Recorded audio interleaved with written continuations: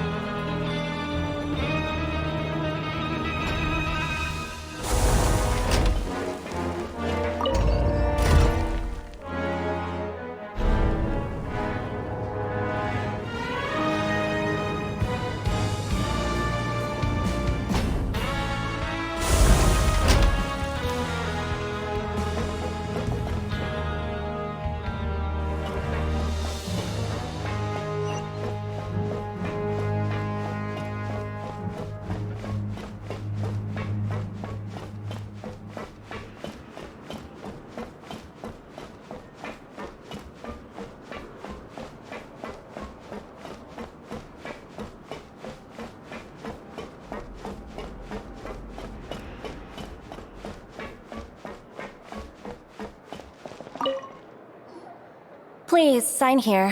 This document will be effective immediately upon signing, and you two may exit the Fortress of Mirapede via the regular channels. It's been so long since we've been to the surface. Let's hurry up and... Huh? What's happening?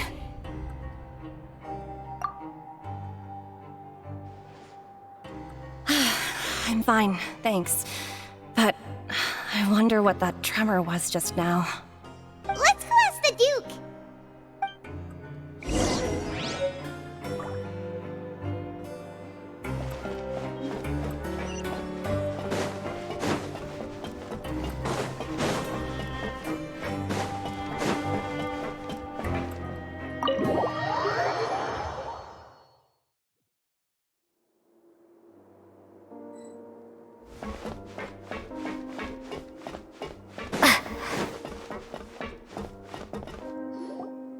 Your Grace?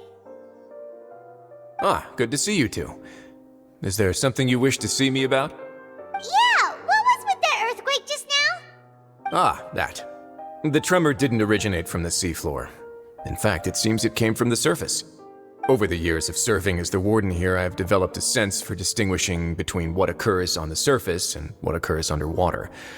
Besides, the seal that Monsieur Neuvillette set in place won't fail so easily. So the fortress is okay? If you recall our last incident, if there really were a problem, there would be crowds of inmates in a panic right now. Huh, you've got a point. Okay, seems we need to get back up to the surface and ask about what happened. By the way, do you know what day it is today? I believe today is this month's pipe cleaning day. Wait, seriously? Ah, yes. Have you completed your release papers? Yep. It's you two. Are you leaving now? That's right! Today is our last day in prison! But now that Paimon says that, it doesn't feel like we were confined here. It's actually been pretty nice. Oh yeah, Paimon feels fond of this place now. Then be sure to come back and visit. I'll miss you. If you've signed the release papers, then you're free to go. The guards will escort you out. You're not going to see us off? I knew you'd ask. Alright, sure. Let's go. Wow, you actually agreed. No worries, you must be busy. Paimon was just joking. Ah, so you do have a polite side, I see. After being down here for so long, I imagine you must feel like you're lacking companionship. Shall I come along too? Yeah, don't worry, we'll come back to see you. Paimon really likes the cafeteria here. The chefs sure do know how to make good grub. I hope you won't be here as convicts the next time I see you. We'll do our best to stay out of trouble. Well, it seems our work in the Fortress of Meripede is finished. That's the end of another chapter in our journey. And since Nervlev was the one who asked us to come here, we should probably go report to him now. Next up, the Palais Mermonia. You're going to see Monsieur Nervillette? Please pass on our kind regards.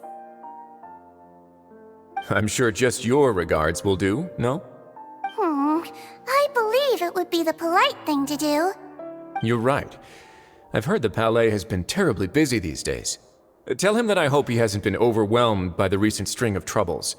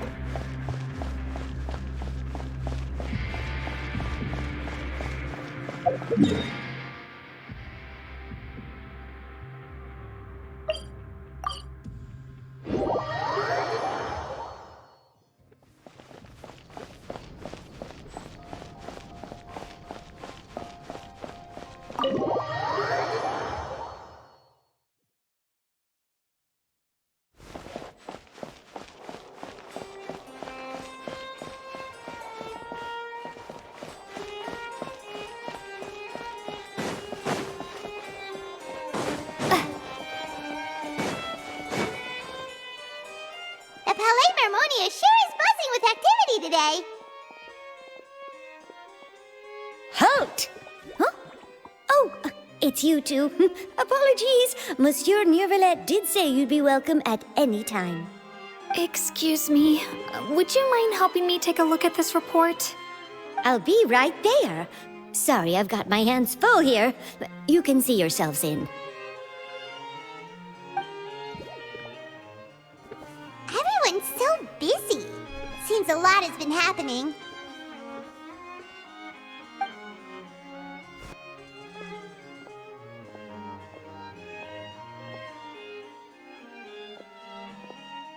Nervillette!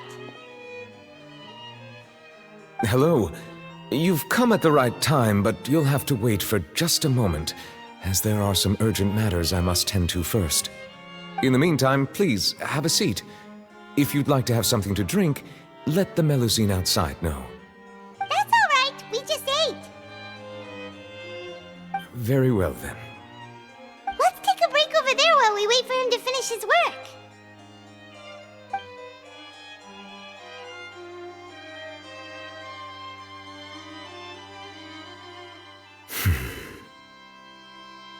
All right.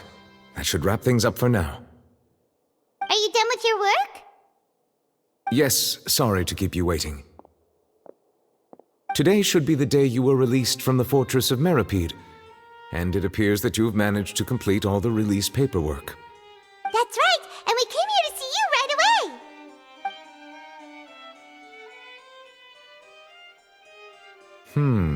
A massive whale. Do you have any idea what that might be? Judging from your description, that cannot have occurred in any ordinary waters, but rather something like the primordial sea. A whale of that size and shape cannot usually be found in the waters of Tevat. Therefore, we can only assume that Child is presently immersed in primordial seawater. Immersed in primordial seawater? But how? And is he okay? Most people wouldn't be capable of entering in the first place. I'm not completely sure how he could have gotten there myself. Yes? What is it? Ah, right! Paimon felt it too! We asked the Duke and he said it wasn't from underwater, so we figured you might know something about it.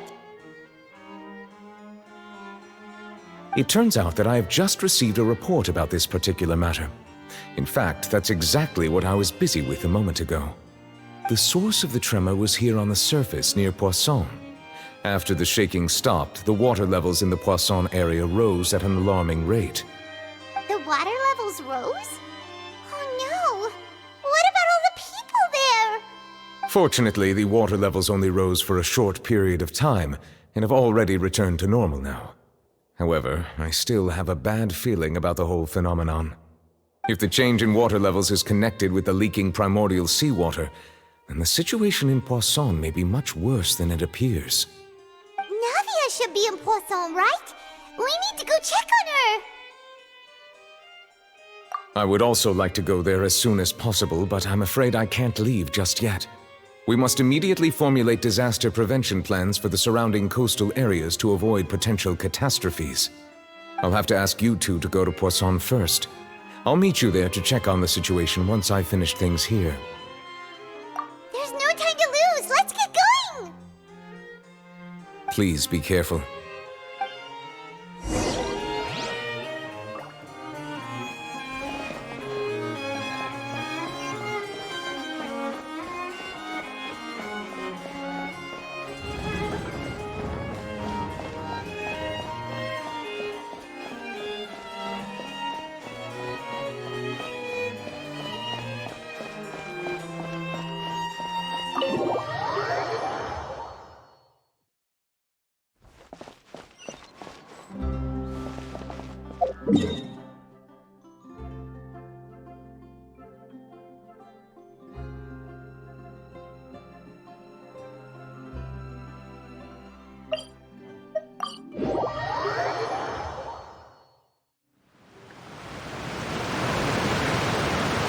Oh no! What happened here?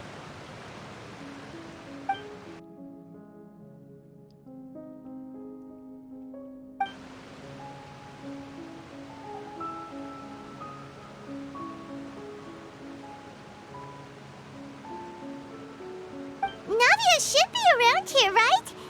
We need to make sure she's still... Paimon means we need to check on her.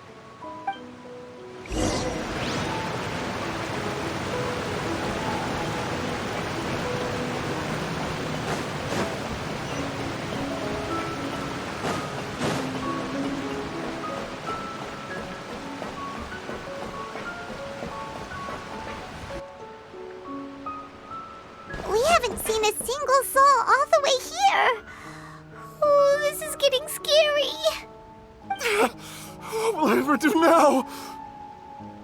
Look, there's someone on the roof over there. Just stay put! We're coming up! Watch your balance! All right, just hurry!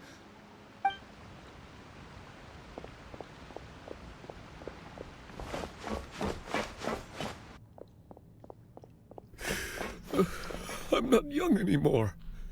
How will I survive on my own? My Desiree! Oh, he looks pretty sad. My leg! My leg! How could this have happened? It hurts! Just hang in there. Help is on the way. You can hold my hand if it makes you feel better.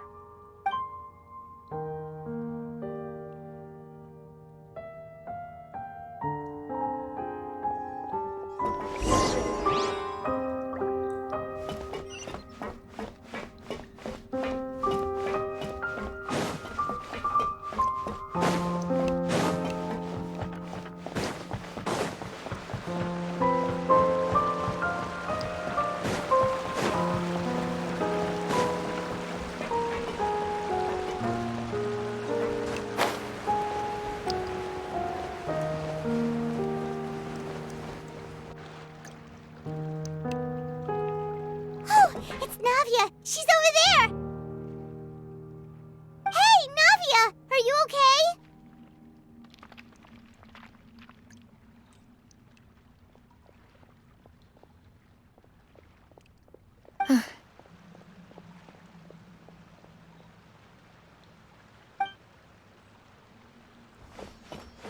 You're here.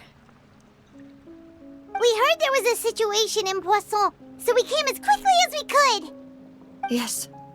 As you can see, the water level suddenly rose. It caused quite the disturbance, in fact.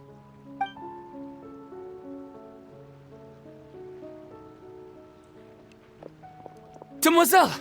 There was a wounded resident next to a building southeast of here. We've already transported him to safety, but we've run out of medical supplies. He's wounded? How badly? He fell, so it's probably a broken leg. He's pretty shaken up. When the water level rose, he desperately climbed up to the roof. Once the water receded and he saw the ground, he became terrified and eventually... He jumped down then. Find the leader of Squad 1 and tell him to take the wounded resident to see a doctor. He should know where to go.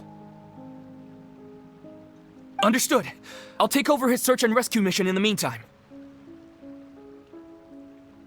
All right, you'll be in charge.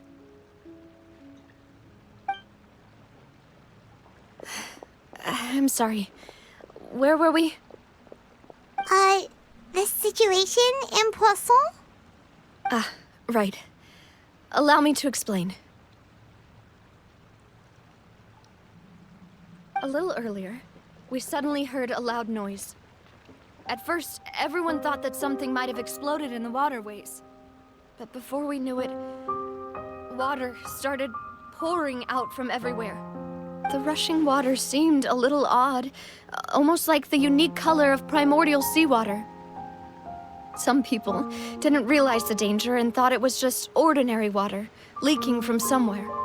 Everyone on the street who happened to be close to the water didn't have a chance to escape. As the water levels rose, they suddenly disappeared. They were all dissolved. Those who realized what was happening started to flee in a panic, desperately trying to get to higher ground. Many were injured in the stampede, and some people fell from significant heights.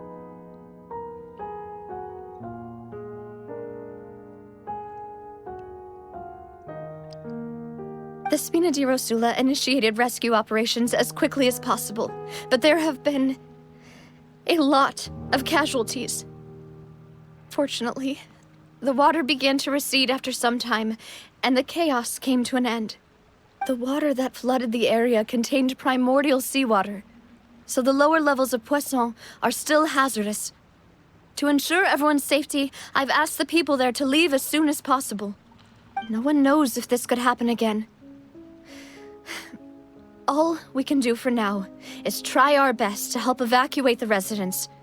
We still haven't completed the head count, but we'll have some numbers soon. How awful. And all of this just came out of nowhere. It was quite frightening indeed. I only wish that everything that just happened was a bad dream. Is there any way we can help, Navia? Thank you for being so willing to help in a moment of crisis like this. You don't know how much it means to me. I really can't express how grateful I am.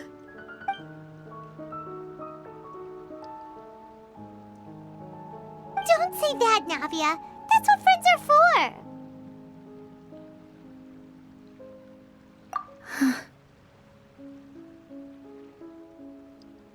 Demoiselle! We've got a situation here! I'll be right there. Sorry, I need to go for now. And off she goes. Seems it might be a while before she can take a break.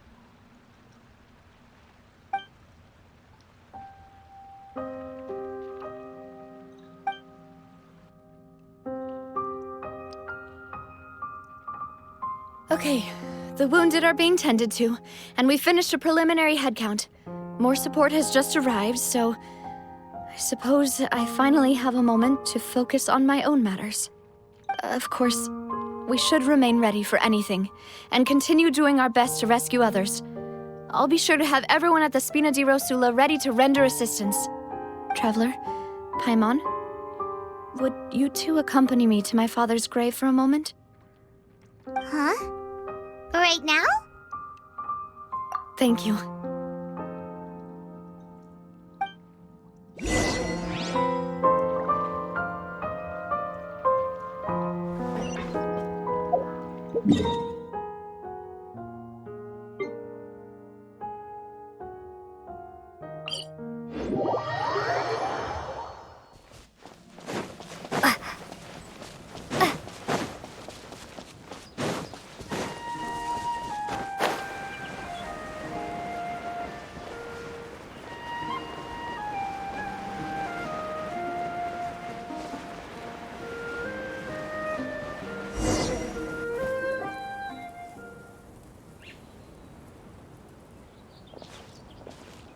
Not a lot of people here, huh? Well, given the time of day and the whole situation in Poisson, Paimon doesn't think there'd be a ton of people here visiting graves. Right. That's how things are now. The living are so exhausted that they've no strength to spare any words for the dead. Navia?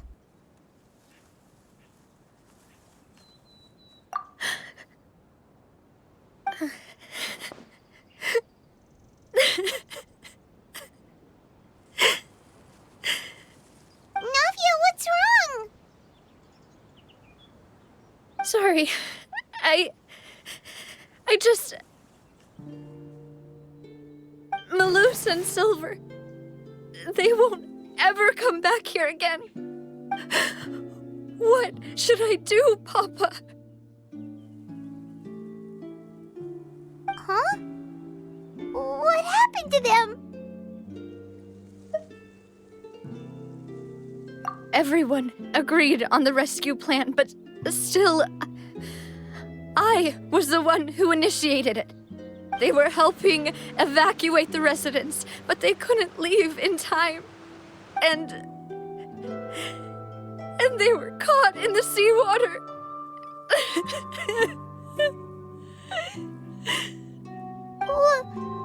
What should we do? I've known them for so long.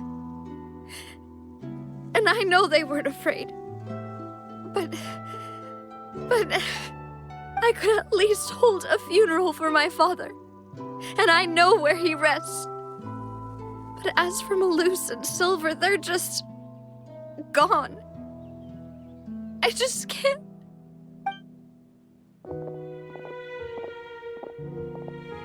Everything looks so clean after it rains. Even the gravestones. I didn't expect that you'd enjoy a glass of red wine in front of Master Callus's grave. I can understand. Besides, the scenery here isn't half bad.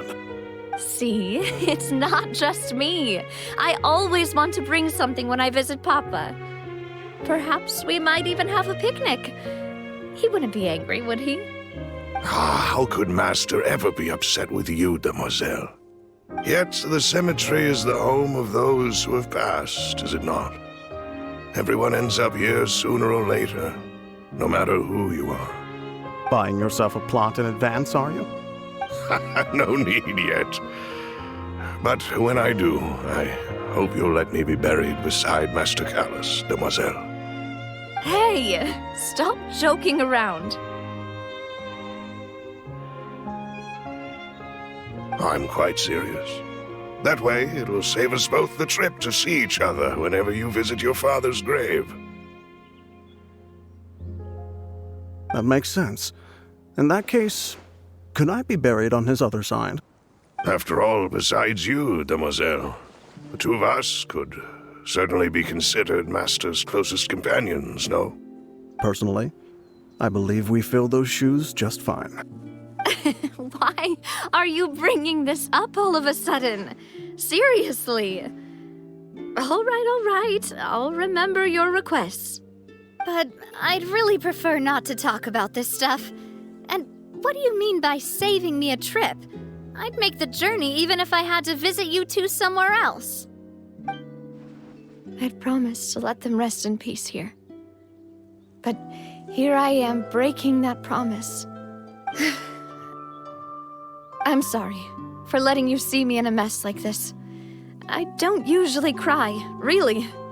Paimon doesn't know how to help you feel better. But, well, she understands how you feel. I had always thought I could make my wishes come true. But now that I think about it, that never solely relied on me. Many things can only be accomplished with someone else's help. Malus and Silver have helped me so much. But by contrast, I could do nothing for them. I'm so sorry. You can spend as much time as you need here, Navia. We'll stay with you. Thank you.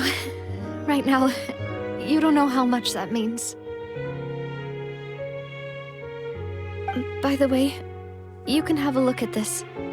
It's a list of victims from the incident that took place here. Obena, Khan, Burnett, Giverny, Francine, Karina, Daisy Ray, Joinville, Julianne, Esson, as well as Malus and Silver. So, everyone else is safe. But still... It's okay. I know what you're thinking. And you're right. We lost Malus and Silver. But we were able to save more than we anticipated. The overall outcome indicates that the cost was worth it. Right! Don't think that way, Navia. One person might be saved at the expense of another, sure, but that isn't something we should ever consider a trade. Malus and Silver were not the price for saving anyone. They're heroes. You're right. Thank you, Paimon. What you said just now was pretty amazing, actually. I'll remember your words. Oh, really? Seems you've become more eloquent in the time since we last met.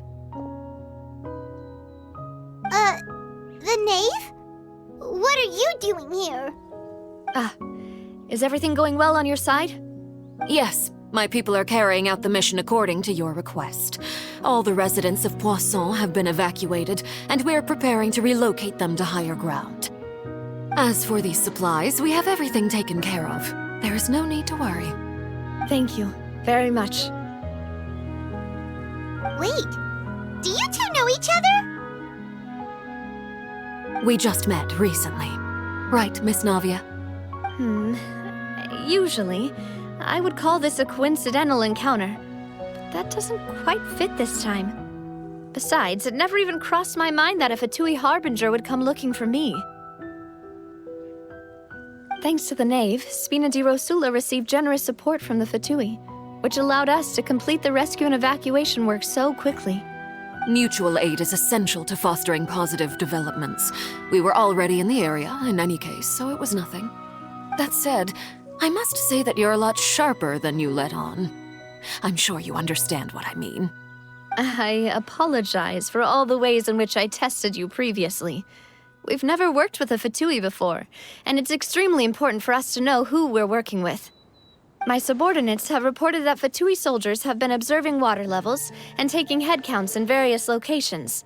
I hear that they've also prepared a large amount of emergency supplies. I'm quite surprised. This is nothing to brag about, nor do I intend to. It is simply the way of powerful organizations to act forcefully, whether they are doing good or ill. You've witnessed that firsthand, in any case. As I've told this traveler before, I know of the prophecy, and I intend to prevent the impending disaster.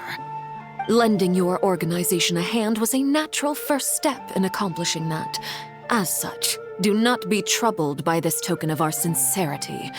Perhaps one day, you'll also be able to help me in the same way. Without your help, there would have been many more casualties. I won't forget your kindness. Furthermore, I sincerely regret what happened to Malus and Silver. I only wish that my people could have arrived a little earlier to prevent this from happening. Don't say that. You and your subordinates did everything you could. As Paimon said, Malus and Silver didn't choose to sacrifice themselves for any specific person, and they weren't the price paid for other salvation. They chose to become heroes themselves. I've never liked hearing people put it that way. It's like trying to relieve pain by saying some noble-sounding words. But right now, there's nothing more suitable. They really did become heroes. You're right. I'm sorry for your loss, Miss Navia.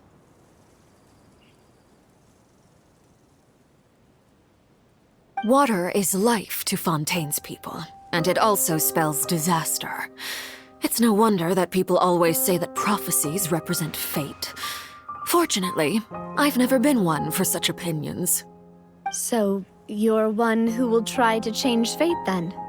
Of course. That is why I'm going to Hotel Bouffe de Thé.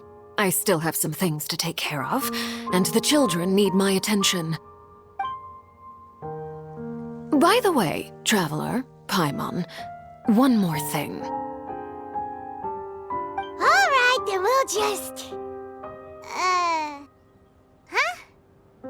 This isn't right. Paimon thought you would ask us to walk with you for a moment so you could tell us something in private. That is a clever and useful conversation technique, which I do like to use when necessary. But there's no need today. It would not hurt to have Miss Navia listening in. Traveler, I'm sure you remember that I said we could work together when we had the chance. You and I both know that there may be issues with the Primordial Sea. Previously, it was the fortress of Maripede's sluice gate, and this time it was the water levels in Poisson. These are both signals. Indeed. Allow me to share the latest intel I've received from the House of the Hearth's intelligence network with you. During some recent investigations, a child claimed to have discovered some ruins near Poisson. The ruins date back to ancient times and seem to be worth investigating in many ways. Judging by the dating of the ruins, they may be related to the prophecy and the coming crisis. The situation is becoming more urgent, so any pertinent information will prove extremely precious. My people initially came to prepare for ruin exploration. Unexpectedly, this disaster struck, and at present, we're all busy prioritizing the rescue effort. So that's why the Fatui were already in Poisson. I wanted to take the children along, but unfortunately, Linny, Lynette, and Fremine have all been dispatched to higher ground to assist affected residents. Linny told me that outside of the house, the person they trust most is you. Which is why I want to give you this task.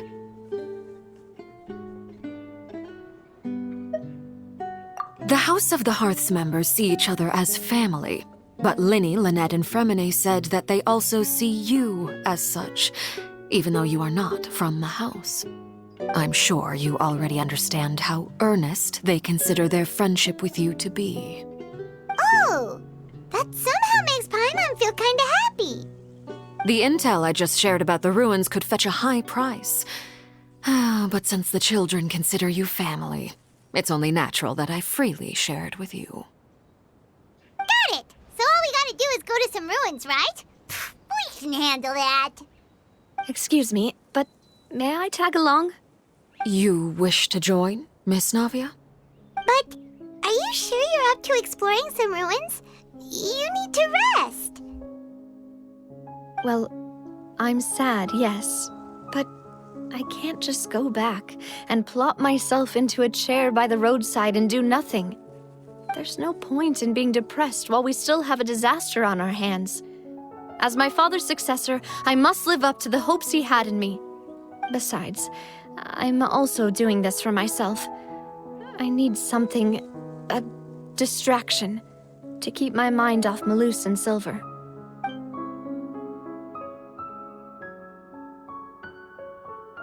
Since you put it that way, I have no objections. What do you say, traveler? All right. The ruins are to the south of Poisson. Here's the map. Okay, the three of us will handle it. Come on, let's pack up and get going. So, are these the ruins the knave was talking about? Whoa, talk about old. They seem to be pretty ancient, all right. Let's go in and have a look. Just be careful.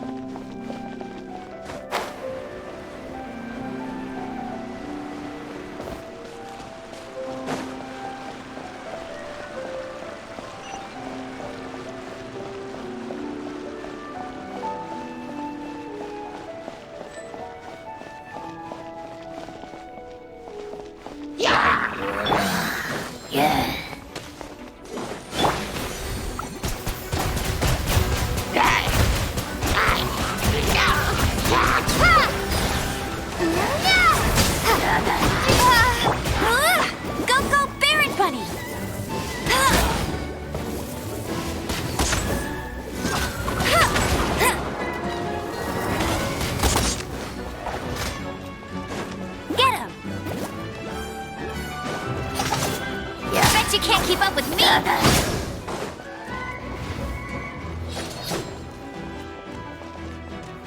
Hey!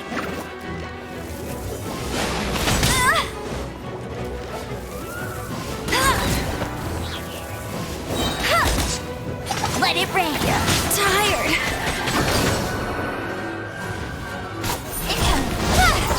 Hold the line!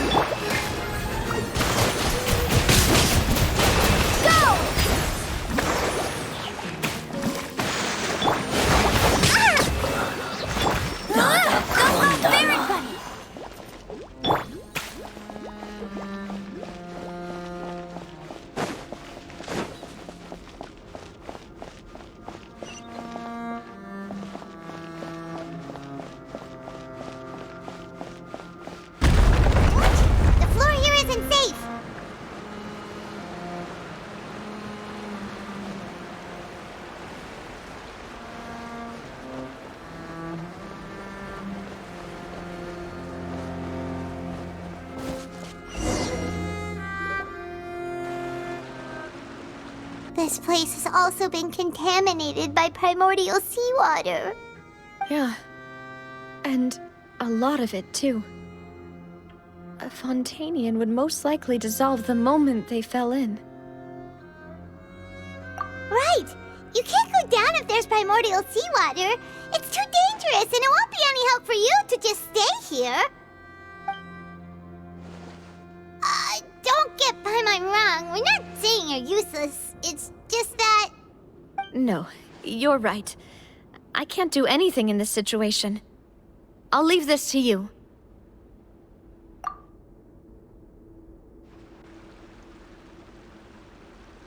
That complicates things. Maybe the only way left is forward. In that case, do you want to wait for us here? The water levels here are unstable, and there's a chance the water will rise. So staying here wouldn't be safe either. I'll go together with you. Perhaps we'll find the exit just up ahead. All right. Come with us for now then, but please be careful.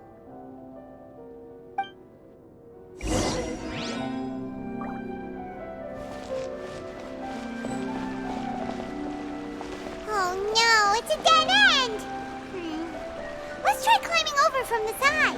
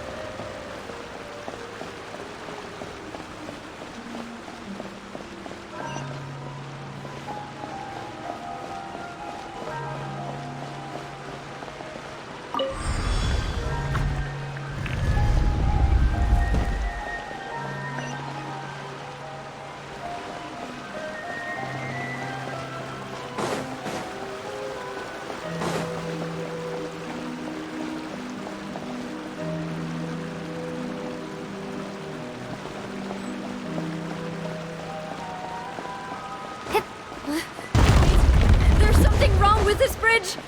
Run for it!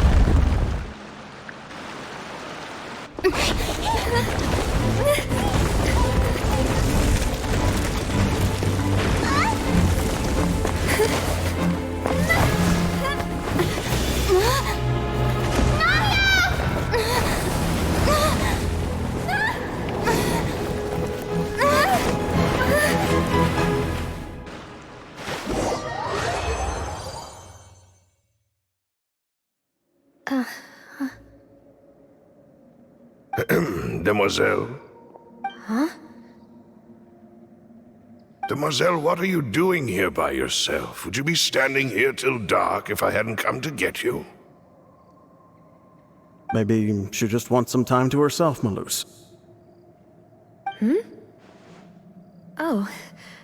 Was I sleeping? Yes, it would appear so. I must be tired. That's quite possible. However, you were the one that suggested we go out for a walk.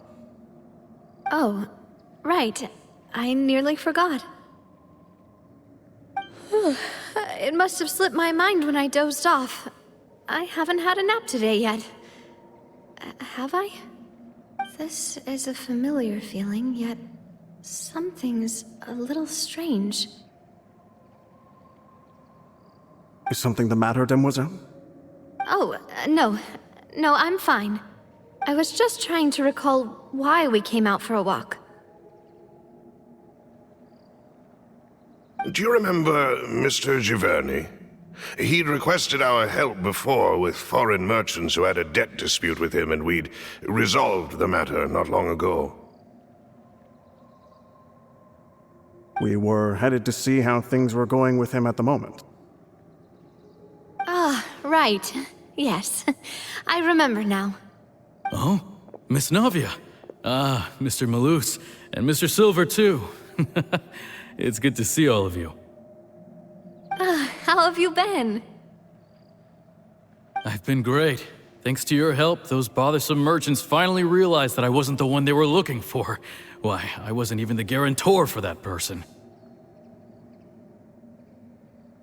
They were knocking at my door day and night. Even my neighbor, Obina, was getting fed up with them. Sometimes force is required to calm someone down and get them to listen to what you have to say. That's right. Oh, by the way, Burnett, what was it that you wanted to give to Miss Navia again? Oh, yes. One moment, I have it right here.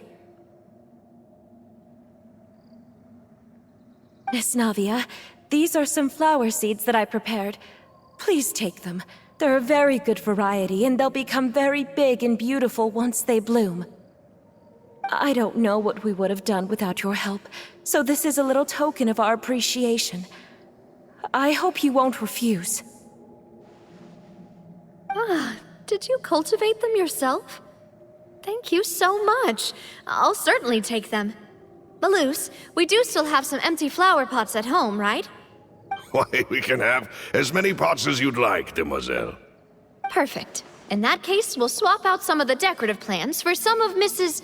Burnett's flowers. Very well. Wait. Something seems to be off here. Excuse me, madam. If I'm not mistaken, your name is Burnett, correct? That's right.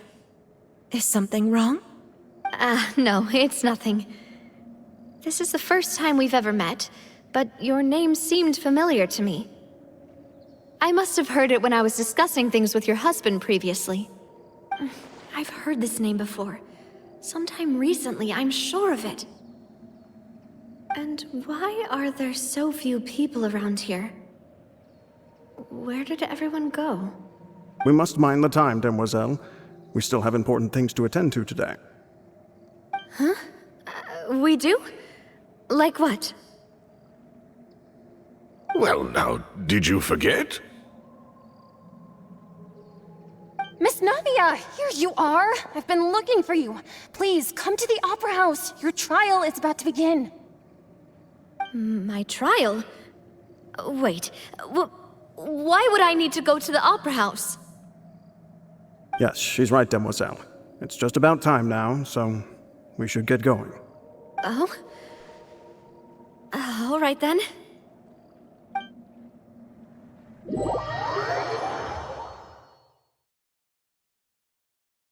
Look, it's Navia!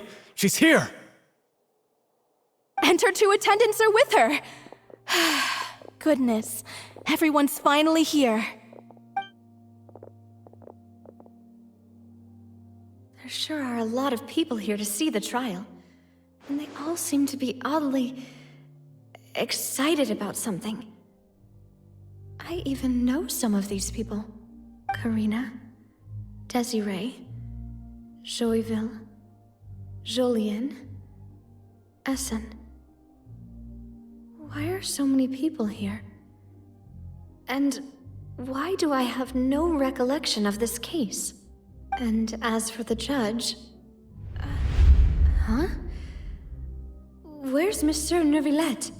Please sit in the defendant's seat. Don't worry, Silver and I shall accompany you. All right. But are you sure you can stand behind me? Typically, it wouldn't be allowed, but today is an exception.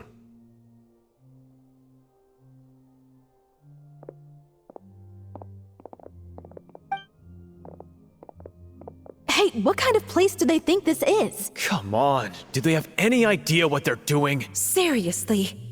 Enough with the whispering! Could someone please tell me where Monsieur Neuvillette is? And why I'm standing trial? My dear Miss Navia, have you not yet realized what you've done? In that case, allow me to explain. As all here know, you are Master Callus's successor, the head of the Spina di Rosula, someone held in high regard by every soul in Poisson. After you took over the Spina, you treated all of us just like the late Master Callus had. If anyone in need reached out to you for help, you responded. Not only you, but your butler, your subordinates, nearly everyone in the Spina di Rosula fought for the well-being of those in Poisson. Wait a moment. Aren't you just proving that I'm a good person? Yes, correct. Absolutely right. And that is why you stand accused. You have helped so many people get through so many difficulties. You are one with us. We are inseparable. We are one big family, all of us who are from Poisson, inextricably linked. And with you being so important, we couldn't possibly do without you. Therefore, this fair and honorable court shall declare you guilty, and you shall stay here. You will be together with us forever. Huh? What are you saying? Everything you have said is correct. I have indeed done a lot for my hometown, and I would be willing to be with you all, but What is the purpose of having me stand here like this? What is there to discuss? Ah, well, if that's what you think, then I have no further comments. How wonderful, Miss Navia!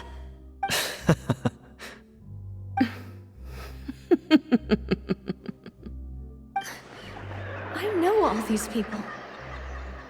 Why are they laughing? I seem to remember now. Yes, I get it. This trial is... Wait just a moment. This isn't right! Malus? What was that, Mr. Malus? Our conclusion is very clear and unanimous. Let the court judge her now. She's guilty! Stay here, Navia! You're one of us! Demoiselle, don't admit guilt. This trial means to keep you here forever. I wish to exercise my right to defend Our Lady. Mr. Joinville, you only know of Navia's goodness, but nothing of her utterly independent mind. She was born a free and independent spirit. She has never been tied down by anything. Indeed, even the death of Master Callus couldn't stop her. Her actions cannot serve as proof that she identifies herself as part of any group. She merely acted as an individual, extending her hand to help others. Please do not mistake her actions as being otherwise. Really? As an individual, you say? Don't forget, we are all Fontainians here. This is the nation of justice, the nation of Hydro. Even if Miss Navia only voluntarily rendered her assistance, that doesn't change the fact that her beautiful soul must return to everyone. Water accepts all, blends with all. It will surely accept her kindness.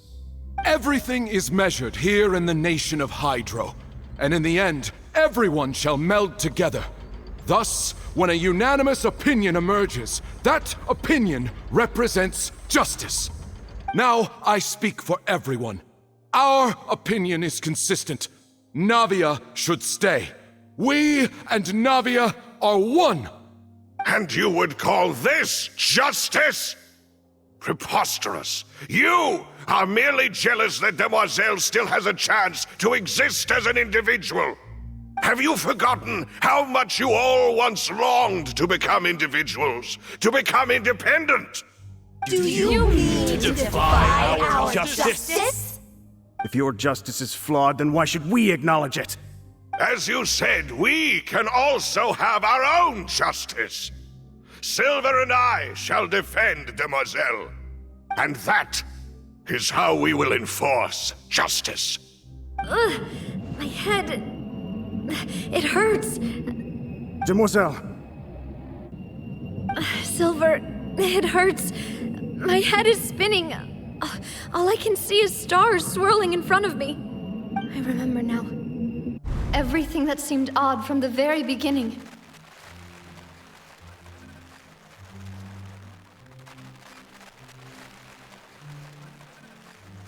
Karina, Desiree, Joyville, Jolien, Essen, and Mr. Giverny and Mrs. Burnett, who we met earlier.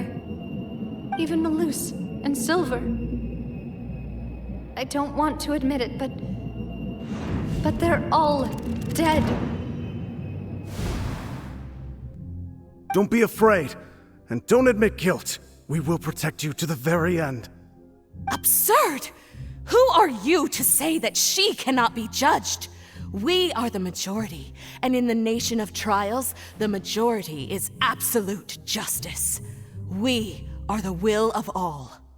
Don't let them escape! We shall keep Navia here with us! Mr. Malus and Mr. Silver, must you be so stubborn? How could the two of you possibly hope to stand against the collective? Do not resist. This judgment is fair and just. Navia belongs to us. After all that happened, she should not be left alone in Poisson. What are you saying? No more excuses! She says we're jealous. Jealous? How could she possibly be an independent individual? What's with these people? Who's jealous of her? She belongs to us! Miss Navia, she... Silence! That's...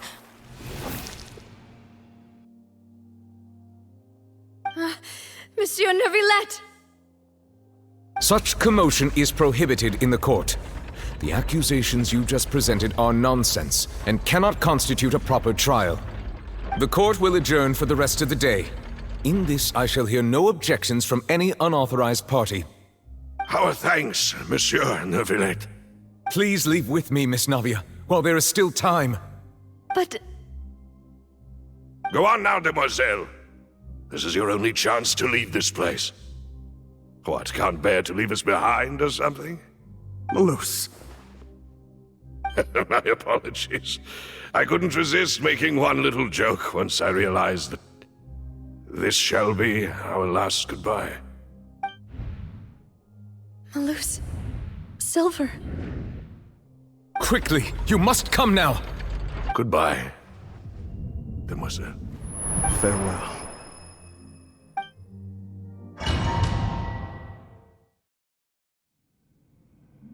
No, wait! Just a second! Navia? You're awake. Good. I must have been dreaming. Malus and Silver were still alive, and they were defending me at some insane trial. It looks like you're all right. Did all the sad feelings cause you to have a nightmare? Paimon could give you a hug. The ruins you were exploring suffered a cave-in. When I arrived, I found you falling toward the water. You were just about to be dissolved within, but I...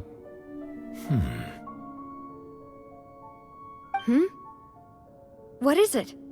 I think I saw 2 Oceanids protecting you. It was only for a moment, perhaps even a fraction of a second, but they gave me the chance to retrieve you. Were it not for their intervention, I would not have been able to rescue you before your consciousness dissipated. Wait, did you say Oceanids? You mean like what happened with Vache? Perhaps those 2 Oceanids were the people you saw in your dream.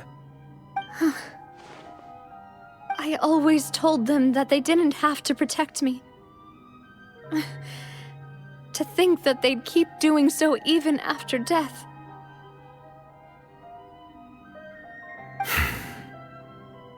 Please come with me.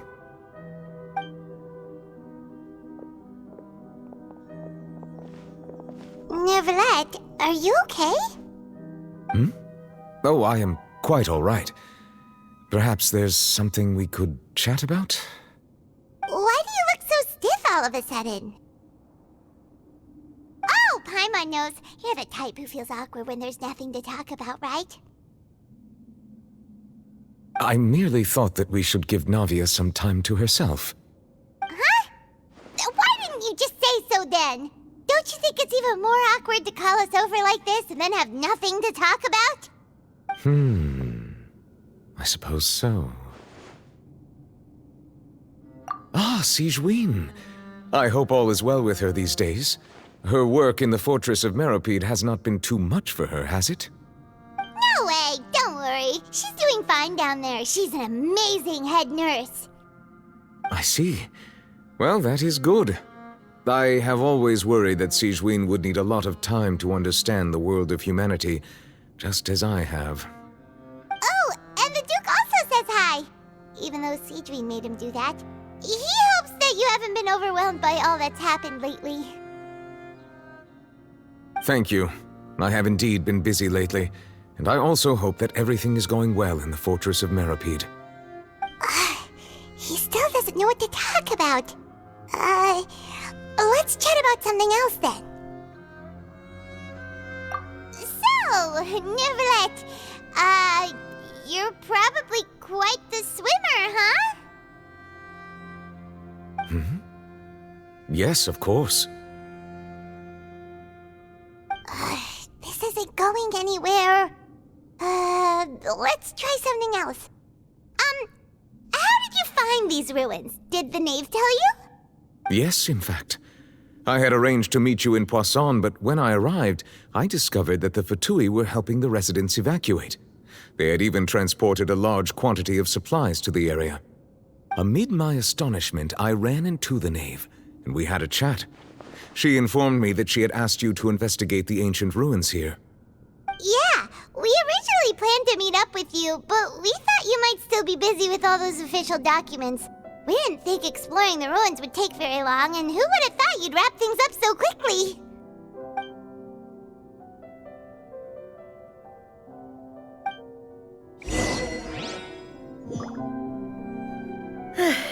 I'm sorry to have kept you all waiting like that. I'm feeling much better now. I guess we should get going again. Will you come with us, Monsieur Neuvillette? Yes, if you wouldn't mind my company. All right! Another one joins the party! Let's get going then!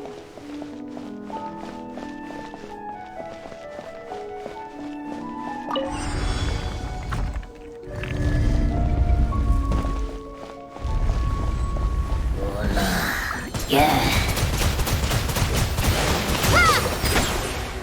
Hey! Go, Baron Bunny!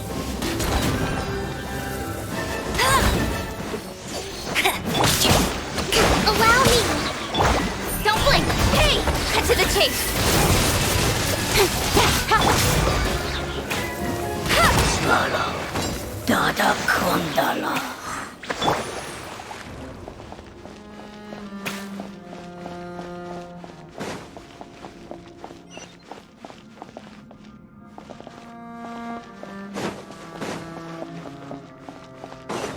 Oh no! Another unstable path! Watch your step!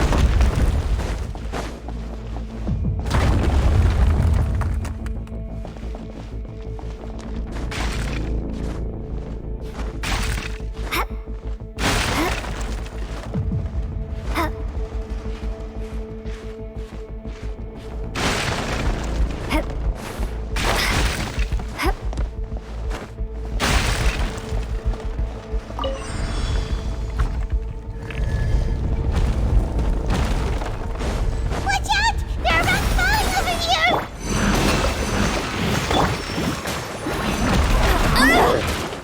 Not so hard!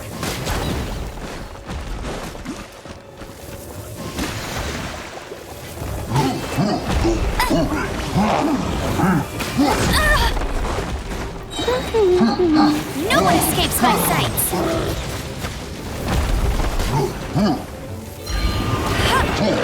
Allow me! Get him! Bet you can't keep up with me!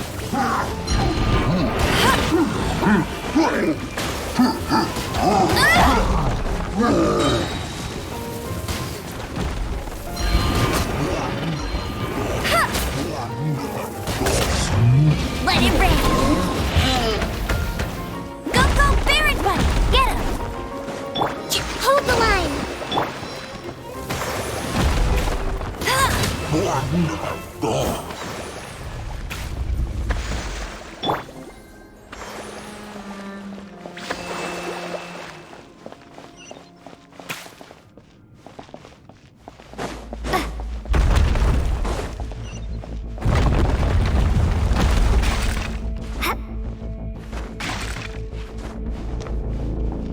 Seems we're almost at the top.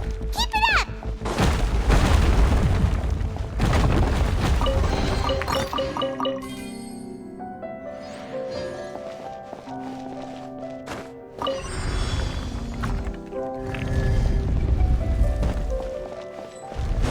Yeah. Go, Baron Bunny! Get him! Hey! With sword comes shadow.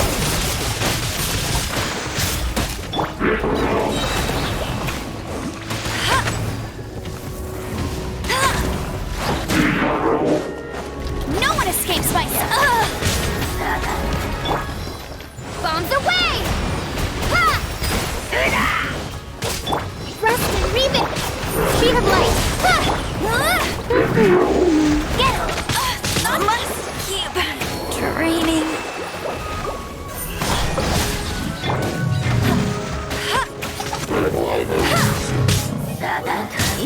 got me.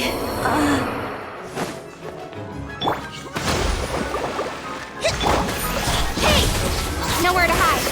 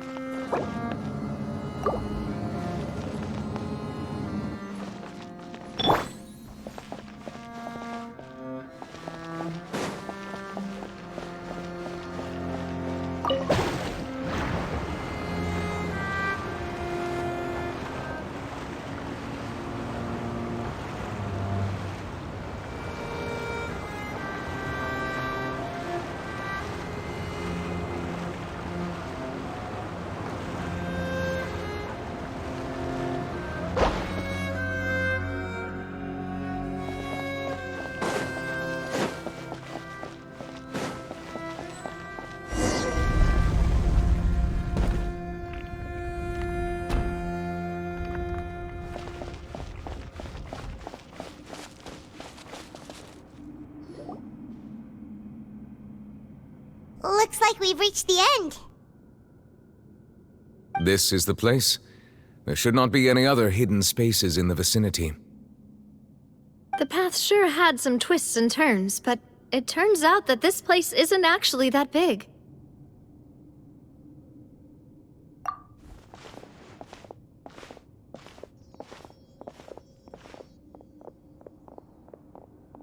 Stone slates? It seems like they were put here as an offering. Could we take them down and have a look? Perhaps we should just leave them be for now.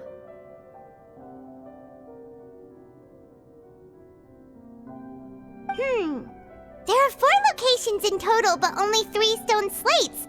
The slate that should be in the first empty spot is missing. The surrounding walls also show signs of damage. There's something written below. Let Paimon see. Reason dictates that this nation be destroyed. I shall record the history of its future here in its past. Say what?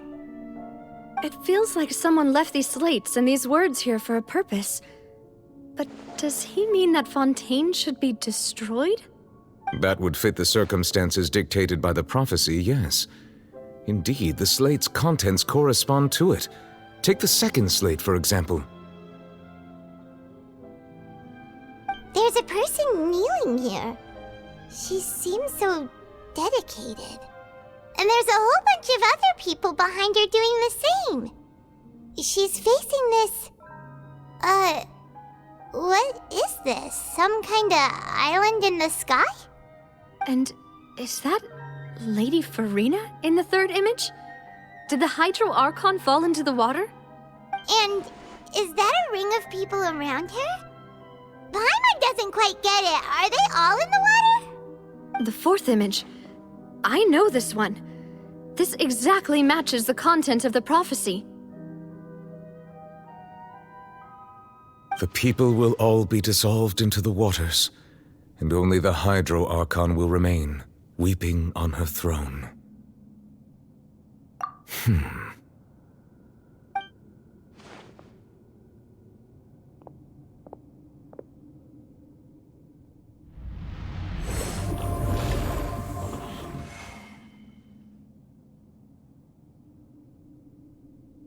More information should be hidden in these slates, but I fear I cannot easily uncover it, most likely due to us missing the first slate.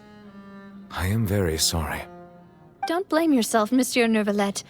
Deciphering ancient stone slates isn't one of your duties. Ooh, Paimon's getting the chills just looking at these slates.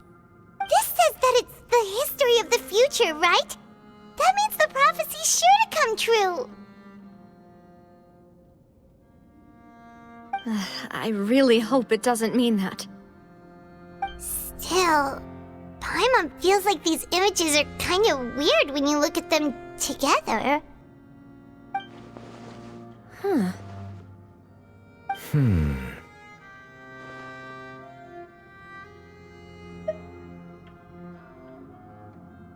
That's right! If the images are in chronological order, shouldn't the fourth, the waters drowning Fontaine, come before the third, where the Hydro Archon herself falls into the water?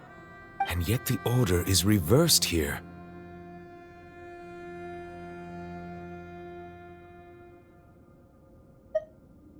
If we go by timing, Lady Farina only emerges in the third image.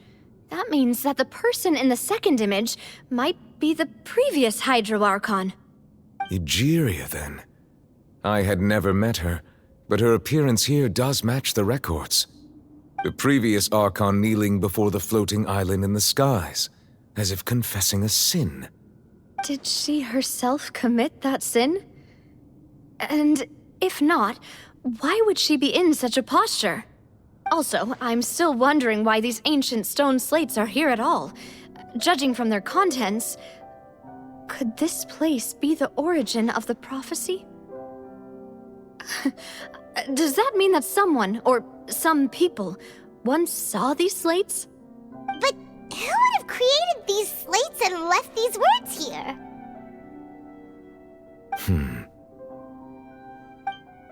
It seems that any further clues will have to come from Farina. In that case, there's no time to lose. There's nothing else to be gained here, so let's head back first. Yeah, we better get somewhere safe for now.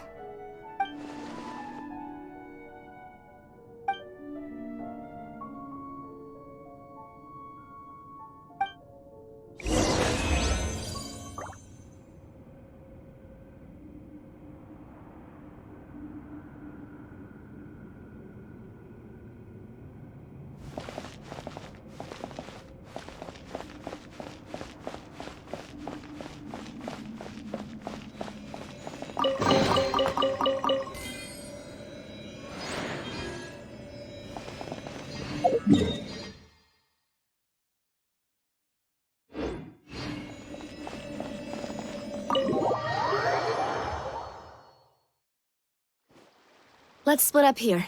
I'm going to check on what's happening with the Spina. You know how it is. There's some things you just need to be there for yourself. You still have energy for that, Navia? Paimon's already beat! Just head back to the Fleuve Cendre and have a rest then. Thanks for keeping me company all this time. I'll depart as well. Thanks for your hard work today. Rest well, everyone. Traveler, I will go talk to Farina tomorrow morning to ask about the stone slates. I'm sure that you're concerned about this matter as well. If you have time, drop by my office. I will share the results of our discussion with you. Are you really gonna talk to her about this directly? Will that be a problem? Paimon's getting a little scared now that it's come to this. She has long been harboring secrets and will not give them up easily, which makes it all the more my duty to ensure that she understands the present situation. Alright, we'll leave it in your hands then. You're probably the best person to talk to her anyway. I will be carefully considering my words tonight. Traveler, Paimon, our safe house at the Fleuve Cendre is always open to you as ever, so please don't think you're an imposition. All right, I'll be on my way then.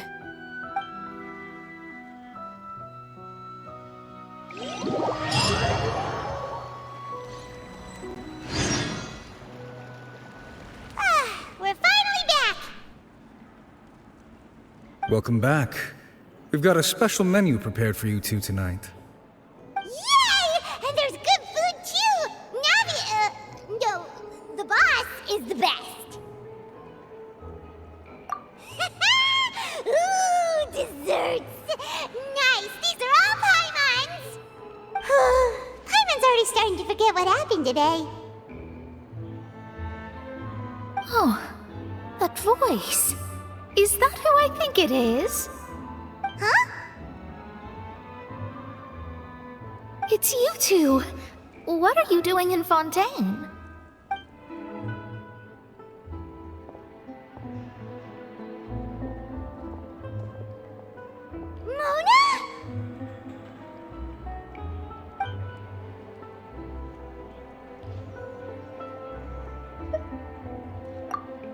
Seriously, nobody just uses a scry glass whenever they've got time to just see who they'll meet on the road.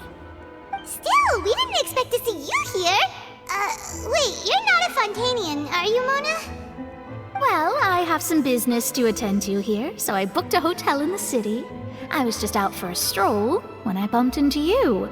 Quite unexpectedly, if I might add. Why did you think I was from Fontaine, though? Is that because Magistus doesn't sound much like a Mondstadter surname? Yeah, let's go with that.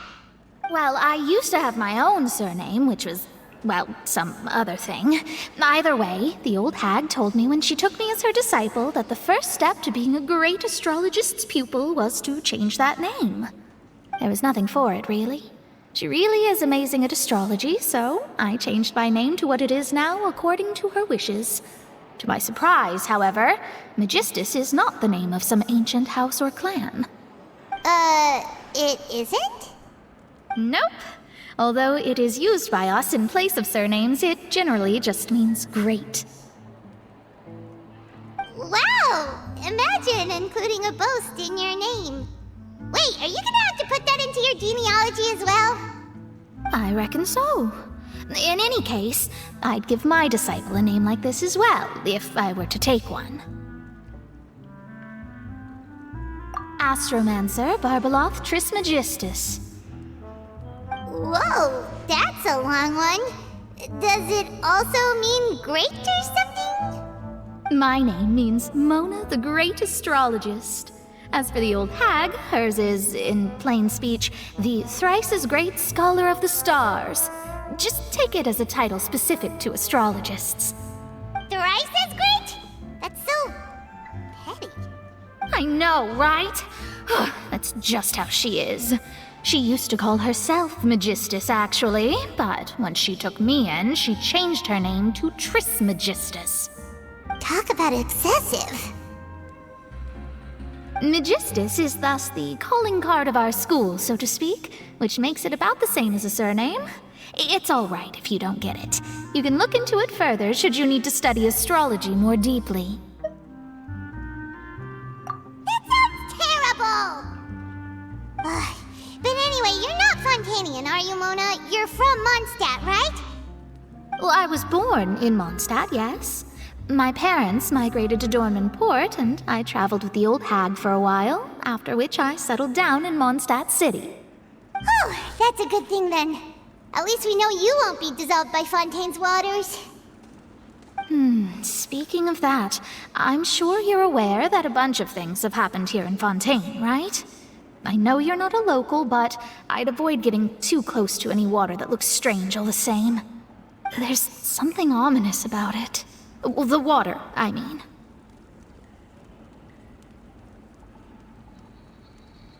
That was the main reason, yes. Just a while back, the Steambird invited me to take part in a panel and speak about the circulation of the prophecy as an astrologist. The invitation was sent quite early on. I don't think anyone expected Fontaine to be in this much trouble. What do you make of that prophecy, Mona? Just tell us what you think as an astrologist. Your word would go a long way to make things more certain and less scary.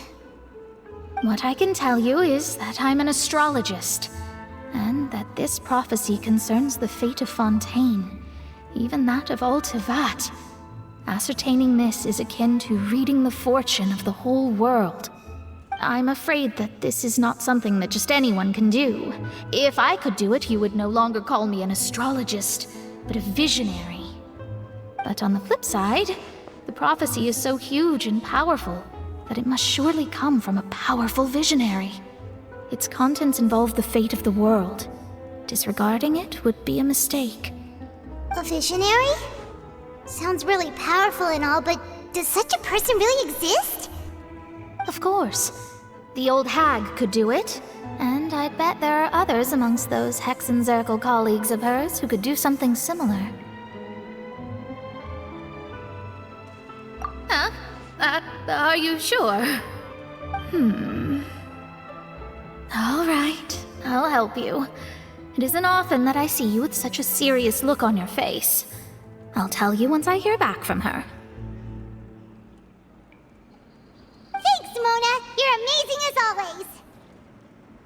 Oh, well, this is something only I can do after all. So yes, your praises are quite welcome. That's the greatest of astrologists for you! Of all the people we know, you know the stars the best! Indeed, indeed. That's the spirit. Oh, sorry. I came to see what all the commotion was about. If there's anything you need, do not hesitate to inform the Spina di Rosula. Oh, whoops. Guess we were getting a little too carried away there. Well, I'll go tend to my own business now. If I receive any news, I'll be sure to come find you two again. And there she goes, quick as rushing water. And here we are with the Spina guy giving us suspicious looks. If Paimon hadn't spoken for you, it'd be you getting all the weird looks. The things Paimon does for you. That's more like it.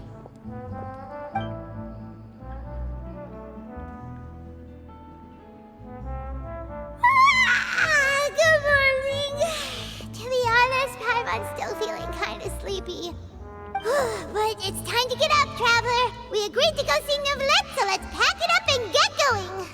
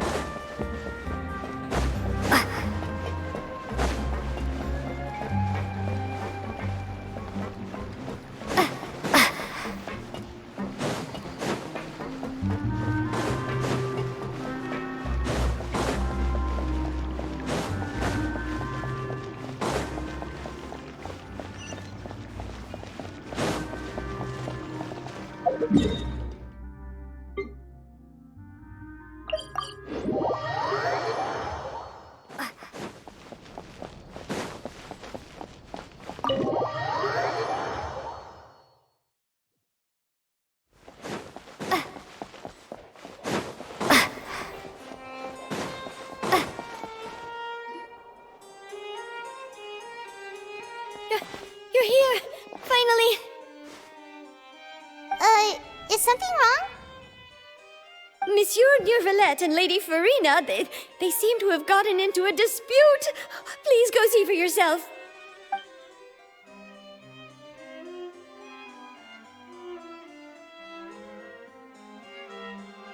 Like I said, I've already explained everything. And yet the problem has not been properly solved. There is little space for excuses between us. It is not my intention to offend you, but please, tell me where you stand. You are the Hydro Archon Focalor, are you not? Look at this. This is a list of the victims from the recent Poisson incident.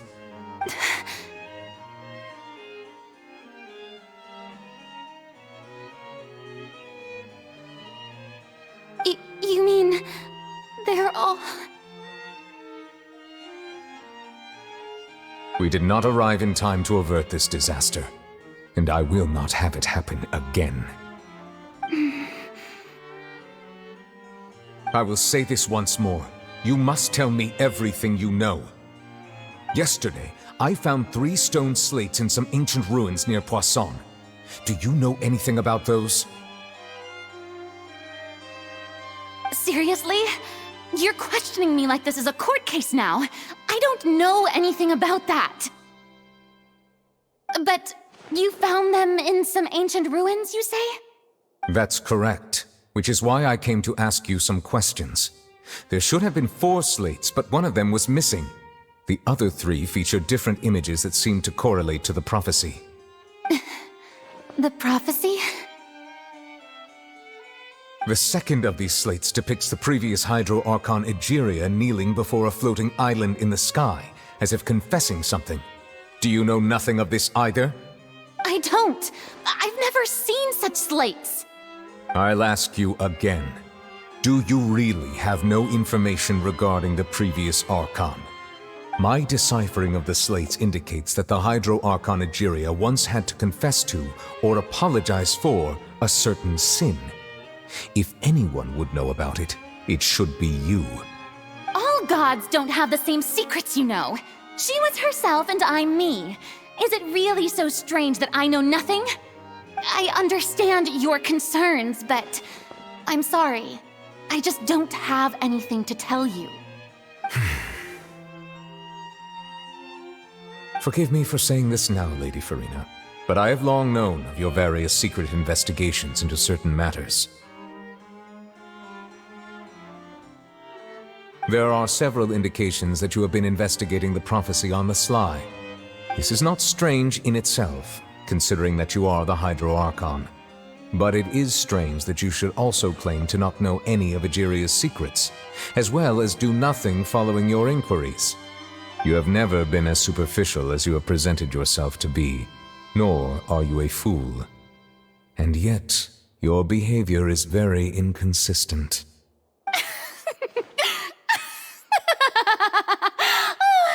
So you've been watching me all this time, have you? I didn't think you were that type. You... Well, since you know about my secret investigations, then you should know I'm actually working to take care of it. There's no point questioning or suspecting me. You're the Eudix, but you're still my subordinate. You should be following my lead. Just trust in me, you're Archon, and do as I say. Never mind whether you can truly convince yourself to or not. It'll all turn out fine. That's all I have to say. We do not discuss this matter again. Oh, the opera's about to start. Toodles!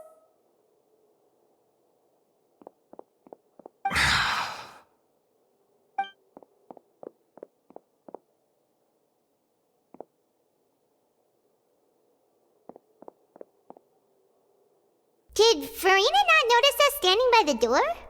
Wonder what's up with her. She was smiling. She didn't seem in the mood to care if we were listening in or not.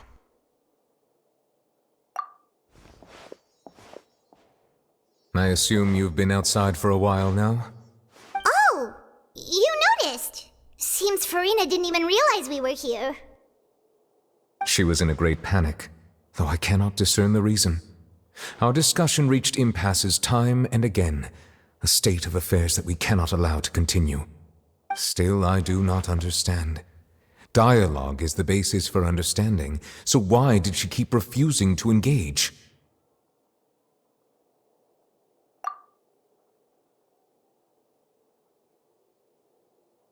Everyone in her inner circle has noticed that she is hiding some secret. The issue is her attitude. I fear that she will not reveal anything unless absolutely forced to. We may have to create a situation in which she will have no choice but to speak. Oh? Like what? Normally, people will only reveal the truth when standing trial. Perhaps we must have the Hydro Archon experience just such a scenario. But Farina's seen so many trials, and she's really good at dodging questions. How do we make sure that she won't just slip away at the first chance she gets? We will need to consider this thoroughly, join forces with various parties, and then do what we can. If at all possible, I would prefer to recuse myself from this affair, but we must prevent the prophecy from coming to pass. This may be cruel to her, but all Fontaine is in crisis. The information a god possesses is too precious, and so we must take a chance on this. But who will lend us their aid to do such a thing?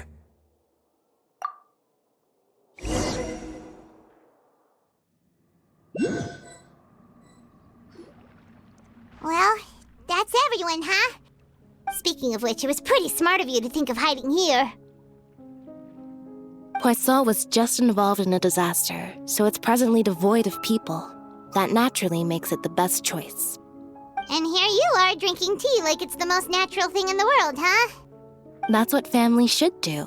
Sit and enjoy a leisurely time together. It's nice to enjoy tea here, you know? Care for a cup? Lend me your ears, everyone. Or perhaps one of you might like to start us off. How about you, friend? Me? No. I don't think I can. Then, how about you, good sir? I fear that I will cause the mood on this boat to become as somber as it is in court. Well then, I guess we're lucky we've got a local like me to organize things. Wonderful, the spotlight at last. I guess I'll be facilitating things from here. That was a little long-winded, don't you think? Oh, you might be right. Anyway, to cut to the chase, our friend here, the Traveler, has brought us together to discuss something. As for what that is, well, let's start by saying that we'll be pooling our efforts together to create a series of traps. Oh, how intriguing. Well, it's just an expression, really. One that I just learned from Chlorand, and used on the spot. So, let's invite her to explain in detail. A round of applause, please.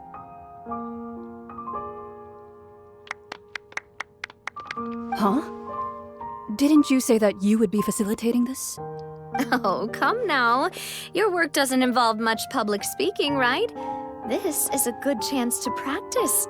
You might even pick up some fancy oratory tricks to impress your boss with in the future. I see. And what does my boss say? He is glad that you consider him your boss. Do go on.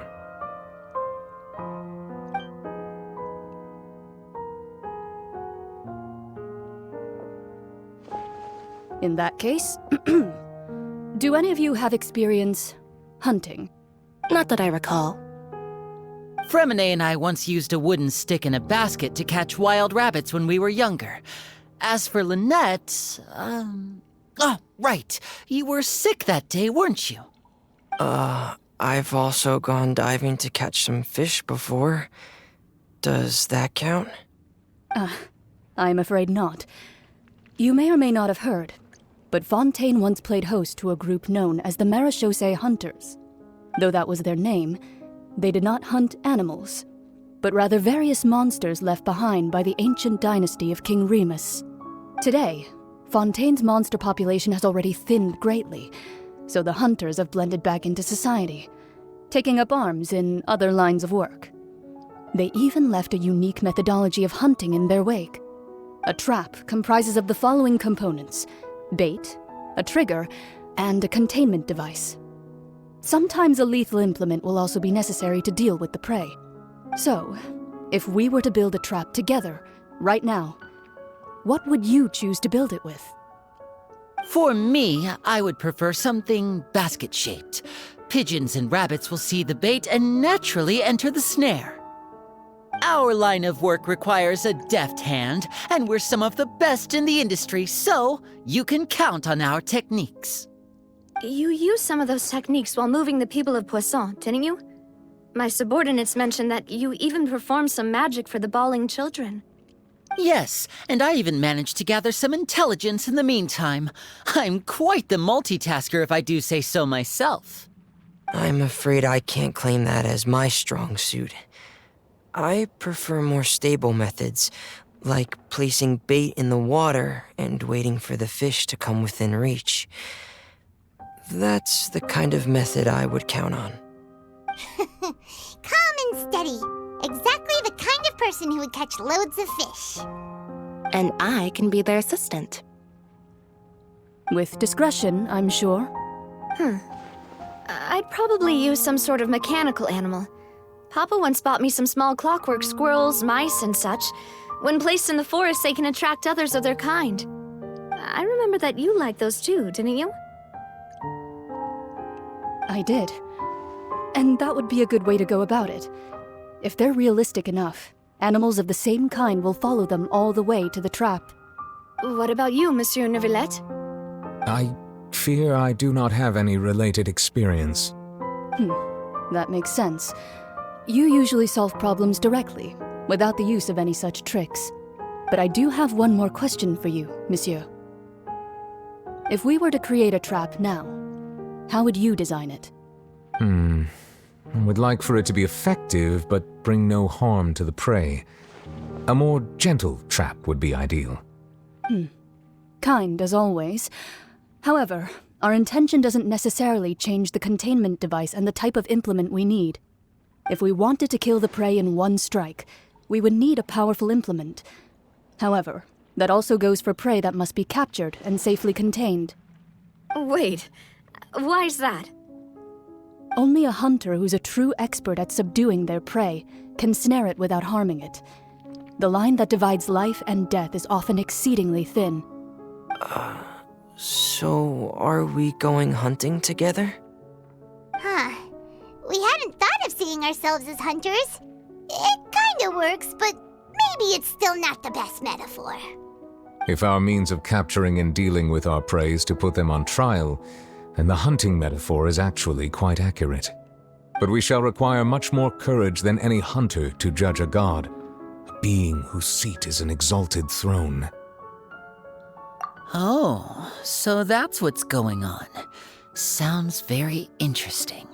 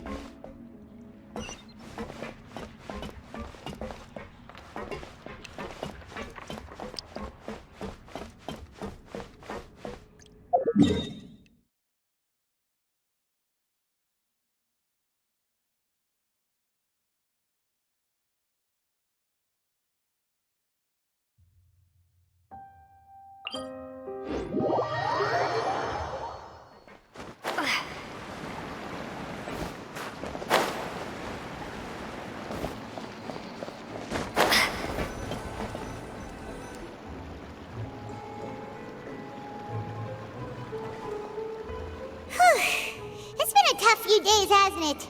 So much has been happening. Paimon didn't think the meetings would go on for so long, but everyone seemed pretty fired up, huh? Paimon thought they'd be at least a little frightened. Well, Fremine was, now that Paimon thinks about it, but everyone else just looked a little surprised. Well... It's hard to say. Paimon doesn't have any experience with this sort of thing. But with you around, Paimon sure will do great. After all, you're the most reliable person in the world, aren't you? Did you just pour some tea? Paimon didn't notice you doing that at all. Then what's that? Paimon's never seen that cup before. Don't be frightened. I'm just joining you two for tea. I merely refrained from saying anything till now. Who's that voice? But there's no one here. Aw, have you forgotten me already? Wait, you are familiar. You're the voice we heard from the sky in Sumeru. The voice from the sky, I fear that description is wrong. Though, not completely wrong. You're feeling lost now, just as you were feeling previously. I sensed that confusion and thus came to you. Guiding people is an irresistible hobby of mine, after all. Consider me a passerby, just accepting a commission from my friend's disciple on a whim.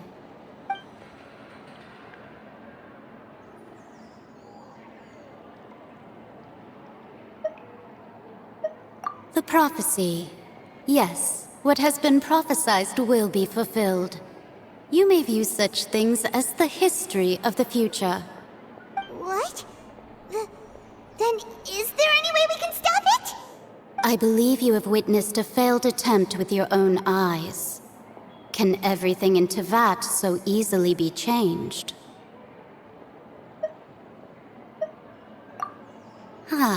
So you've caught on. Just as prophecies are usually only the future as seen from the perspectives of the gods, could things be happening in hidden corners where the gods' gaze does not fall?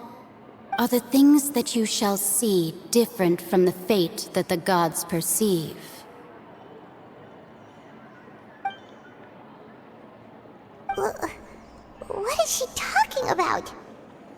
sounds really impressive and important and stuff, but it also sounds kinda scary.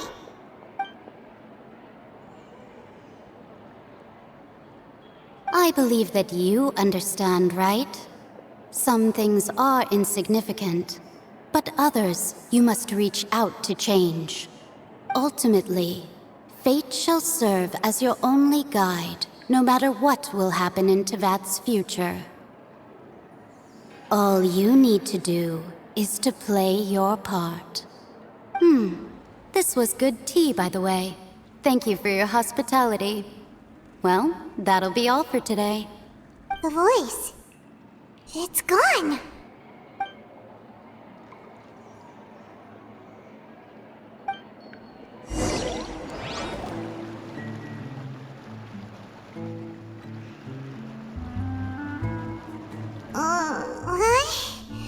I want to hear someone talking. Alright, coming! Hey, it's you who's getting lazy, okay? Well, I see I've walked in on some lively banter. Luna! Fine, just fine.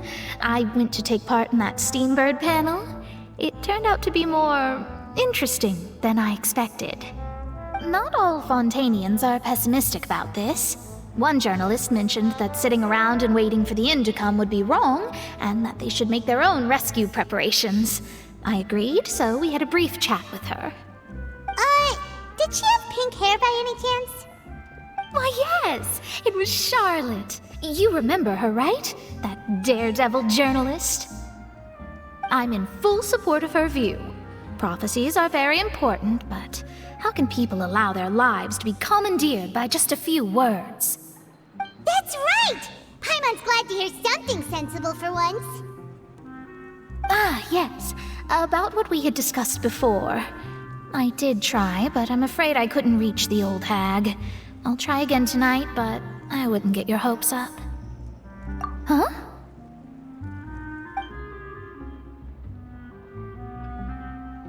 Goodness gracious.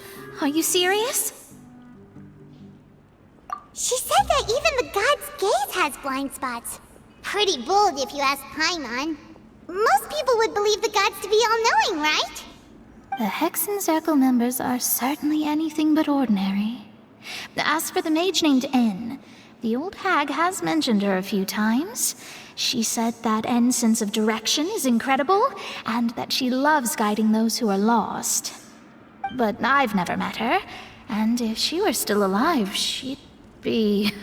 Well, suffice it to say that the hag's at least a few hundred now, and N's been around for longer than that. Whoa, the Hexen Circle sounds like a scary group. But they must really stay in shape to live so long. Their abilities alone are pretty terrifying. If she came to see you personally, then the problem you're facing must truly be of great importance. Well, it's not like Paimon could understand anything she said. Yes, she was quite cryptic, but I suspect she means that there is still a way to turn things around. She didn't say when or what that would be, though, so... Perhaps it is something that you cannot know right now.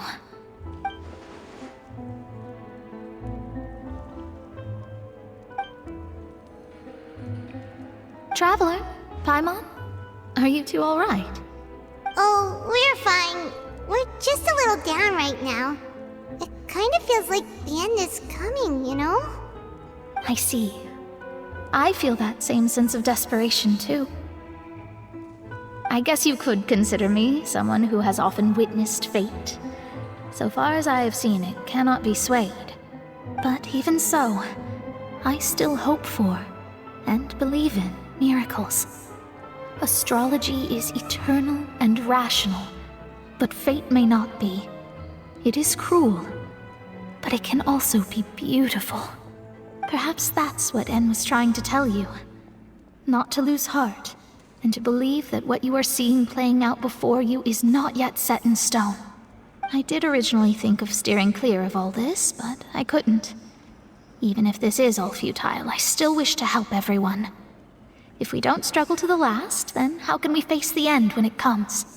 Huh, you do have a point. There I go, talking about astrological principles again. Sorry about that. The moment I start talking about work-related stuff. I need to get going. It was worth trying to comfort you, even if only a little. I believe that you'll help those who are struggling in the same way I did. I suppose that might be why we always seem to meet by coincidence. Paimon feels kinda moved by what Mona said, but also kinda sad too. Hey, Traveler, Paimon suddenly feels like going outside for a walk. Let's go. Huh? Our names are written in this newspaper. What's going on? Let Paimon see! The underwater stronghold, the Fortress of Meripede, has continued in its noble autonomy, but that does not mean that others cannot interact with it. My recent attempts to enter the fortress bore little fruit. Guess Charlotte still hasn't given up on that. Thus, did an Outlander friend become the focus of this report, a blonde adventurer with their white fairy legends trailing in their wake. It is said that this mysterious traveler once visited the underwater fortress. So while the fortress's interior remains a mystery behind closed doors, do not fear, for the tales of the traveler contain surprises in spades. Journalist Charlotte's biggest scoop yet, the Traveler's Trail, World Walker. Charlotte took so many awesome photos of us and we never even noticed her! She hasn't been able to get a hold of anything at the fortress, so since we're easier to find, she's using us as the subject matter instead? Seriously? Well, fine. Those headlines and photos do look cool, so Paimon will forgive her this time.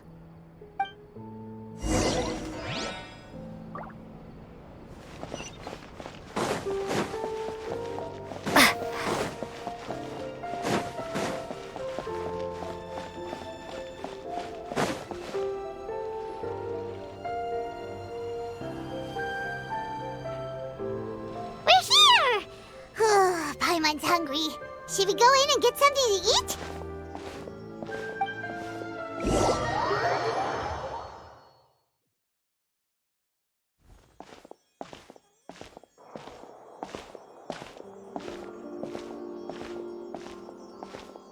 Hey, quick! Look! That's the limited edition, only 16 slices a day cake! It was so delicious the last time we tried it! Despite the tense situation we were in, let's give it another go. Paimon's sure it'll be great! 1 slice of cake, please. Someone showed up after all! Oh, wait, you're the one from the Palais Mermonia. Oh, are you here to buy cake too? It seems Monsieur Neuvillette was right. You really can eat. Wait, did he really say something like that? That's right. Even he has his own preferences when it comes to food. As for me, I love the cake and coffee here. Do you come here often? Usually every day. Every day? It's part of my daily schedule, apart from work. I shall have my cake and coffee. Then what if someone told you one day that this place would be closing soon, and you wouldn't get to eat cake here anymore? What would you think? But why would it close? Well, Paimon doesn't know either, but maybe the waters will rise tomorrow. You know, like in the prophecy. Oh, the prophecy. To be honest, I haven't paid much attention to that. No, still, even if there'd be no more cake tomorrow, that wouldn't keep me from having some today. No, it's the same for eating in general. You might not be able to eat tomorrow, but if you can do so today, then you should carry on. That's what people call living, you know.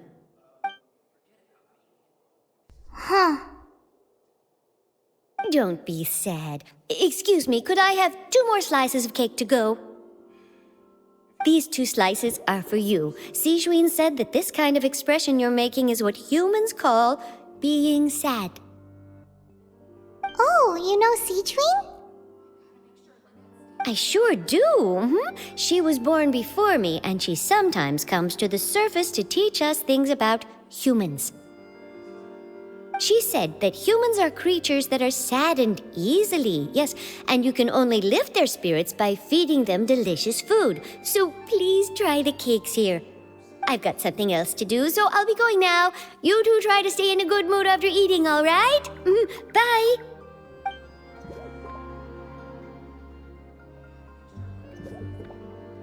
And there she goes. All right, let's dig in. Paimon's sure this cake will be delicious.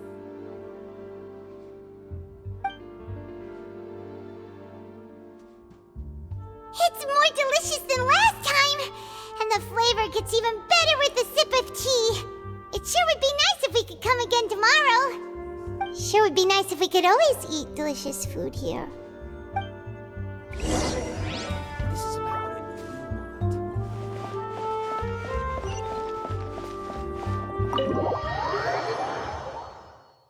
Oh, we're near the Steambird office. Let's go look for Charlotte and have a chat.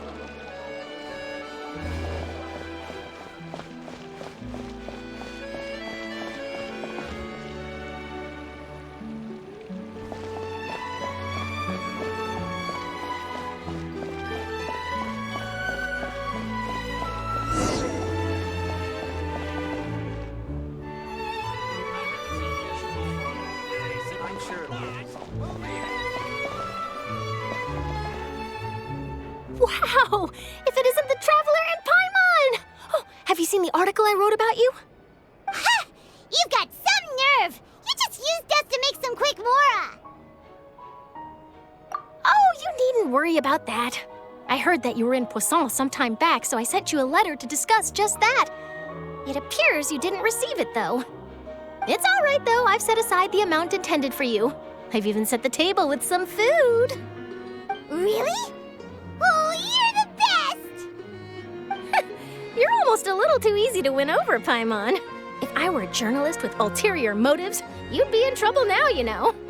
Oh, Paimon knows you're not like that. Still, what brings you here all of a sudden? Were you looking for me? When Mona mentioned you, we thought of coming to see you at work. I see. It seems you've already bumped into Mona here in Fontaine. So she mentioned me? What did she say? She said that you're a real daredevil of a journalist. Nice.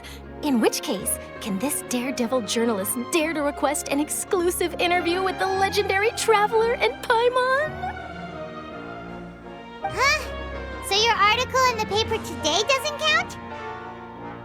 Oh, of course it doesn't. That was more like live photography. What I'd like to do is dive deeper and ask you to talk about the things you've seen and experienced.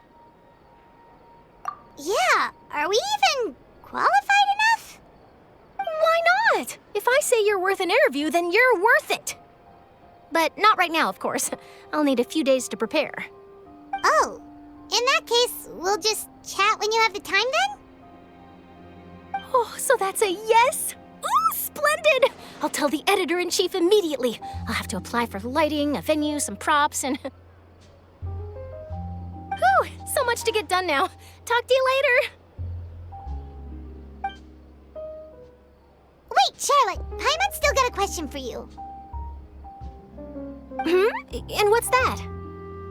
If, just for example, Fontaine were to be flooded tomorrow, what would you do today? Huh, that's the prophecy you're talking about, isn't it? I mean, I do hear about it often, but I've never once thought that the day could be tomorrow. If you're seriously asking, then I might try and think of a way to leave Fontaine. Oh, but I'm still a journalist first and foremost. That means I have a duty to be reporting from the scene. And secondly, I wouldn't forsake my homeland that easily. From what I've seen, most people don't know what they'd do should the worst come to pass. In truth, it might be better just to behave like normal rather than worry over such an end. So in all likelihood, I'd probably still be prepping at the office for that interview of ours. I know what you're thinking. That sounds a bit sad, but I've always believed that it's best to do what you enjoy. Just think about it. If this nation really were to be suddenly destroyed tomorrow, but I still successfully finish an exclusive interview with a truly unique person, then the story I would wind up writing would truly be timeless. And then do you know what I'd do? Well, I'd write that story, send it for printing, and use messenger pigeons to get copies out to the various nations as soon as possible. I'm not a dreamer, nor am I a workaholic, but I do love my job, and I'd be proud of leaving such an article behind. I guess you could say that I was born to be a journalist. But anyway, that's my answer. And on that note, I'll get back to my preparations. That's so nice. All of a sudden, Paimon actually kinda envies her. Anyway, let's go and take a look at the sea, shall we?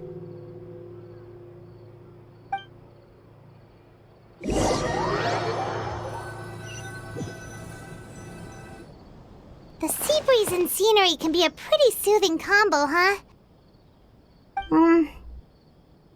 Paimon's been thinking. If it wasn't Fontaine, but all of Tevat that would be destroyed tomorrow, where would we go and what would we do? No, Paimon should ask, if you could choose, what would you like to do?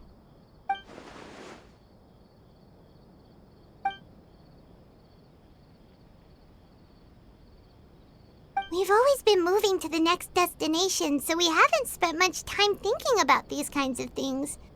We didn't have to either, with us always being on the road and whatnot. You mean, still traveling?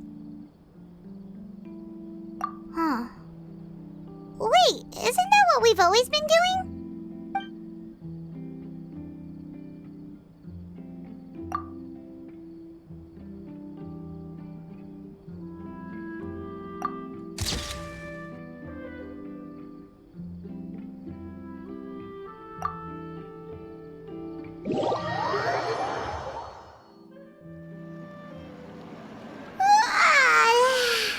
Feels like you'll grow mold if you stay here long enough.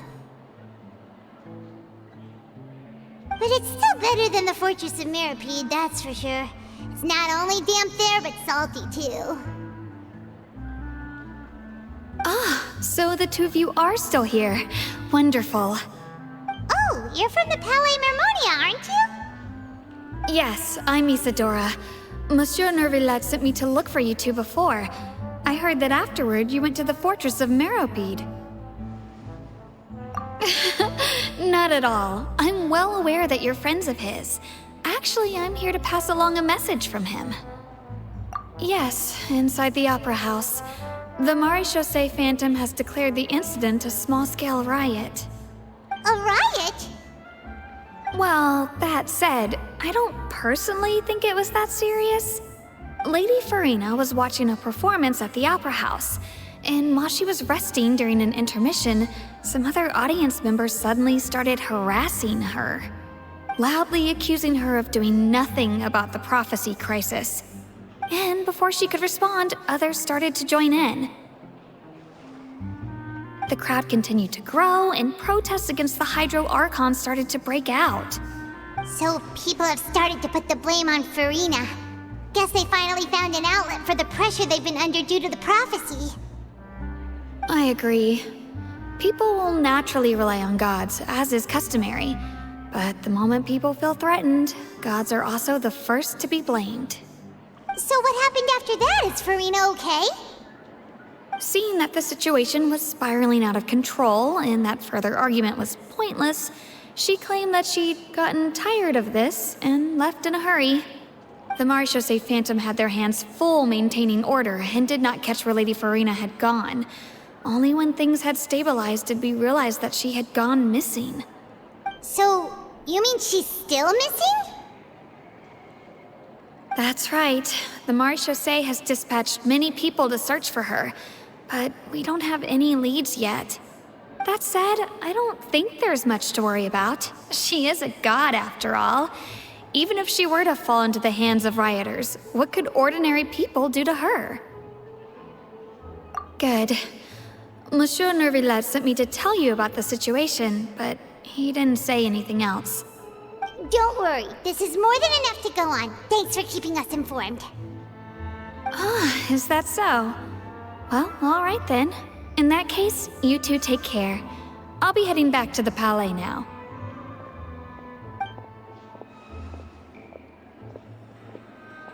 Well, sounds like we should hurry over to Poisson then.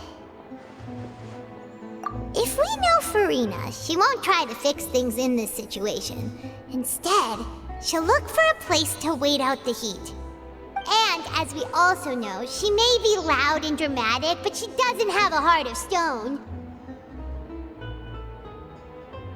When Nervalet was talking to her in the Palais Mermonia, and she heard about Poisson, she couldn't hide her sadness and remorse.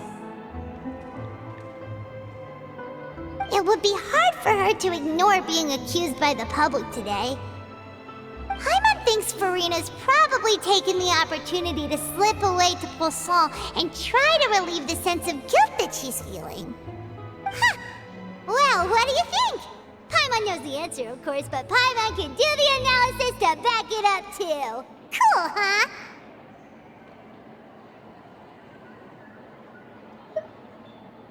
In that case, there's not a moment to lose! Poisson, here we come!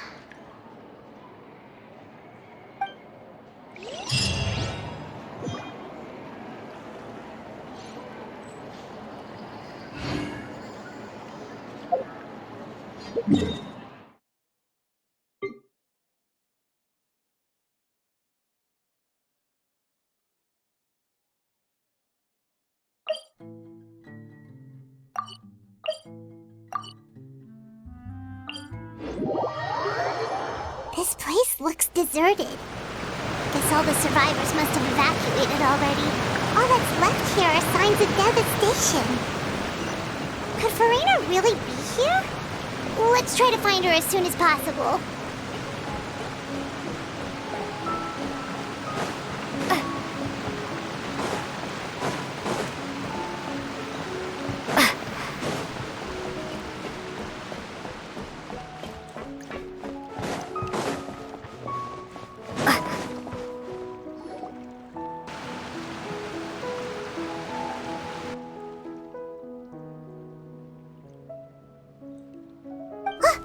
That's Farina, right over there! She really is here all on her own.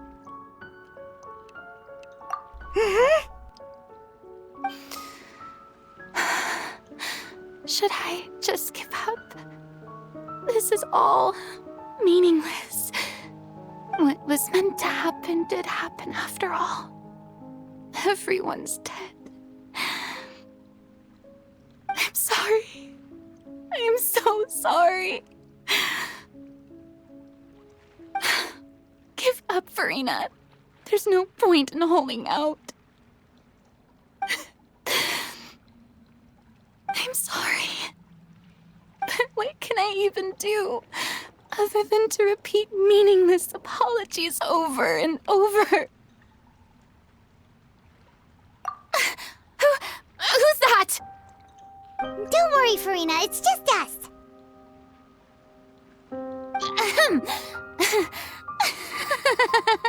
So it is you, blonde traveler from another land. Why, I almost thought you were someone from that mob of my ignorant subjects, come to kneel and beg for my forgiveness. Farina, you were crying just now, weren't you? The tear stains on your face are obvious. What do you mean, tear stains? Oh, I remember.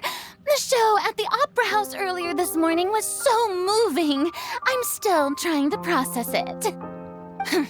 Who did that uncivilized rabble think they were, disturbing my enjoyment of the arts?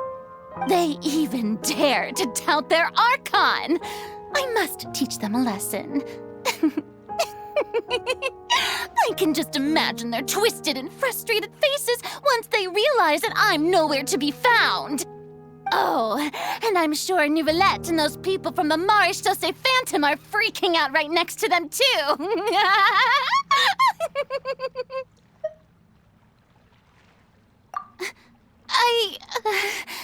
Of course not. Hey, there she is! The Hydro Archon's over there! Quick, after her! Farina, those people after you. They are... They're just some rabid fans who want to cut the line because they haven't been able to meet me in person, aren't they? That's against the rules. I can't let them get their way. Farina just ran off! Quick, we have to catch up with her!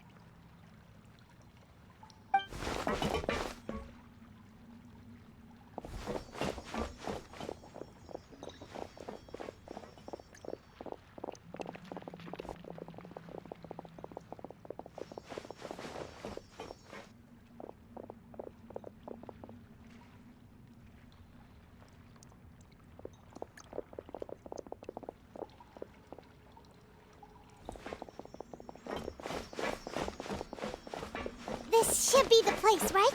Hey, Farina!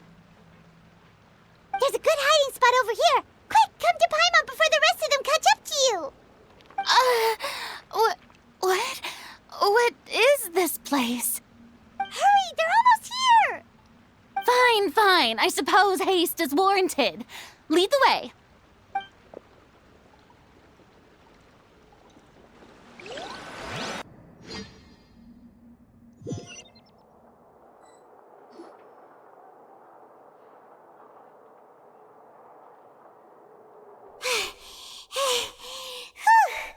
Paimon's exhausted.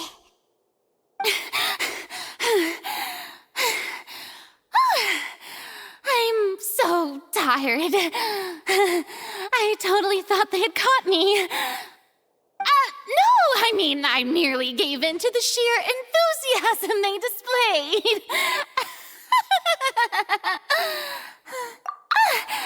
You're right. Yep, that's a good girl.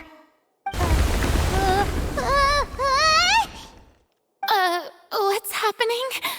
The ground's shaking. Is it an earthquake? Yeah, a quake of this kind preceded the flooding in Poisson, didn't it? It can't be. It's happening again. Well, there's no need to worry too much about that. Novelette's made some emergency plans, so the evacuation should go a lot smoother this time. Yeah, I hope you're right. But the people of Poisson, they've already...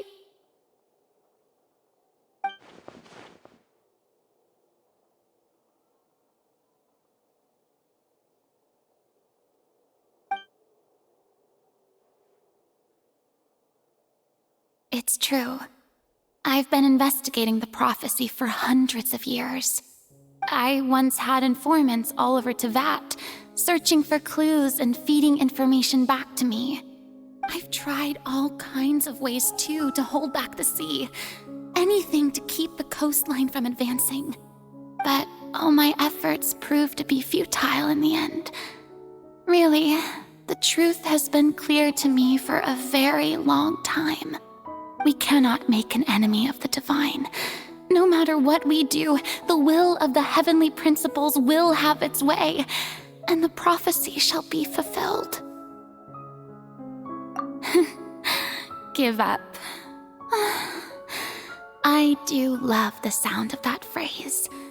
It would mean finally coming to terms with fate, but also for me to finally be free. Indeed, I've thought about giving up so many times, especially after we almost lost Poisson.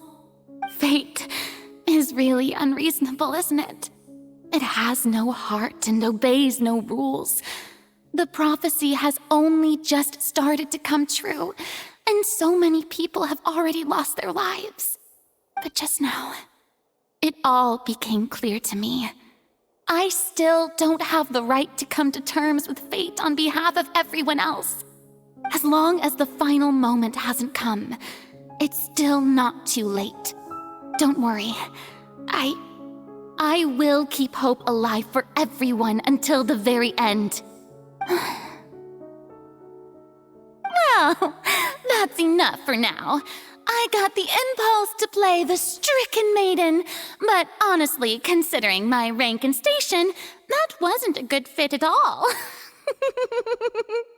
Don't take any of what I just said seriously. How could I possibly let Fontaine fall to the whims of trivial prophecy? Come on! Paimon could have sworn you were actually being honest just now.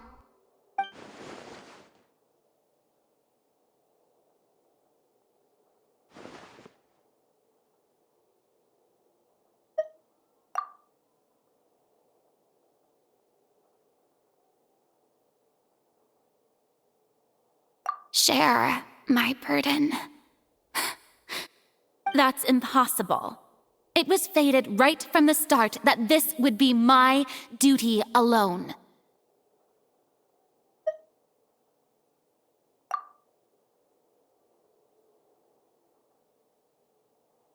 A witness. Yes, I've heard that you came to Tevat from beyond the stars, yes. In other words, you never belonged here. And if Tevat is, in its entirety, a show on a stage, then you're just a spectator, aren't you? If that's the case...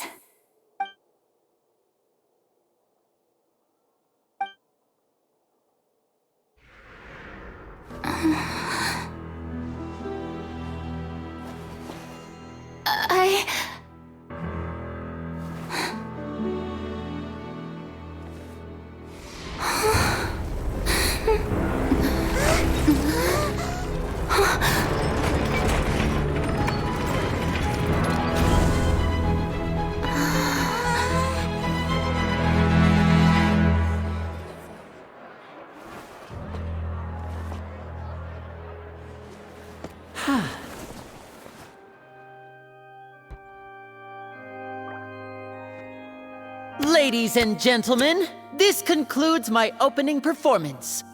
Now, without further ado, we may proceed to the trial of our god. So this is what it is. Yes, you deserve praise for the effort you took to raise the dramatic stakes. Do not forget, however, that I am Fosalor, the god of justice, the embodiment of justice itself. Does it not strike you as even the least bit absurd to bring the very concept of justice to trial? May I interpret these words as your refusal to stand trial? In that case, you will have the opportunity to defend your honor through a duel. You would draw your blade against a god? I see. It seems like you have made up your mind.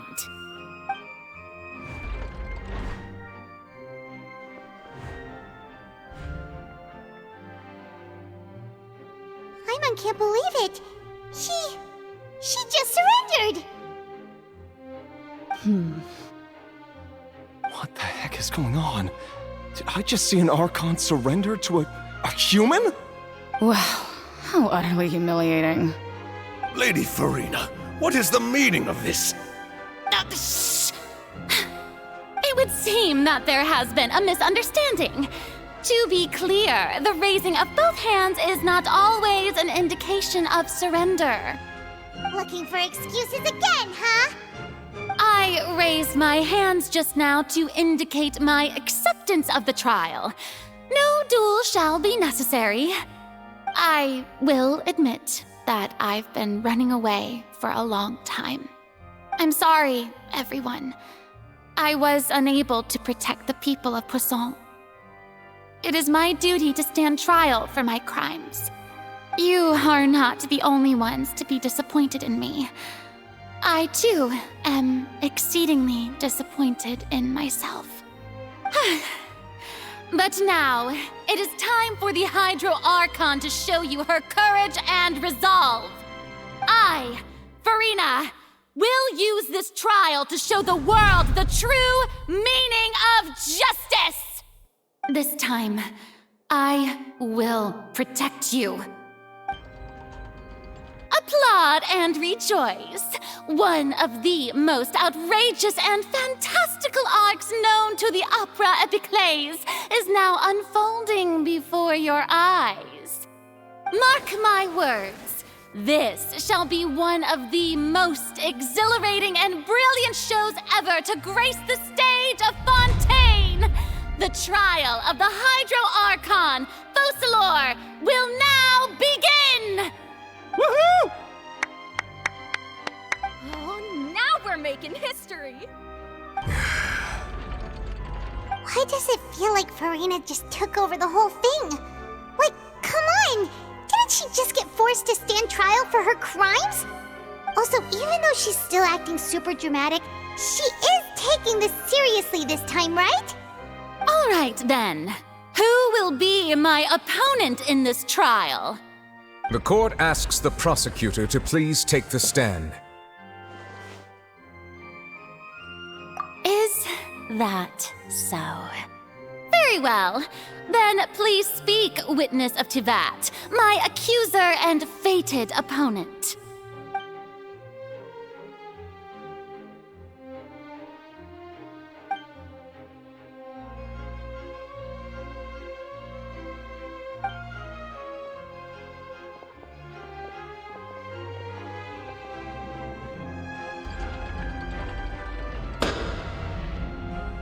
Also, please allow me to ask, as a final question before the trial begins, just how much work did you do to force me onto this stage?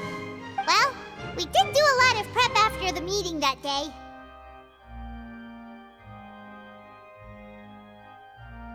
I can go over the tasks assigned to the Spina di Rosula, since they were rather straightforward and easy. Navia, the president of the Spina di Rosula. Most of the people who participated in the disturbance this morning were my subordinates. They changed into plain clothes and came to the Opera House as regular audience members, waiting for the perfect opportunity to incite insurrection against you. The people's resentment against their Archon has been building as more and more of the prophecy is fulfilled. A spark was all we needed to turn smoldering anger into a flame.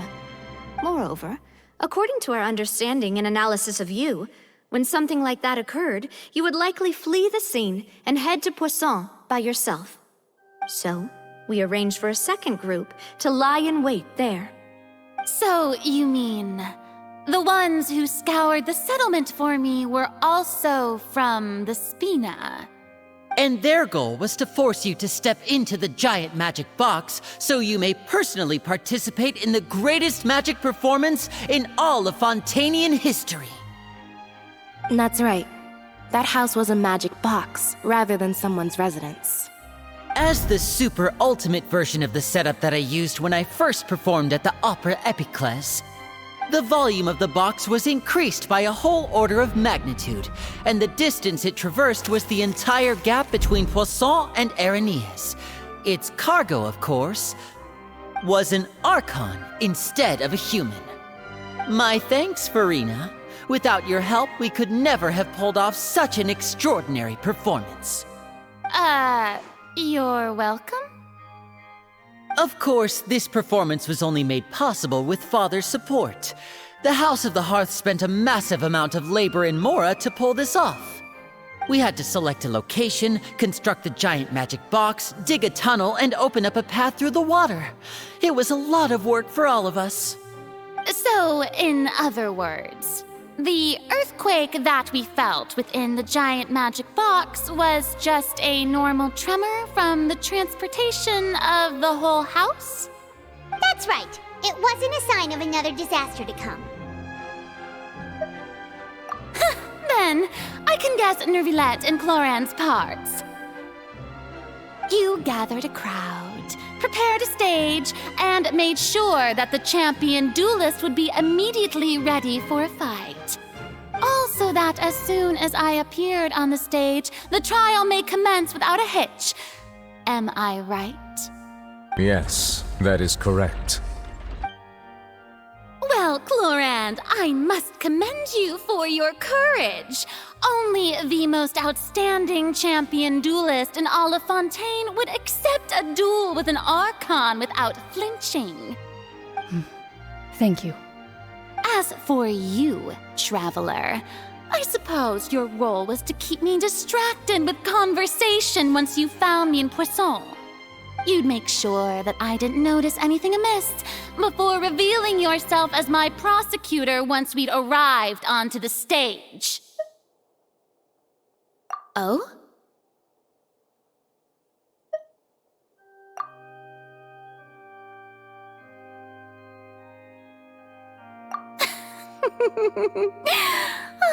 Is that so? Then I suppose I must have missed my final chance. It's fine. It matters not. What's done is done. The stage is already set, so there's no reason to disappoint the audience. Let's see this trial through to the very end.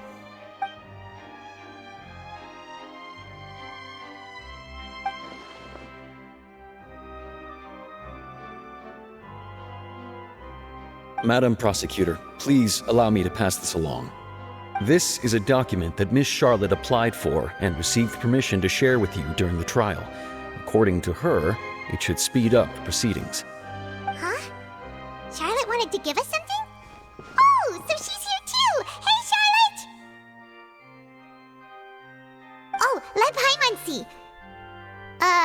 Isn't this the exclusive interview that she did with us before? So she's already finished it, huh? Wait, then that means this document is a perfect timeline of everything that's happened ever since we stepped foot in Fontaine! So in other words, we can refer to this anthology of evidence every time we want to use something from our journey as evidence for an argument! Let's quickly confirm the information in it. Just think of it as a refresher, alright? You defeated the Hydro Archon in the very first duels you took part in at the Opera House. That's one for the history books, all right. I didn't think that you'd wind up getting to the bottom of the case I'd been following all this time. I guess you could also see this as a happy coincidence. This is the first time Monsieur Neuvillette had a difference of opinion with the Oratrice. Even the Hydro Archon can't figure it out. A Fatui Harbinger. She's an extraordinary person. Her instinct must mean something. The fortress of Meripede was almost destroyed in a single day. That I didn't witness that scene personally will always be a source of professional regret, I think. According to Monsieur Neuvillette, both Child and that whale should have been in the primordial sea at that time. I nearly lost my awesome friend Navia. To be honest, that still gives me shivers. The words of someone as extraordinary as a witch can probably only be truly understood when something surreal happens to you.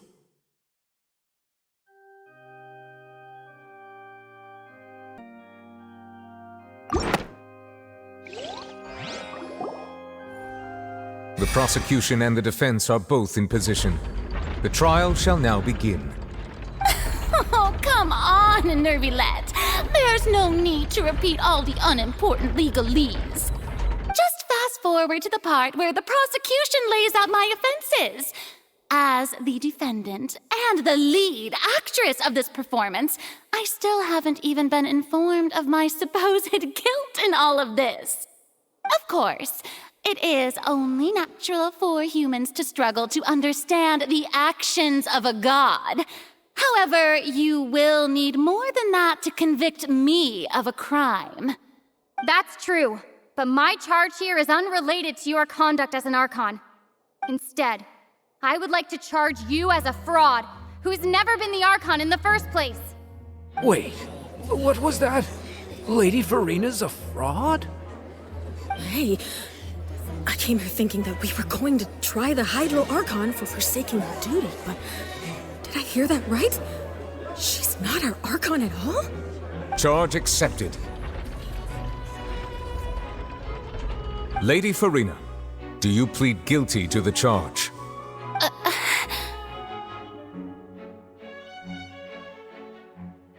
Lady Farina.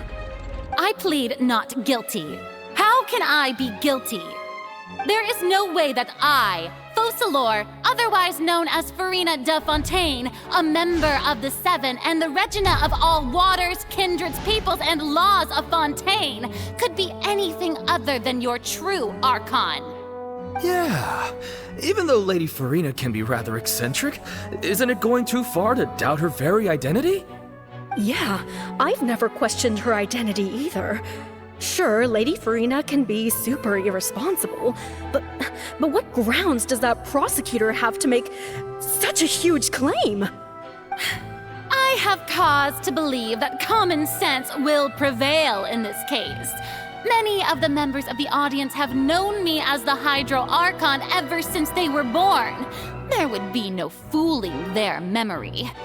See? Even the Oratrice has decided to show me its favor. Are you sure you want to commit to a charge that will never be upheld? If you wish to drop the case, I can promise you as the God of Justice that you will not have to face trial for making a false accusation. We will treat everything that's happened as a dramatic spectacle and move on with our lives. What do you say to that? Huh. An argument with near impossible odds, huh? We have to not only refute Farina's claims, but also overturn the long-held beliefs of the people.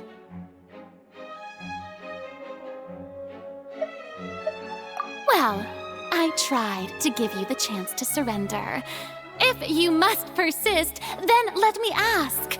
If you believe I'm not the Archon, then what manner of being do you think I am? And if I was not the Archon, then how did I manage to live for over 500 years?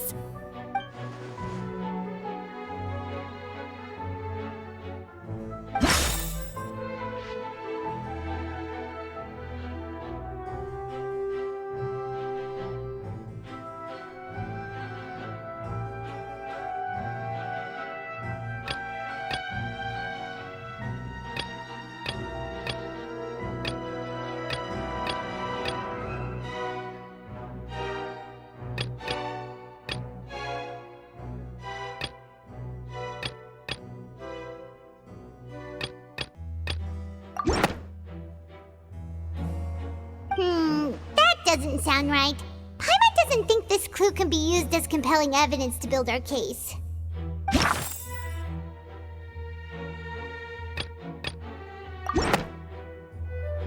First of all, you may be a member of another long-lived race, which would allow you to naturally possess an extended lifespan.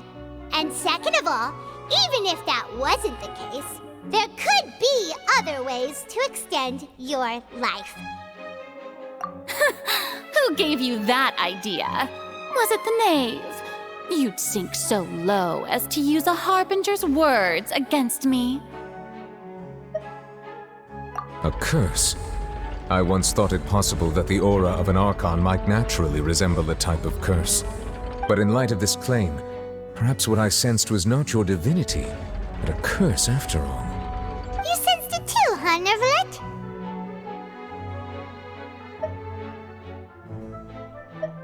Lady Farina is actually a human? Well, it is true that it's extremely difficult to tell humans and gods apart just by looking at them. It's not impossible.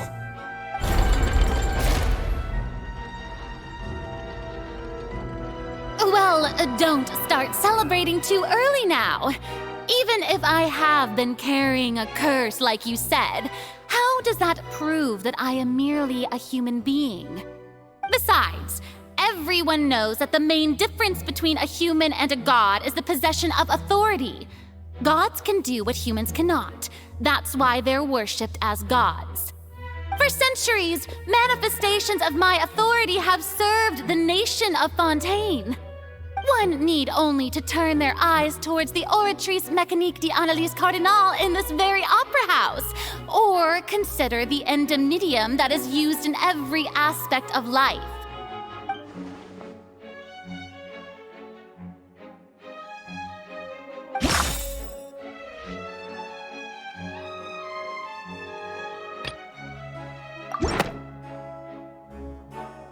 You tried to reference the Oratrice, but weren't you as confused as all the rest of us when the Oratrice declared Child to be guilty without any proof? Otherwise, you should have come up with a good explanation for that by now. Didn't I make myself clear at the time? The decisions of the gods are naturally difficult for humans to comprehend. There is no need to provide an explanation. Lady Farina, I believe a reminder of your current circumstances is in order.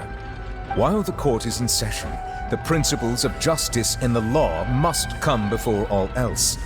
While you are an archon, you are also first and foremost the defendant in this trial. You will prove yourself unable to defend against the prosecution's charges if you continue to withhold vital information against the rules of the court. I never thought you'd use that kind of rhetoric against me. That was no trick of rhetoric, Lady Farina. I've merely reiterated the rules of the court. Rules that all should respect and follow. So, you neither knew why Child was declared guilty, nor did you understand the structure and operations of the Oratrice. Instead of having been created by you, the manifestations of authority you mentioned have been made by the real Hydro Archon, haven't they? The real Hydro Archon? Well, now you're really losing me. It is true that I did not know why the Oratrice gave out a guilty verdict that day.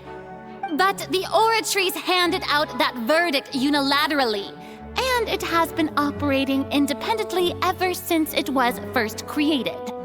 You can't argue that just because a divine creation is flawed, that the god behind it must also be no god at all. She's still throwing out all kinds of excuses. Seems like she's confident that we won't be able to produce proof that she has no power over the Oratrice.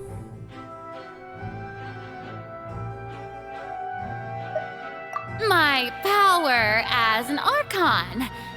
There are many ordinary citizens in the audience. How can I just carelessly demonstrate the formidable power of an Archon? If that poses a concern, I'm prepared to extend my protection to the audience. You don't need to go that far.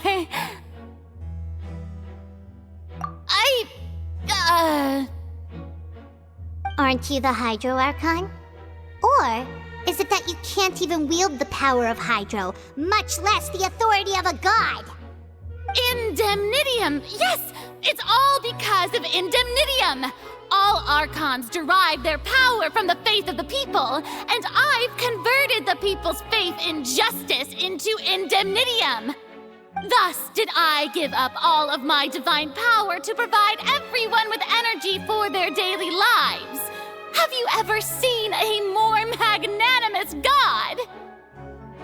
Isn't that a huge stretch? Yeah, no matter how generous an Archon can be, how could they give up all their power? Can a god with no power even still be called a god? It seems like nobody's buying Farina's excuse. Hey, come now, everyone! Please don't stare at me as if I was a liar! I'm still the same Farina you knew, right? The one that you loved! Shouldn't you want to believe in me? Please? You've got to believe me! If what the prosecutor said is true, she really has committed a grave offense. Did she deceive all of us? And all of our parents and grandparents too? And all of our ancestors? Ever since they were born? Enough! That's enough. Tell me then, if I'm not the real Hydro Archon, then who is?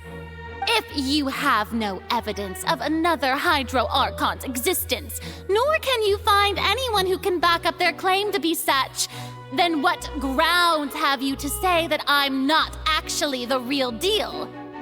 Wow, she came up with yet another argument. How can we refute her now? Seems like she really doesn't want to give up.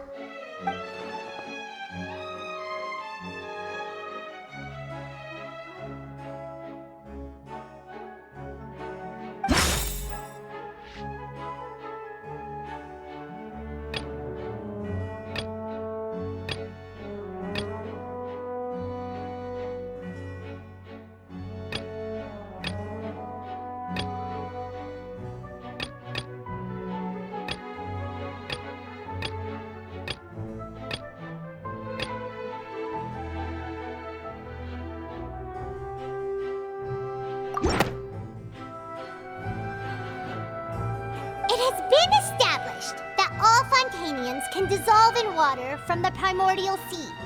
And that means... Since you insist on claiming to be a god and not a human, then there's a method that you can use right here and now to eliminate all suspicions of you being the latter. Miss Navia, please apply to serve as a temporary attorney for the prosecution before addressing the court. Though you act in partnership with the prosecutor, you must still adhere to proper procedure. Super sorry, Monsieur Chief Justice. I swear this really will be the last time that I'll speak out of turn. Now, I've brought some seawater from Poisson. As everyone knows, a massive flood struck the area not long ago, taking many lives, including those of some of my closest friends. So, Miss Farina, would you dare to touch some of this seawater? If we are to believe that you are indeed the real Hydro Archon, touching this seawater would have no effect on you. All it should do is strengthen your case. But if you don't dare to touch it, then we would have basically proved the reverse. Oh, and I must remind you that after the disaster at Poisson, nobody wants to see any more people dissolve. I do hope you'll act prudently and choose the simpler path of admitting guilt. Navia from the Spina di Rosula. The Spina has governed Poisson for many years. I guess her suggestion is valid. If Lady Farina is indeed just a human, she's probably Fontainian like all the rest of us. Would she really dare to try?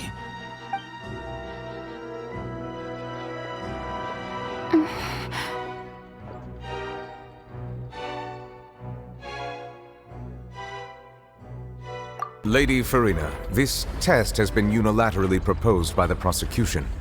As it falls outside the realm of standard court proceedings, you possess the right to decline participation.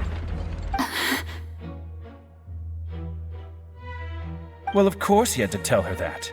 But refusing to participate is basically the same as a confession of guilt. She's just staring at the water without saying a single word. It really does seem like she's quite terrified of it. That could only mean...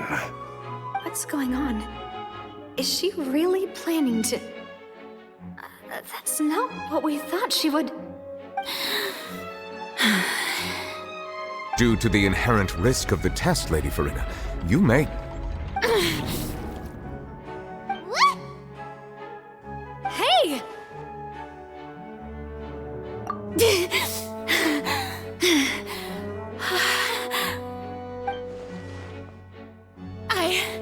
I'm fine! Look at me, everyone! My hand is still here! I haven't been dissolved! Will you believe me now? I really am your Archon! I'm nothing like a normal human who would fall apart as soon as they touch this water! Really? Was this not the most obvious thing in the world? Miss Siegewien? If you're present, Miss Siegewien, please come forward and attend to the defendant. Siegewien? Don't be nervous. It'll just take a few seconds. Let me see. That should be enough. Please announce the results of your evaluation to the court, Miss Siegewien. As everyone doubtlessly saw, Miss Farina was displaying symptoms of hyperventilation and flushed skin. These indicate that she was experiencing the adverse effects of exposure to primordial seawater. The extent to which she was affected is the same as other humans when exposed to primordial seawater of a similar concentration. Thank you, Miss Siegewien. Lady Farina, you may return to the defendant's stand. Oh, wait. What did she just say? I didn't get dissolved! Shouldn't that be enough to prove my innocence? Well, considering your tendency to run from your problems, we did originally prepare a direct sample of the seawater around Poisson. However, after extensive discussion, we exchanged it for a sample that is not concentrated enough to dissolve an actual human. After all, on the off chance that something entirely unexpected might occur, we don't want anyone else to lose their life to the sea.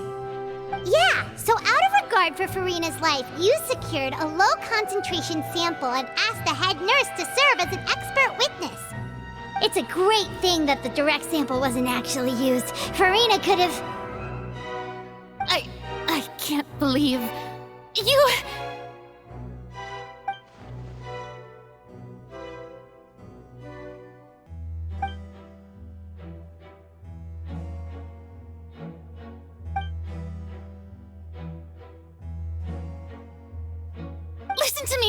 Listen to me, everyone! Please don't give me such cold and disdainful looks! What happened just now didn't prove a single thing! Think about it! How can you conclusively prove that an archon can't also be affected by the primordial seawater? Also, if I was really just a human, why would I dare to just put my hand in that kind of water?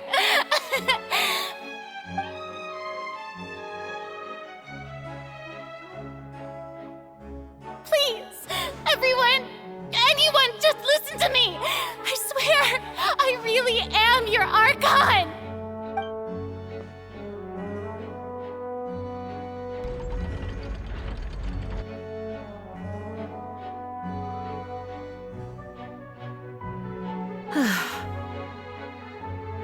I don't think anything she says at this point will sway anyone.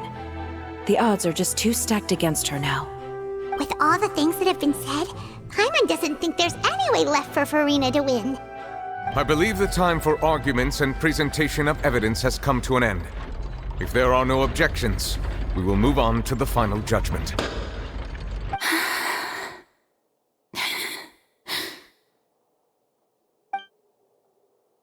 I don't think anything she says at this point will sway anyone. She's too stacked against her now.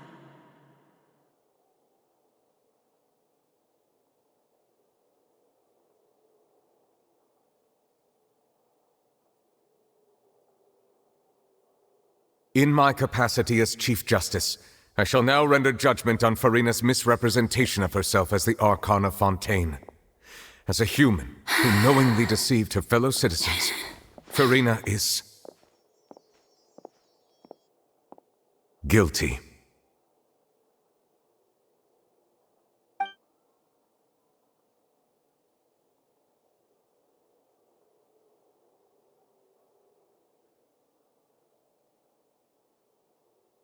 We shall now turn to the Oratrice Mécanique d'Analyse Cardinale to render the final verdict on the charges.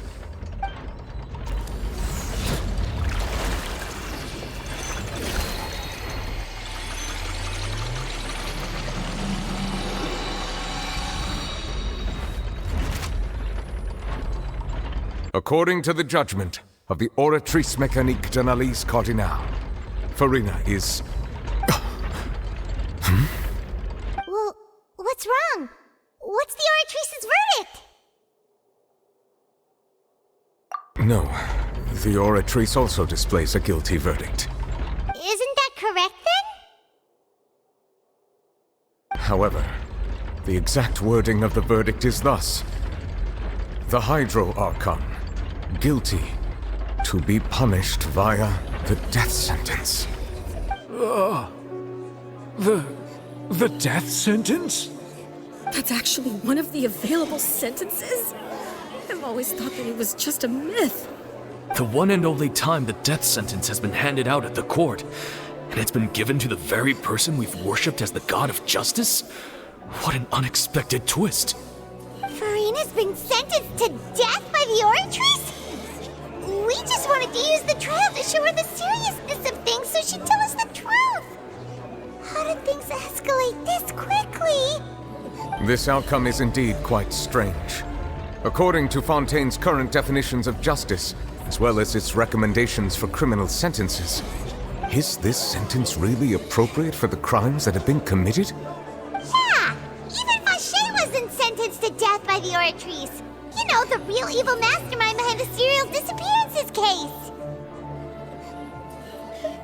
Indeed. Not only is Farina's sentence overly excessive, the very point of our trial today was also to prove that Farina has never been the Hydro Archon in the first place. But now, the Oratrice seems to have deliberately invoked the title of the Hydro Archon. What does this mean?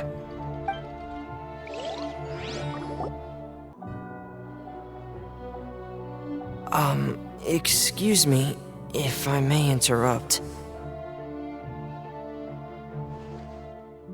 Is the trial still going? Fremine! You finally made it.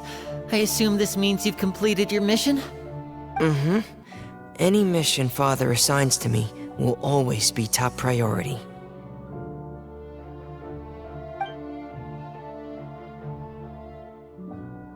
Is that the first prophecy slate? Huh. So the knave privately arranged for Fremine to try and find the missing slate. I looked everywhere and finally found it at the bottom of the sea. It took me a long time to get around some dangerous stretches of water. But has the trial already concluded? Then doesn't that mean I've come too late? Oh no. Father will be disappointed in me. Thank you for your hard work, Mr. Fremine. Please allow me to review the record left on the slate. Traveler, I believe that you have already seen the other existing slates, and would like you to come here and confirm their contents.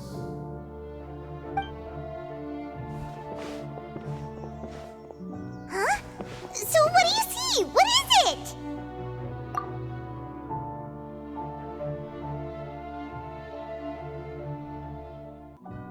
I believe I've now made sense of the Hydro Archon's crime. It has to do with Fontaine's lost history. Huh? Isn't the Hydro Archon just guilty of deceiving her people? Oh, wait, no, that's Farina, and we've already proven that she's not the Hydro Archon. So when you say Hydro Archon, do you mean the real Hydro Archon we've been kinda talking about? In truth, everything that you've encountered in Fontaine up until this point can be traced back to the contents of these stone slates. However, I'm uncertain as to how much sense they currently make to you. Okay, let's try to recall the contents of the other 3 stone slates. Paimon will do her best to help you remember.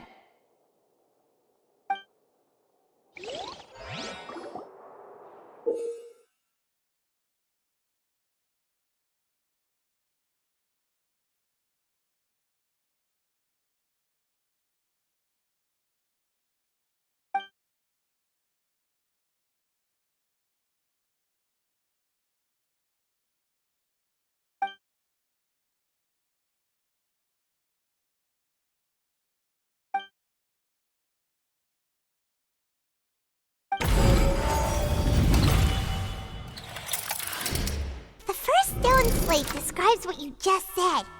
It seems to show the previous Hydro Archon using her divine power, and then the Oceanids turn into humans.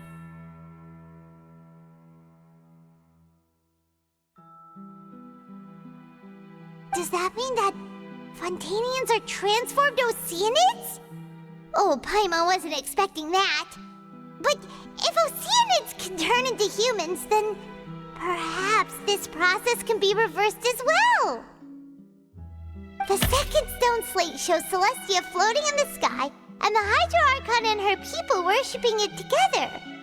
But the heavens still brought judgment down upon them.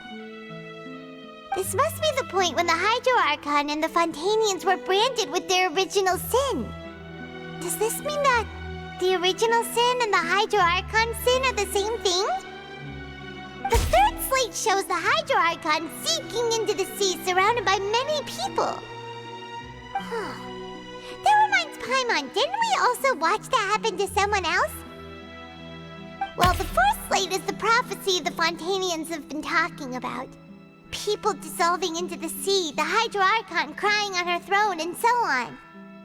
We didn't believe that such a crazy disaster could happen at first, did we? But after that incident, it was just a question of when and not if.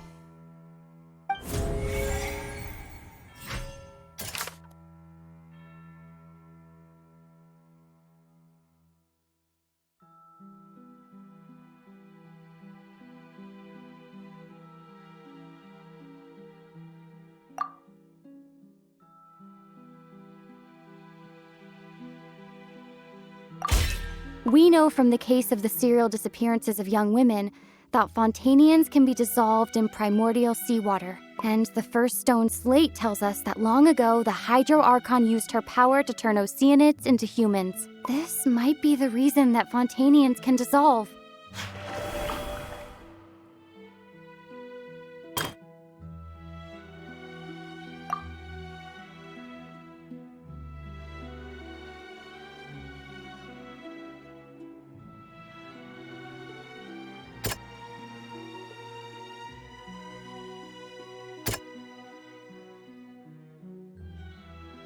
That doesn't sound quite right. Let's think about this some more. That doesn't sound quite right. Let's think about this some more. That doesn't sound quite right. Let's think about this some more. Perhaps what is about to take place has all happened before. The true sin of the Hydro Archon that Nervilette mentioned, and the original sin cast down on the people of Fontaine by Celestia as recorded on the stone slates.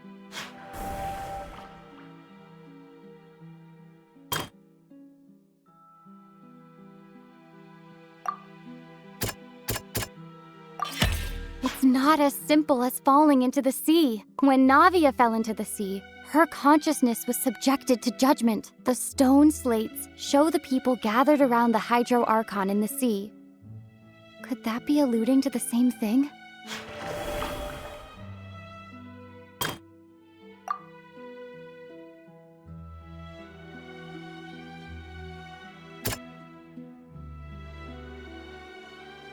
That doesn't sound quite right.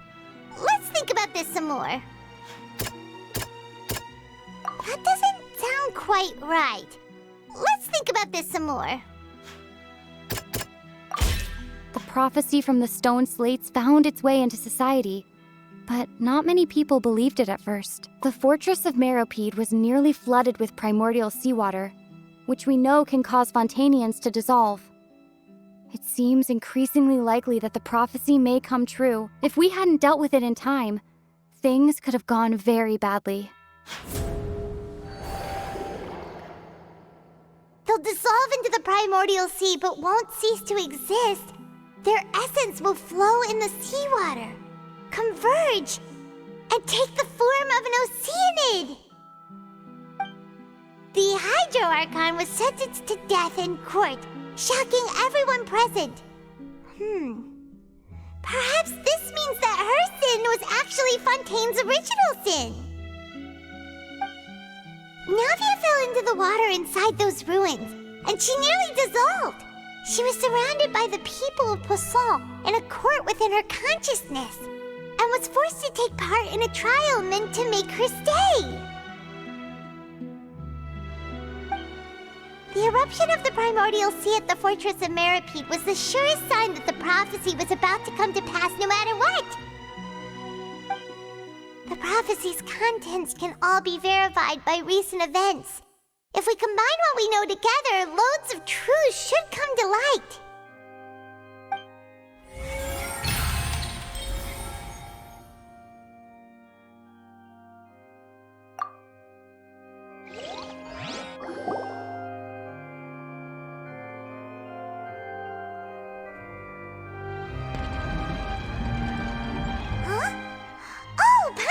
It now, so that's how you can make sense of it. But then it feels like we're going to have to share some truly shocking revelations. Let's hear them. Incredible. Linny, did you hear that? We're not real humans. All Fontainians were originally created by the late previous Hydro Archon, with Oceanids as their basis. The evidence for that can be found in how only Fontainians could dissolve in primordial seawater, and how all the girls Vacher dissolved were also turned into Oceanids. Oh, and according to Navia, when she was about to get dissolved, she also saw everyone gathered around for a trial, all of them in the shape of Oceanids. Indeed.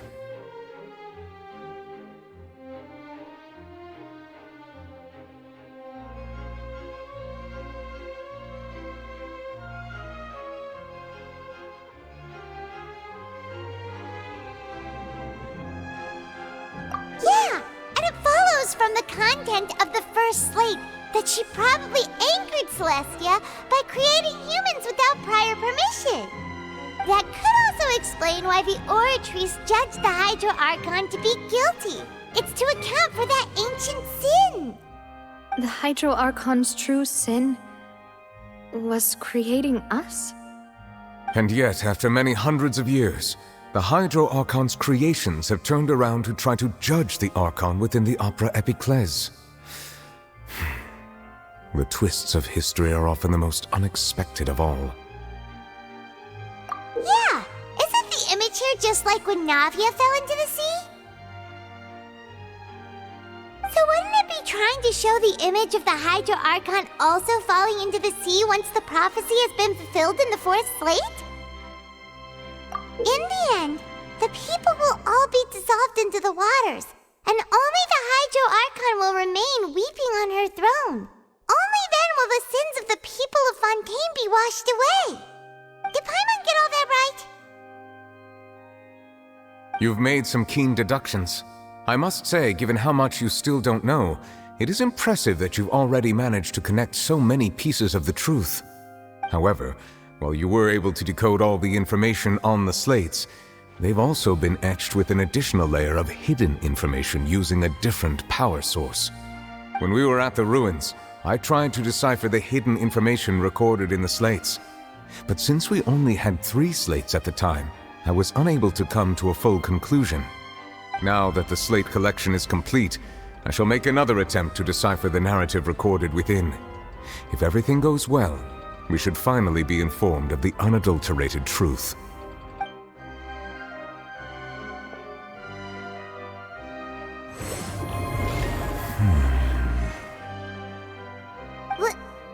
Well? Did you get it? I believe I should share this truth not only with you, but with all the people of Fontaine as well. I will try to briefly summarize it for you.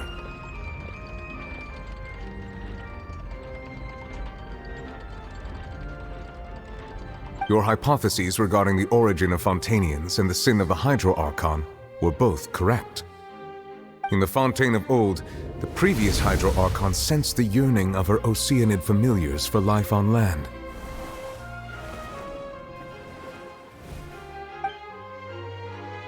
The Oceanids were enamored with the beauty and romanticism of human beings, and wishing to have those experiences for themselves, expressed to the Hydro Archon their desire to become of a similar kind. However, even though water as an element is intricately linked with the power of life, the Hydro Archon, as one of the 7, did not possess the authority to create a new form of human life. Not one to give in, she eventually found a way to create permanent humanoid bodies for her familiars by appropriating the power of this planet's primordial sea. She poured primordial seawater into the Oceanid's blood vessels, creating humanoid mimics in the process. But if Fontainians were to ever come into direct contact with water from the primordial sea, the power within their bodies would escape these artificial restraints and return to the sea. As a result, their forms would collapse, and they would be reverted to their original forms as Oceanids. Of course, the Hydro Archon never received permission from the heavenly principles to create a new human race. And thus, the Hydro Archon and all of her creations came to shoulder the original sin of appropriating the power of the primordial sea. That is the true history of how the people of Fontaine first came into being. So we were all Oceanids before we turned into human beings? That's way too much information for me. I think I'm just going to pretend that I never heard a single thing. Wait, but if that's the truth, we can't let the Hydro Archon be sentenced to death. After all, her only sin was creating us. This really might be too much information for your regular Fontainian, but it does answer a lot of our questions. Alas, your hypothesis regarding the 3rd and 4th stone slates was inaccurate. The slates' respective positions are, in fact, correct. A key point of the visual on the 3rd slate is how all the individuals depicted in the water are humans rather than Oceanids. They have not been dissolved, which implies that the water depicted in this slate is not water from the primordial sea. The nation of Fontaine is the nation of Hydro, as well as the nation of trials and justice. Instead of being the literal element, the water in the scene symbolizes judgment and justice. You may also recall Navia's experience. When she fell into the sea, her consciousness was surrounded by that of many others who intended to hold a trial to determine her fate. Therefore, the meaning of the third slate is that the people of Fontaine shall try the Hydro Archon at the court of justice. Yes, it refers to our present situation. I think I'm following now. So, what you're saying is, even though we decided to put on this trial to avoid fulfilling the prophecy, in truth, everything we've done has happened exactly as the prophecy foretold. So now, it seems, we're the ones making sure it comes true. What should we do? Huh. No matter what, the prophecy will be fulfilled. Is this what it feels like to be a prisoner of fate? If that's the case, does that mean the scene in the fourth slate will also be fulfilled soon? Traveler, I would like to point out another small fallacy in your deductions. About the fourth slate, you probably thought that the eruption of primordial seawater beneath the fortress of Meripede served as the surest sign that the prophecy was about to come to pass, yes? However, I believe that rather than being a sure sign, that eruption could in fact only be a small warning of something far worse to come. As for the root cause of the catastrophe, I believe you've already encountered it once before.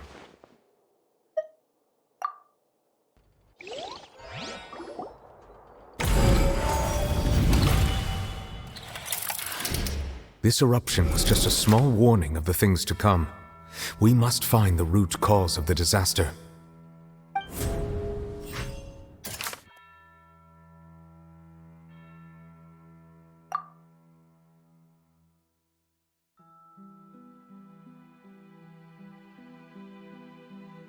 That doesn't sound quite right.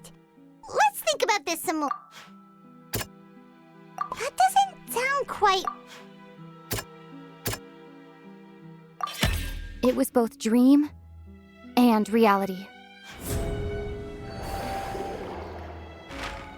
If we're talking about a true culprit, that could only be that thing inside the primordial sea, right? The truth, the original sin, the trial, and the root cause of the disaster.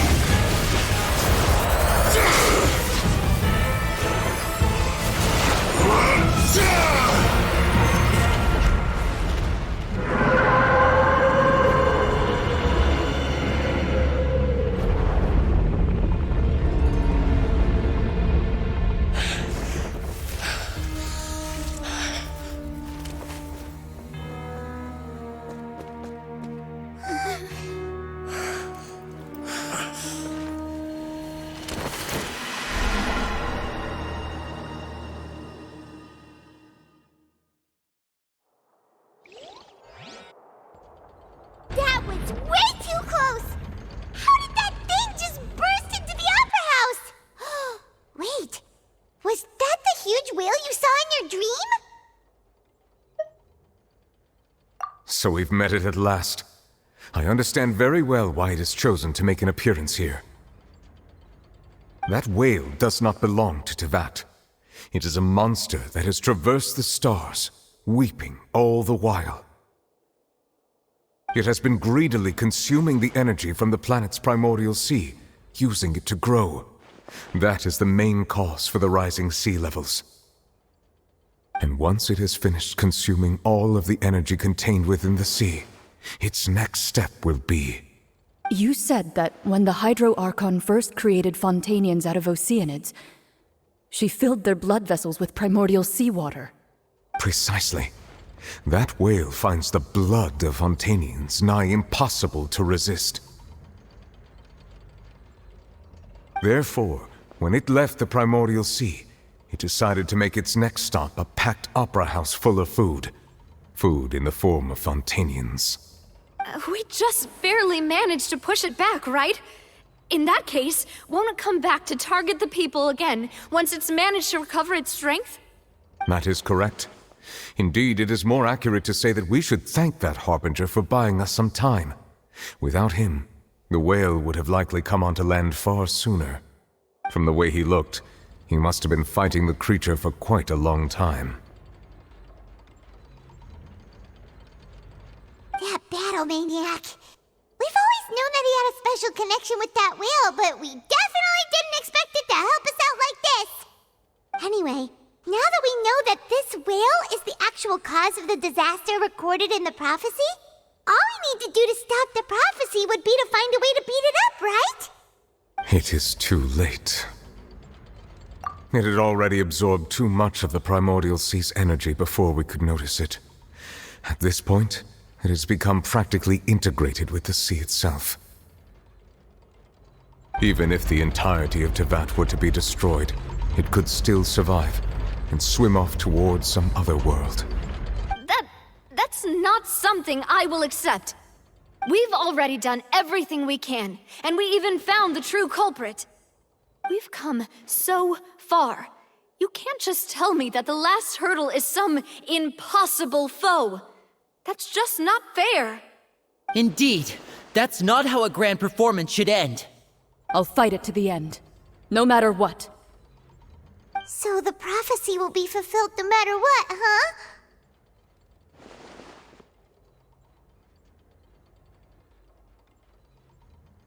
The prophecy.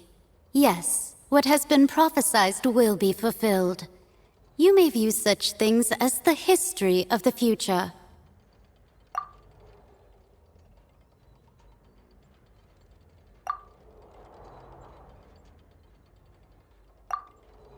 Just as prophecies are usually only the future as seen from the perspectives of the gods, could things be happening in hidden corners where the gods' gaze does not fall?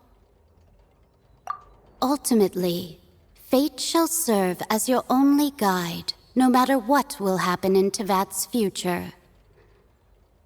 All you need to do is to play your part.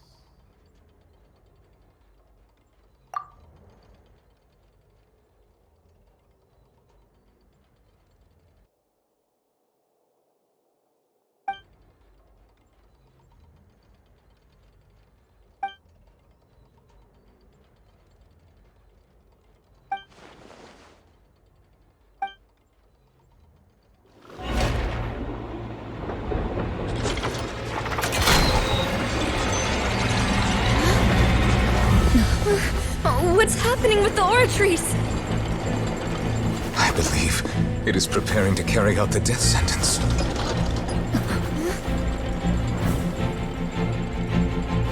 Farina!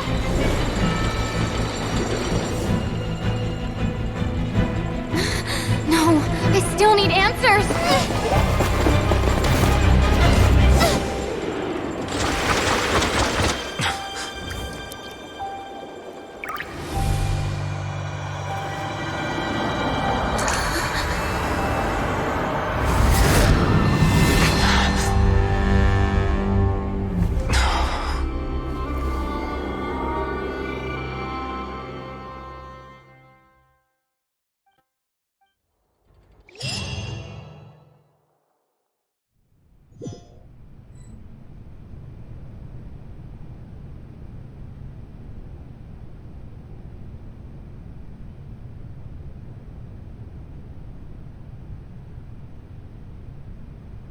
You.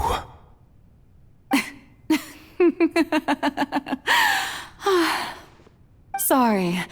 That shocked expression on your face is just too amusing. I couldn't help myself. You are not Farina. Who are you? The sweet sound of bewilderment. Marvelous. A sure sign that my attempt to deceive everyone was a resounding success. But to answer your question, I am Focalor. You know, the god. Focalor? Why did you deceive us? Oh, that wasn't my goal, of course. Goodness, no. But I had to fool everyone else too, if I was to stand any chance of deceiving the heavenly principles. Deceiving the heavenly principles? It's all because of that pernicious prophecy. Dreadful, wasn't it? Everyone doomed to dissolve. Fontaine condemned to be flooded. One was not amused. In fact, one was positively bemused when that problem was thrust upon me by my dearest predecessor. That's the former Hydro Archon Egeria for the uninitiated. It hardly gets more disastrous than a preordained national catastrophe, now does it? She knew full well that the prophecy would surely come to pass. And as one of the seven, she also knew full well that one defies the heavenly principles at one's peril. So yes, as you have no doubt surmised, it was a rather impossible situation that I found myself in. I spent a terribly long time mulling it over, alone on the ocean floor. And I was almost growing barnacles by the time I finally realized there was only one possible solution to this confounding conundrum. I had to outwit the heavenly principles, allow the prophecy to be fulfilled, ostensibly at least, while saving everyone at the same time. I'm a genius, I know. I can only assume that's why Egeria chose me as her successor. Although, looking back now, it was hardly the inheritance one dreams of. Between the task of saving the nation, the quotidian duties of the Hydro Archon, and not to mention the original sin of creating a new race of humans, I dare say she left me quite a colossal mess to clean up. But one can only play the hand one is dealt. I did not choose this, any more than I chose to be one of her Oceanid familiars. So you were also once one of the Oceanids, transformed into a human by Egeria's hand? Yes, I was. I always dreamed of becoming human. And I still do, even now. In my eyes, to be human is to be part of the greatest opera ever known. After becoming a god, I separated my divinity from my body and spirit, leaving behind only a self that was as naive and bewildered as my past self on her first day as a human being. The me you see before you now is that divinity. And the human counterpart I left behind, I named Farina. She could feel joy, sorrow, and everything in between. She could be as vain and conceited, or as meek and vulnerable as she wished. Her strengths were of a kind only a human could possess, as were her shortcomings. But in my eyes, Farina's humanity was what made her perfect. She was perfectly human in every way. The person I always wanted to be. Anyway, so then I cursed her. All part of the plan, of course. The plan to deceive the heavenly principles. Do you still remember the final scene of the prophecy? The Hydra Archon alone, weeping on her throne. In order that the prophecy might appear fulfilled, I invited Farina to be an actress, to play the part of the Hydro Archon in the prophecy. under the curse I placed on her, so long as I, Focalor's divinity, continued to exist, she could not die. But nor was she free to live her life in the pursuit of happiness. Instead, she was forced to take the stage in the opera house, to embrace the role of leading lady, to forever play the part of the god from the prophecy, all to create a deceitful appearance of that prophecy coming to pass.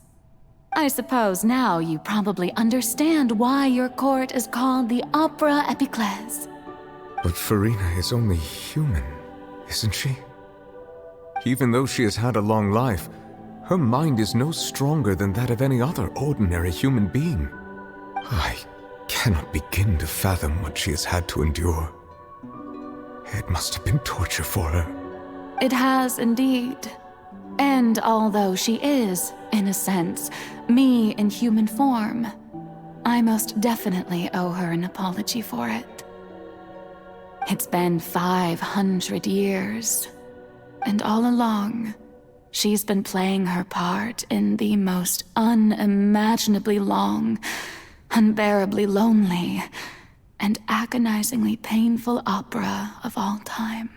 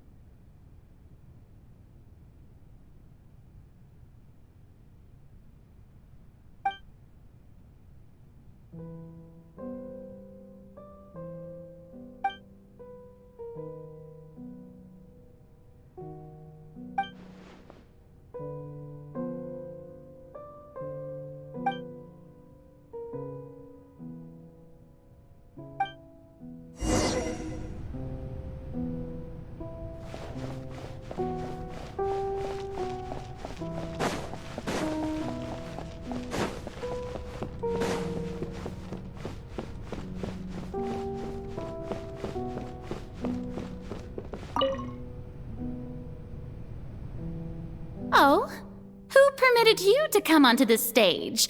Now, I understand your admiration for my august self, but I must ask you to keep to the rules.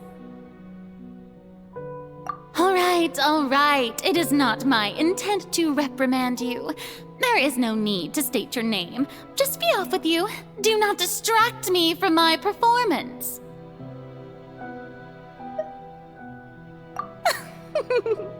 Oh, do not jest.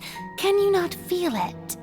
I am Focalor. The eyes of countless Fontainians are upon me. I must, at all times, display the utmost elegance and nobility.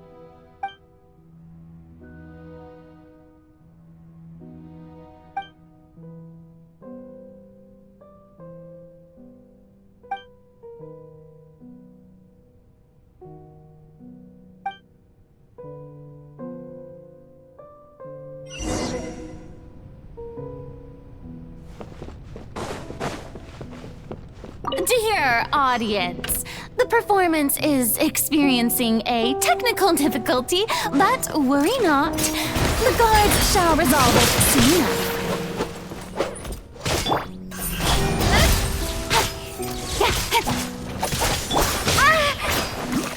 Water jet!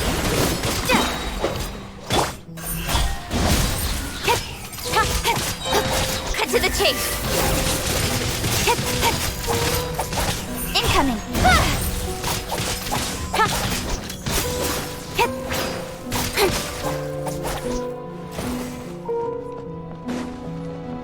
Hey, what gives? The audience is still watching me, you know. Guards? Wait, where are the guards? Guards!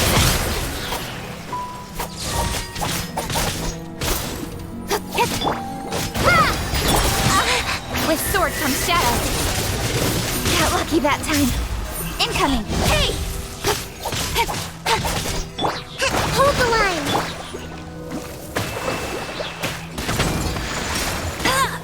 Hey, go, Baron! That's cheating. Don't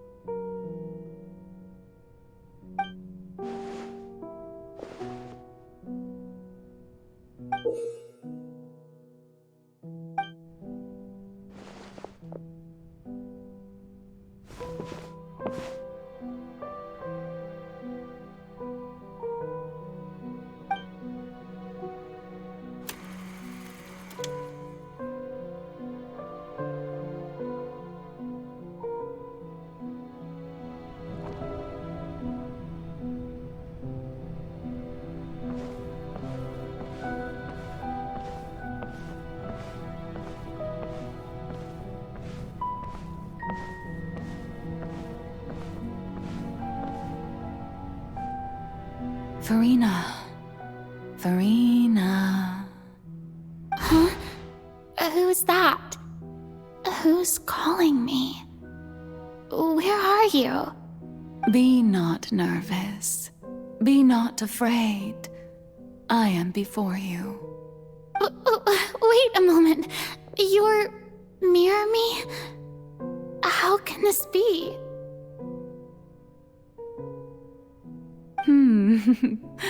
Mirror you, huh? You know what?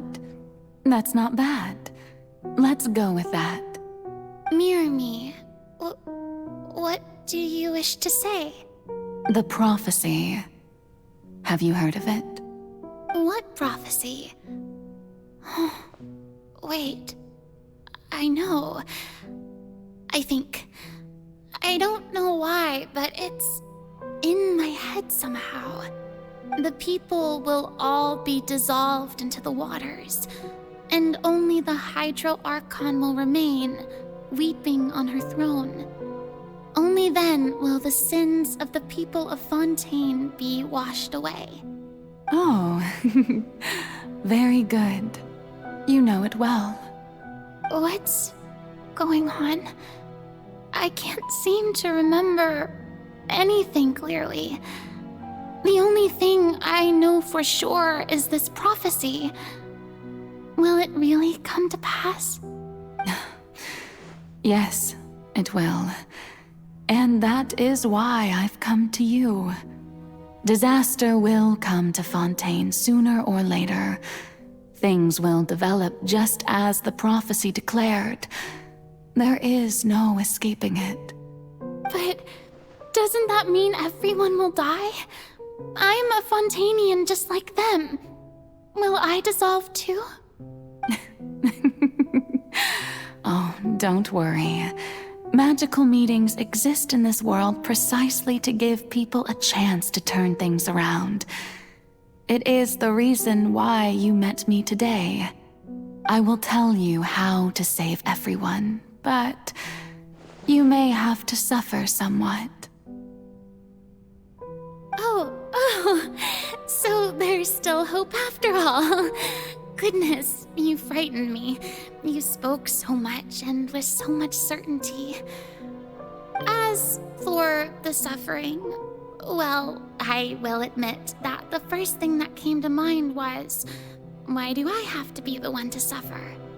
But if the prophecy will come true, I'll also die anyway, right? So if I've already met you as my magical meeting in this world, if there were scales, with all the people of Fontaine on one side and my pain on the other, is it not obvious where the scales should tilt? You truly are the perfect human, my ideal.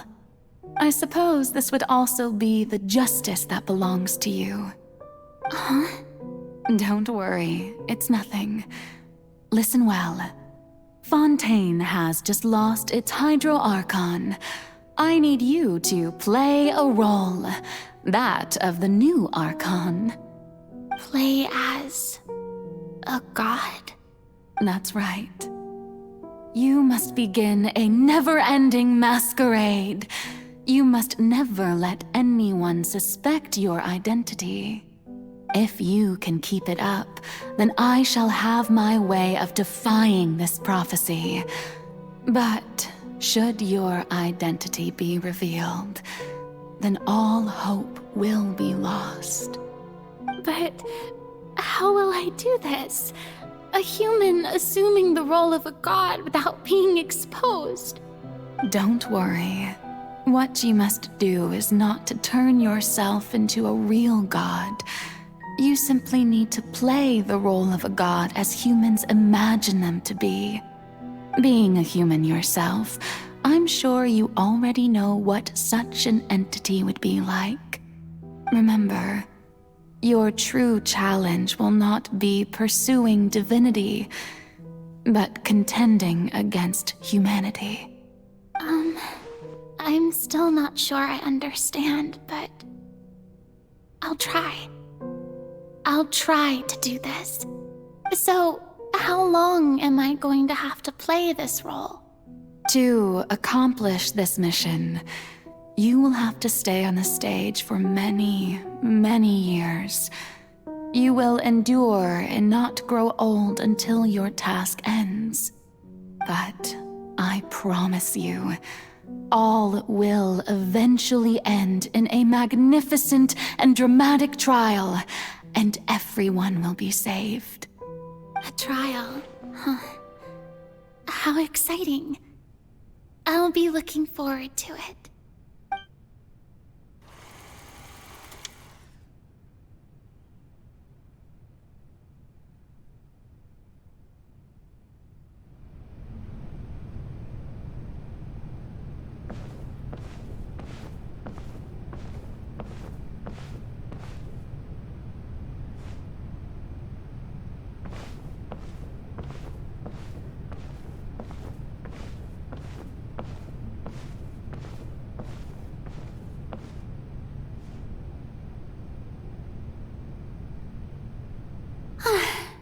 The Maison Cardinalise has announced my accession, but this is my first time facing the people.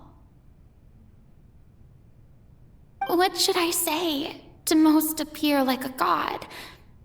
To be honest, I still don't know. Perhaps I should first try to act natural. Ladies and gentlemen, good evening, and welcome to the Opera Epiclese. I'm sure you've all heard about how I have taken on the role of Hydro Archon.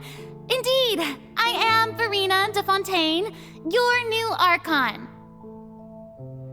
In truth, I know little about becoming a nation's new god, but it will be my honor to guide you all.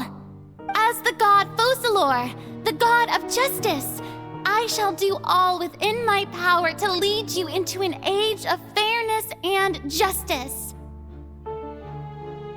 Once again, thank you all for coming.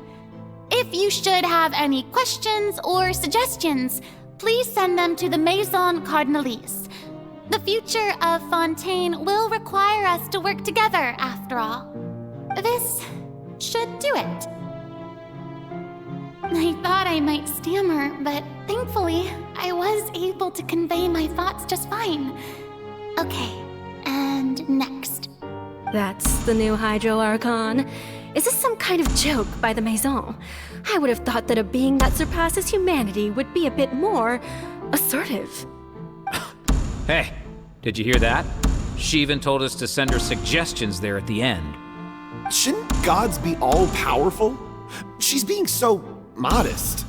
What's the difference between her and an ordinary person, then? If you ask me, perhaps the succession didn't actually happen. She might just be a Maison back puppet. Wait, what's going on? Why is everyone suspecting me of being a fake? Oh, this is bad. If I get exposed here, there'll be no saving the people from the prophecy. Right. Mirmi said that I just need to play the role of a god as humans imagine them to be. Calm down, Verena. Think. What do the people want? How would they imagine a god to speak and act? Assertive, with a strong sense of presence. One who can dispel all doubt. That is the character I'm fated to play.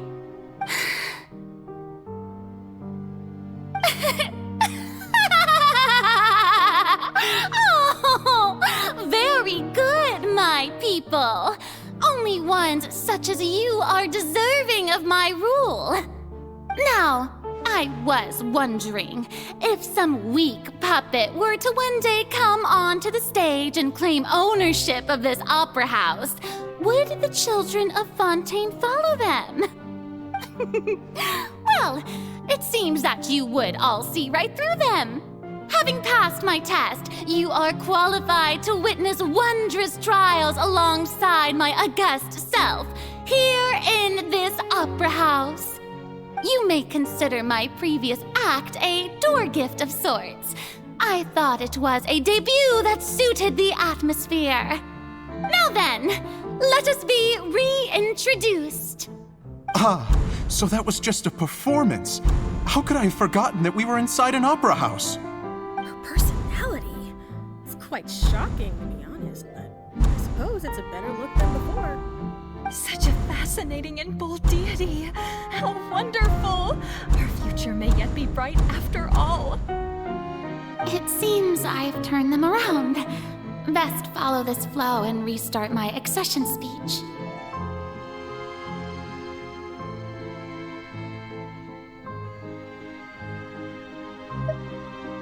My dear people, whether you acknowledge me or not, whether you trust me or nay, I say to you, keep faith in your ardor for justice.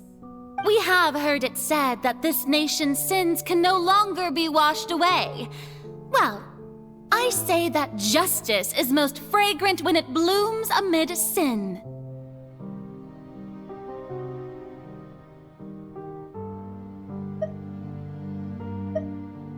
No, this won't work. They'll suspect me again. I must play the role that they want me to play. The scales of justice should not weigh heavy in the hands of its god. On one side, it must carry fairness and justice. And on the other, praise and applause. May law be the prayer on our lips. May judgment be our worship. Let us light the fires and drink to the future of Fontaine. There is no trouble in this world that justice cannot solve. All that is needed is for you, my people, to believe in it, heart and soul. So long as I, the Archon Focalor, stand within the Opera Epiclese, so long as I stand before the Oratrice, I shall even judge the gods of this world!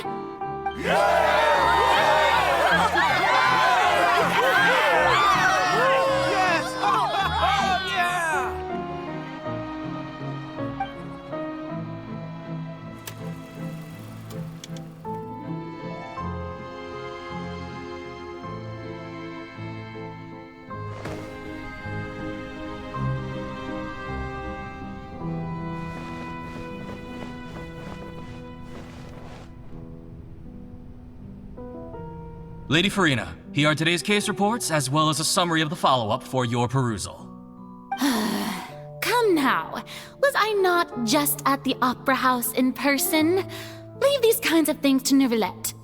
Besides, none of these trials were the one that I'm looking forward to the most. If I may be so impertinent, what kind of trial are you truly looking forward to? A magnificent, dramatic, and wondrous trial. A trial to end all things.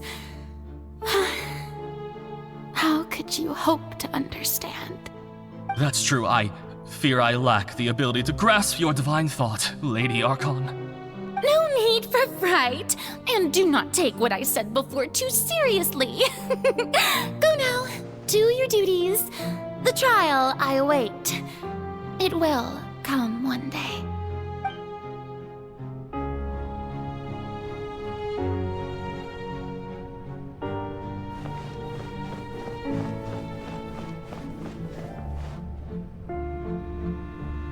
Lady Farina, I don't know what to say. Thank you for agreeing to see me. No need to thank me. Or rather, thank your own sense of perseverance instead. Long have you stood in line to meet me, have you not? Oh, I'm afraid that's just an inevitable consequence of my divine charm. All right, Deoteria, is it? How is your son's illness? You remembered me, and you knew of my family, too. He is doing much better now. In fact, he is far more of an ardent believer than I.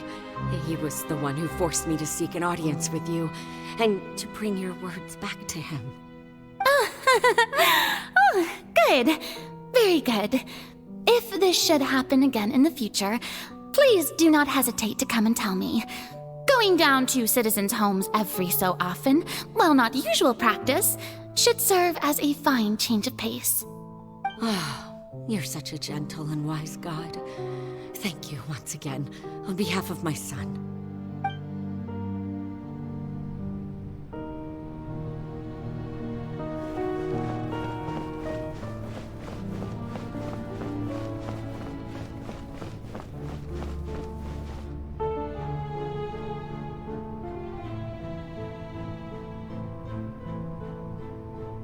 Lady Farina, here are the latest hydrological reports. As for the specific parameters you asked to take note of, I'm afraid things still don't look good. I see. It's as I thought then. As your god, I did already expect this, but I wanted to see how far your human wisdom would allow you to analyze it. All manner of signs indicate that the prophecy will still come to pass. Forget it. That's not something you need to worry about right now. Well, as I understand it, the Fontaine Research Institute is also trying to find a way to counter the rising water levels. Really? Have they found anything? I'm afraid that they haven't found any effective solution thus far. Oh, is that so? Well, no wonder. This issue has reached the realm of the gods after all. Still, their spirit is praiseworthy.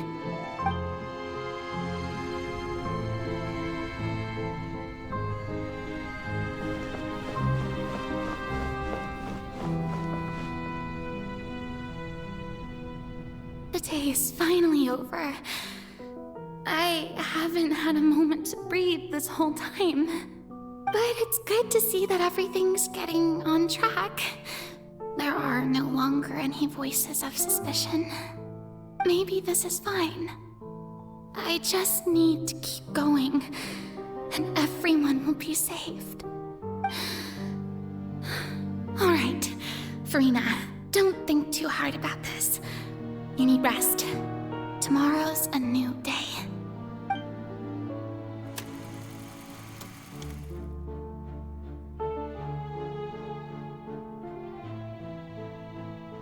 Lady Farina, here are the new trial reports for the latest cases, as well as a summary of the follow-up. There'll be no need for that. I've seen them already. There's no need to go back over scenes I've witnessed in person before. Lady Farina, I've waited so long for this chance to see you in this manner. Indeed, my dear, loyal citizen. This joyous moment is an honor for us both.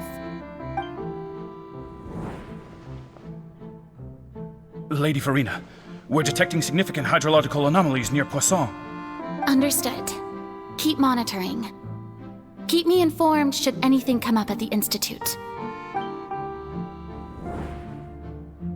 I don't think I let anything slip today. I must show the people that there is nothing to worry about. I just don't know when these days will end. I feel utterly exhausted. Best to rest early today, too.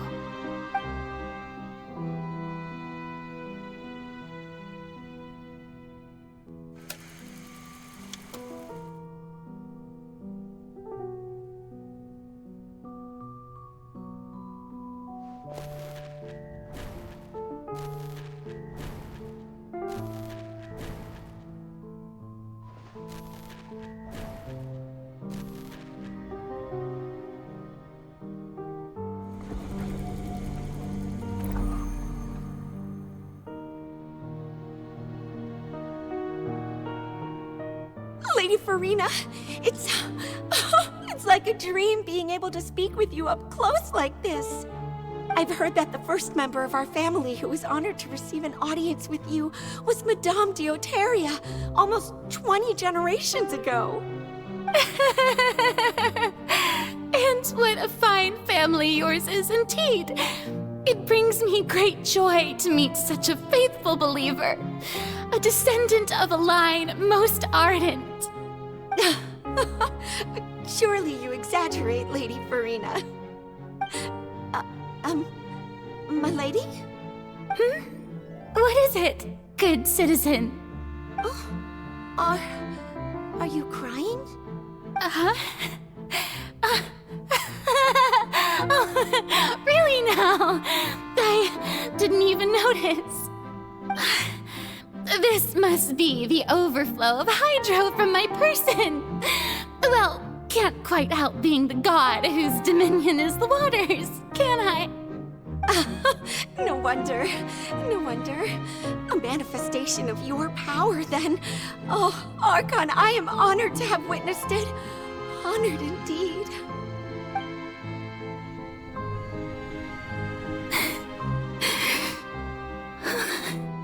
So interminable. So lonely. Just how much longer? Hundreds of years must have passed by now. Perhaps the show must go on for hundreds more. I never imagined that it would hurt so much. Have I reached my limit? No. Perhaps I reached it long ago. Today I didn't even notice my own tears. I want to tell someone, anyone, about this. But would that not destroy all I've done so far? I've conducted so many investigations across the centuries, but there's not even a sliver of hope that we might break the prophecy. All I can do is keep heart. I must maintain this act. It is the only way to save Fontaine. Please, mirror me.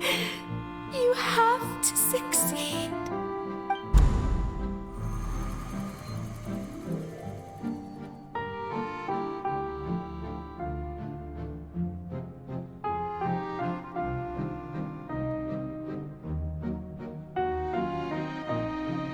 Farina, you don't have to shoulder this burden alone. Although I don't know what you might be keeping from everyone, your people are more than willing to share your burden with you.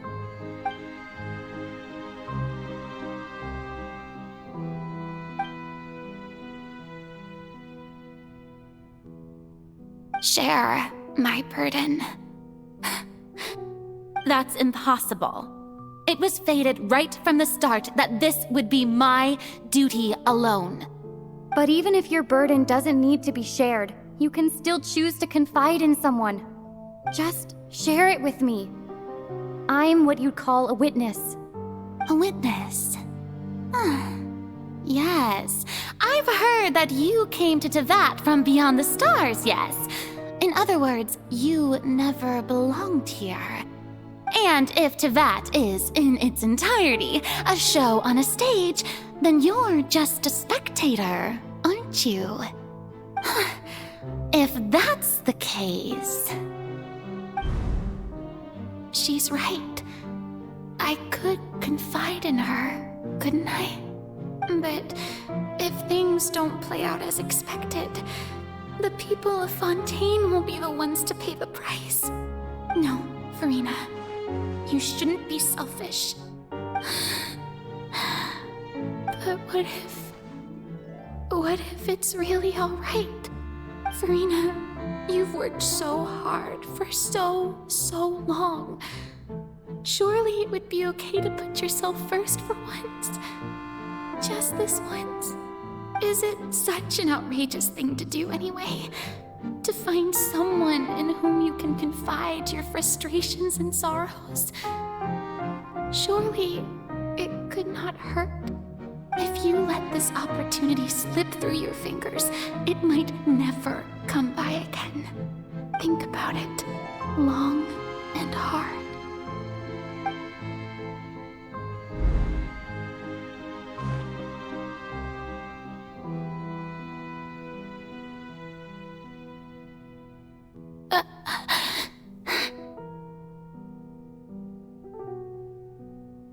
Oh, I have nothing to say. I am Farina, the Archon of Fontaine. Everything will surely get better.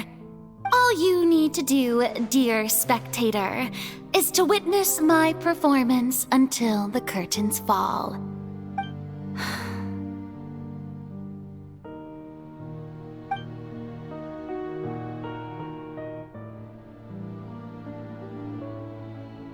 Fine.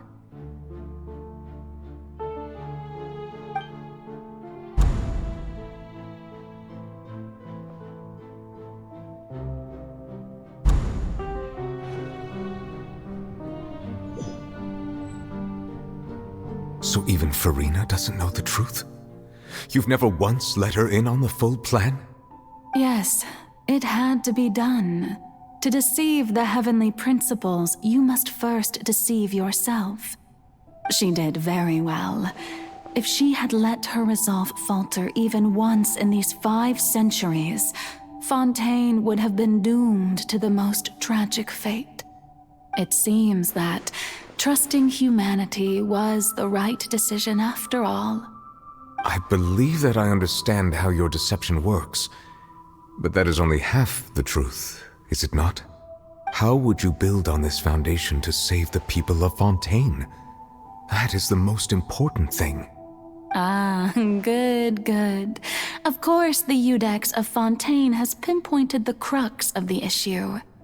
I'm sure you've long sensed that the Oratrice is no simple machine, yes? I've always suspected that it had its own consciousness, and Lenny did mention that he heard a human voice within the core chamber. It now seems that that person was you, hidden within the machine all along. Am I right? And then I became one with the Oratrice, taking Fontaine's gnosis with me. Yes, it would seem so, wouldn't it? Alas, your understanding of this device still lacks sufficient depth. In truth, it is no enactor of justice. It is, in fact, a device created to kill the god of justice. I beg your pardon? Oh, you have it. And to be more precise, not only will the Oratrice take down the god of justice, it will also take down the divine throne upon which she has been placed.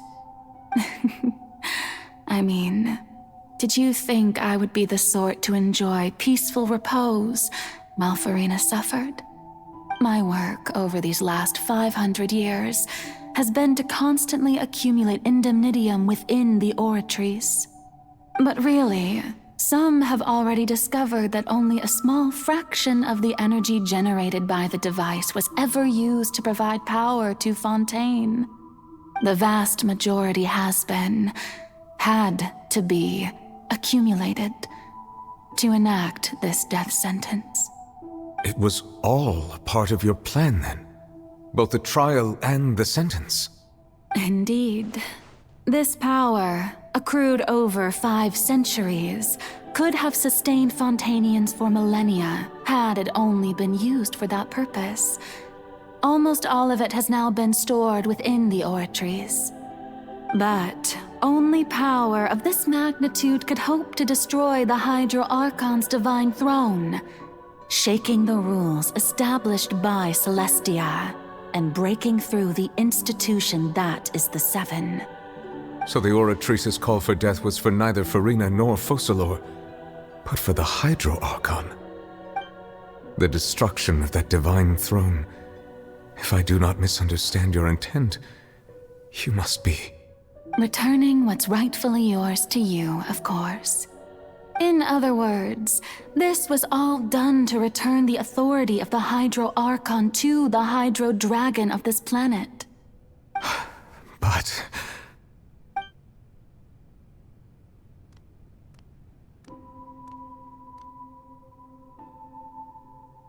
Oh, what? Getting sad again, are we? The authority of the ancient dragons shall soon be yours once more, O Hydro Dragon Sovereign. And this is the face you make. All you've done throughout the years is just so you can sacrifice yourself at the very end. I've never quite seen it that way, you know. Even now, I'm quite pleased at how well my deception worked.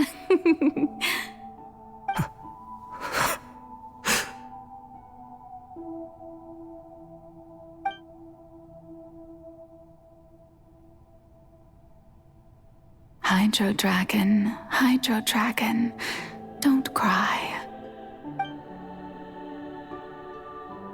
I must say, had it been within my rights, I would have loved to judge the heavenly principles themselves. Were they not guilty of essentially the same crime? Egeria stole the power of the primordial sea, and the heavenly principles stole the power you ancient dragons possessed. I, for my part, am the god of justice. And is it not just that your original powers should be returned to you? Speaking of justice, I have always believed that justice lies in the process of pursuing human existence itself. So, if the theft of the primordial sea's might was Fontaine's original sin, then, leaving matters of procedural right and wrong aside, the descent of the Fontainians as humans and their right to exist in this world would be Fontaine's original justice. In other words, existence was Egeria's justice, and to me, justice is the continuation of that existence. Defying the prophecy and ensuring that Fontaine's people shall live on, that should be the justice enthroned over all others. At this point, we, whether it be myself or all other Fontainians, have shouldered the burden of this sin for far too long. Iudex Nervillet, the highest judge in our land, when you regain your full power as an elemental sovereign, what verdict shall you pass upon us? So when I was invited to the court of Fontaine to serve as Iudex, I see now that that was your idea too. At last, I now understand the true purpose behind this position. In the beginning, I was uninterested in human existence. But these 5 centuries of living alongside them have gradually brought about mutual understanding between us. And I have even attempted to feel as they feel. You are a devious one, Focalors. Things being as they are, surely you know that I could never declare them to be guilty.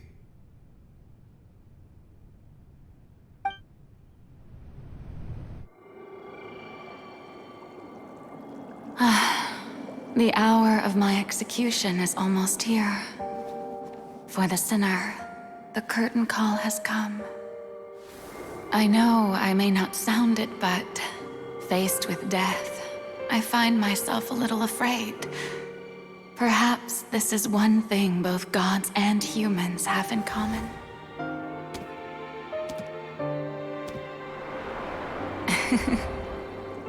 Farewell, Nervillet. I hope you've enjoyed the part you played these 500 years.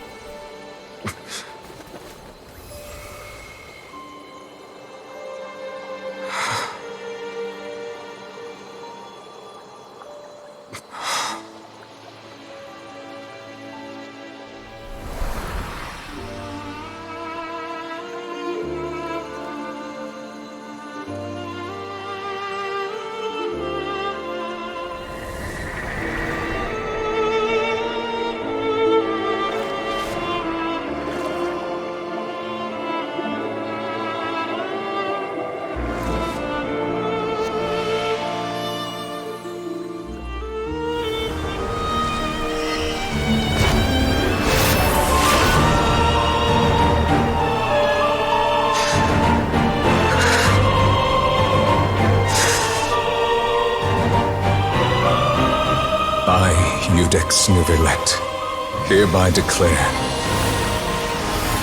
people of Fontaine, your sins are forgiven.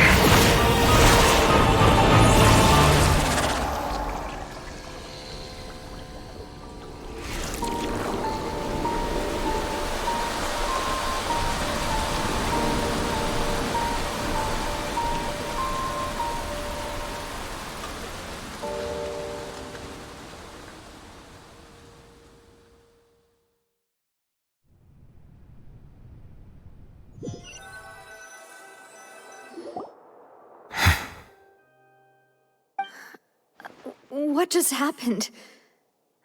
Has the death sentence been carried out?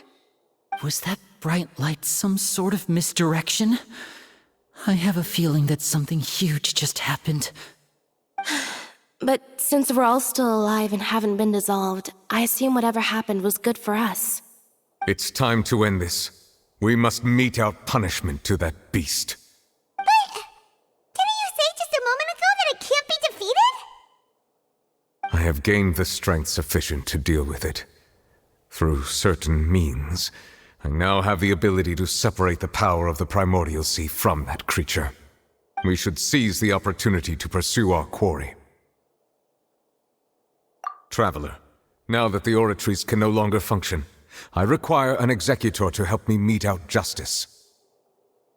The root of the calamities befalling Fontaine, the beast that enacts the prophecy. Its name is the all-devouring narwhal. Come with me, traveler. The hour of execution has come.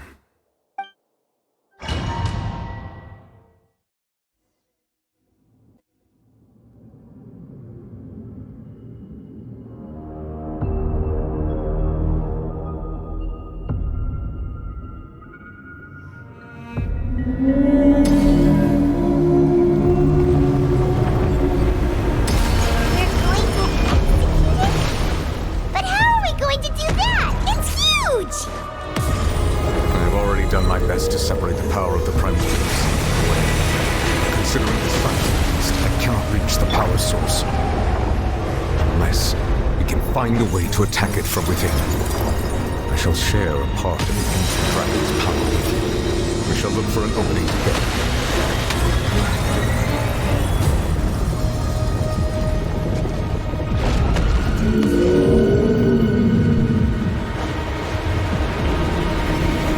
I can feel the sorrow turning into hostility.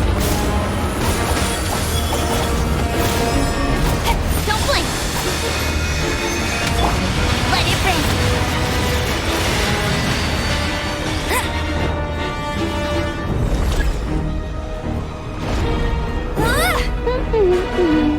Hey, get him! The all-devouring narwhal cannot resist its instinct to devour. Continue to trigger its hostility. A chance will present itself. The all-devouring narwhal cannot resist its instinct to devour. Continue to trigger its hostility. A chance will present itself.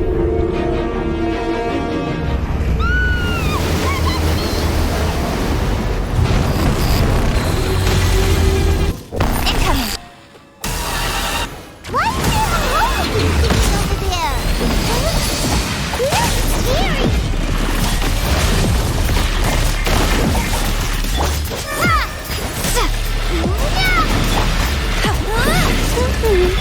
Don't blink! I have granted you my protection. Do not fear. Seize the moment and use my power to suppress its roots from within.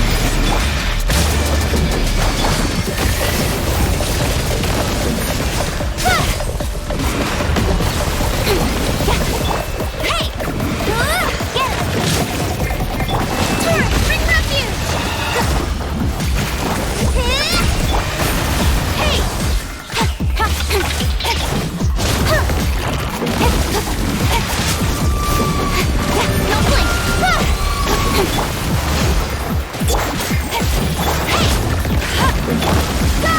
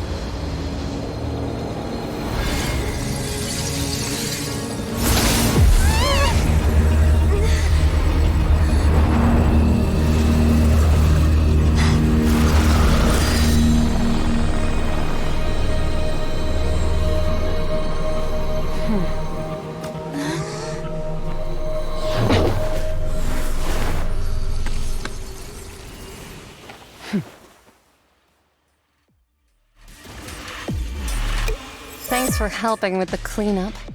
Should have been my job, but... oh well.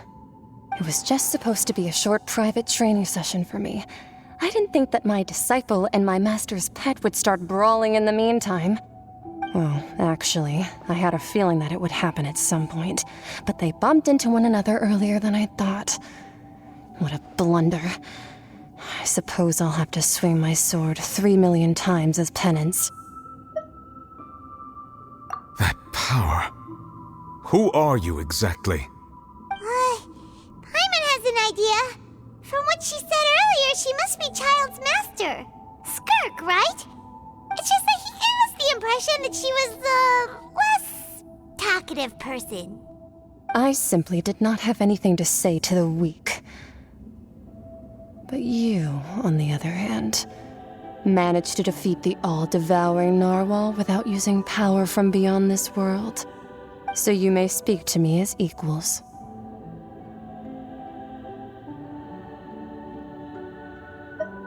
I have to agree. It's a strange use of a planet's primordial waters just to raise an all-devouring narwhal. That kind of power is wasted on it. It's not cooperative. It eats too much. And I have more important things to do with my time than pet sitting. The only thing that creature has going for it is its looks. All in all, it fails as a pet. Miss Skirk? I think you might have missed the point. The point being? Well, being that this pet almost destroyed an entire nation. So what sort of person is your master? Well, Child's master's master. Wait, is that right? Oh, right. So you don't know him. Sorry, I assumed you did. His name is Sertologi. Huh? I am unfamiliar with that name. Huh. So Master isn't sufficiently famous.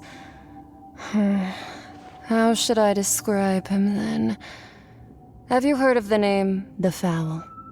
The Fowl? Still nothing? Well, how about the Visionary? Vetterfulnir then? Or Gold Rhindaughter? Ooh, that one we've heard! Rhindaughter's part of the Hexen Circle. She's Albedo's mom, right? Oh, so you do know that name. To be honest, I also heard all of those names and titles from my master. I don't actually know them either. But I suppose you understand now, yes?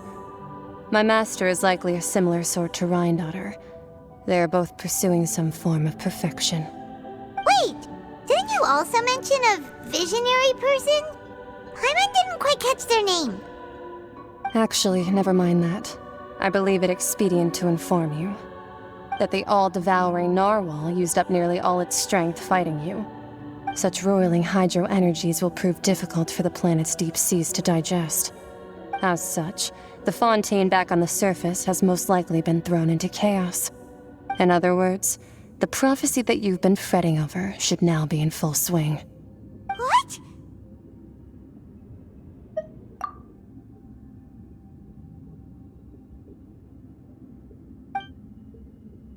Not to worry. Focalor has already managed to deceive the heavenly principles. In the end, the people will all be dissolved into the waters, and only Farina will remain, weeping on her throne.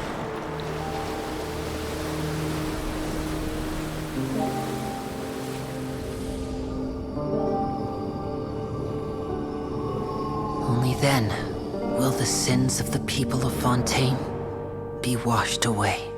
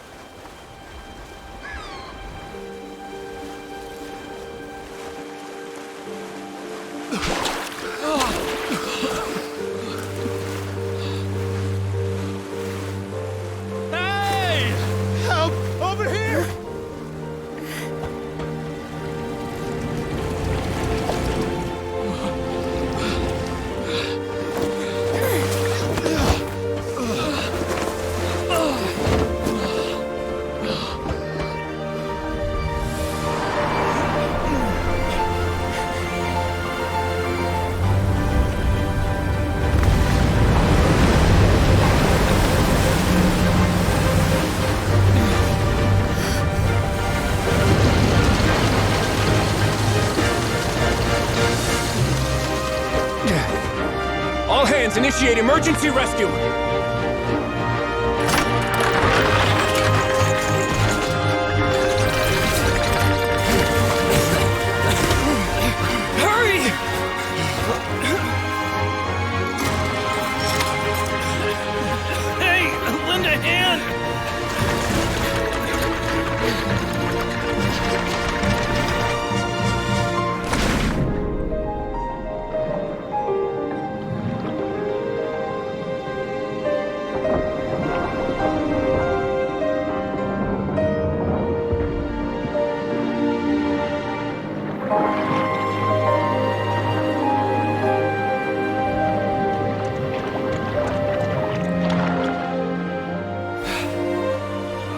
Look!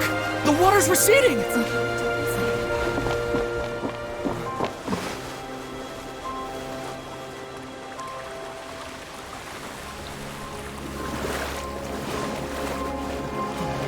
It's a miracle! Water's receding. We didn't dissolve. The prophecy was wrong. The prophecy was wrong!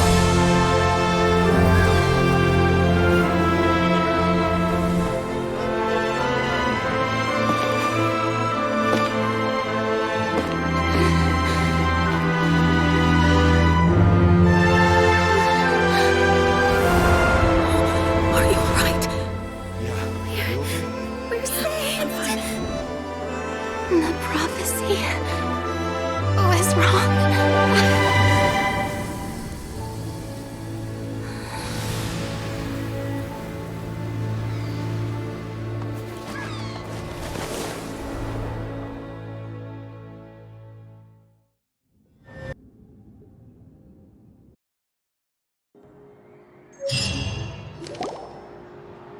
The soil renewed.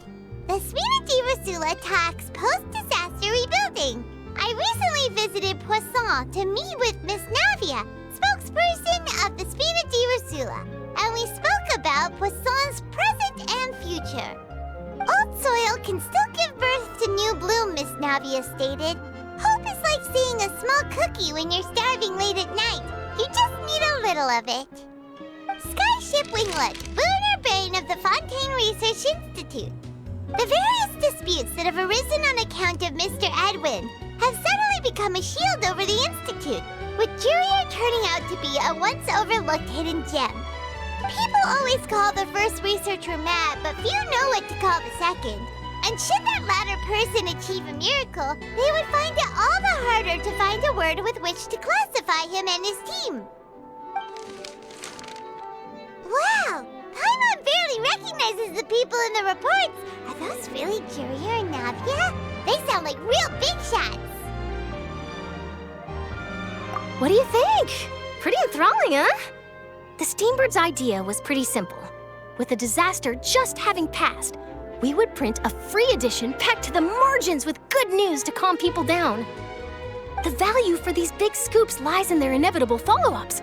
We'll publish further reports and go into the stories behind those people. Edwin's assistant, Jurier, created a true flying ship, while Navia is leading people in the reconstruction of their home. I'm sure that these stories could draw even your well-traveled eye. Paimon's curious too! Wait a minute. Didn't we watch everything happen from start to finish? What's there to be curious about? And that's exactly why I'd like you to come conduct interviews with me. You're the best incubators of news, if you haven't noticed. And also, with you around, I'm sure I'll get to see that Duke. Are you sure? Hasn't he turned you down several times already? Oh, this time will be different. Come on, let's head to Poisson first, and then make a trip to the fortress. There are some things you'll only know when you get there.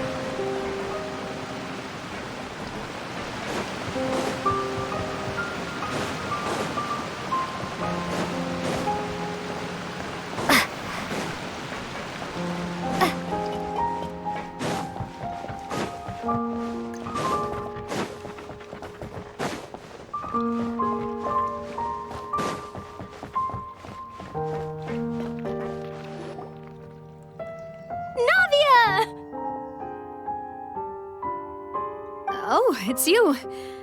What brings you all here? Hey, we're just having a look around.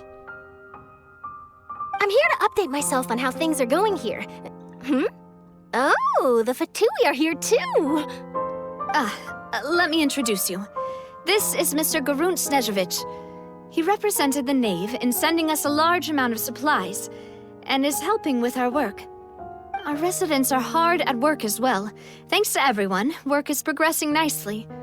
We've lost a lot of people, but we're moving forward. That will have to be enough. Hello, Miss Charlotte. I'm a big fan of yours. I especially like that article you wrote last year about Fontaine's stray cats. But if you don't mind, could you not emphasize our role too much in your report? It's not charity we're doing here. We just happen to share the same interests as the Spina. I get where you're coming from. I'll keep it as simple as possible. Or would you be willing to feature as friendly neighbors? That would be fine. Thanks. Oh, you're back too. How are things? We finished laying down the construction materials. It'll be another hour before the workers are able to go over there. Huh? You're here too, Clorinde? Well, her reputation's greatly risen after that whole duel business with Miss Farina, so she's here in Poisson to wait out the heat. All right. She really came here to help me out. There's too much to consider in the reconstruction of Poisson. The Spina has need of more decision-makers. And, well, I do already happen to be connected to Mr. Callis. Oh, wait just a moment. Do you mind me asking a few questions? You know, about how you felt before the duel, about what it was like facing down a god. There's lots of exciting material there, I bet. Forget it. I'm sure you can find a better theme than that, Miss Charlotte. I see you're the same as always. Couldn't you do me a favor, for Navia's sake? Well, if we're talking about doing things for my sake, you might as well just take a few more photos of me. Or of the Traveler. It's better than wasting time persuading Clorinde, at any rate. Of course I will. I'm not gonna let her off that easy. All right, then everyone who wants to be in the photo, gather up. And smile.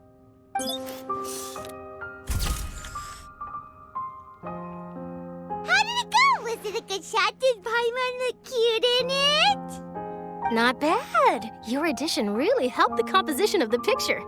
All right, hang on a moment. Let me snap a few more shots.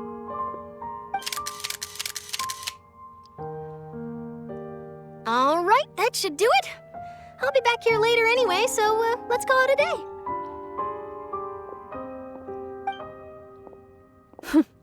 You're very quick. Speed is of the essence when it comes to the news, and freshness is the key. Also, not to brag, but I'm pretty good at building connections. Who knows? I might eventually get that interview with you after all, Miss Clorinde. Wow, you really do have that never say die spirit. I'm impressed. I'll hazard a guess that this is how you got that interview at the Fortress of Maripede. Whoa, you're well informed. Let me make a guess too. I asked Sijuin, who told Monsieur Nervillette, and he told you, right? That's a very complete information chain. In truth, all Monsieur Neuvillette asked me was, when did the fortress become so friendly towards the media? I told him that it was best not to speak too soon. There's no guarantee that Ridesley will make a personal appearance. You're right. I've got to treasure every moment I have with them. In which case, I'll be making a move first. Stay safe now. And tell me if you hear anything interesting. I'll treat you to afternoon tea in exchange.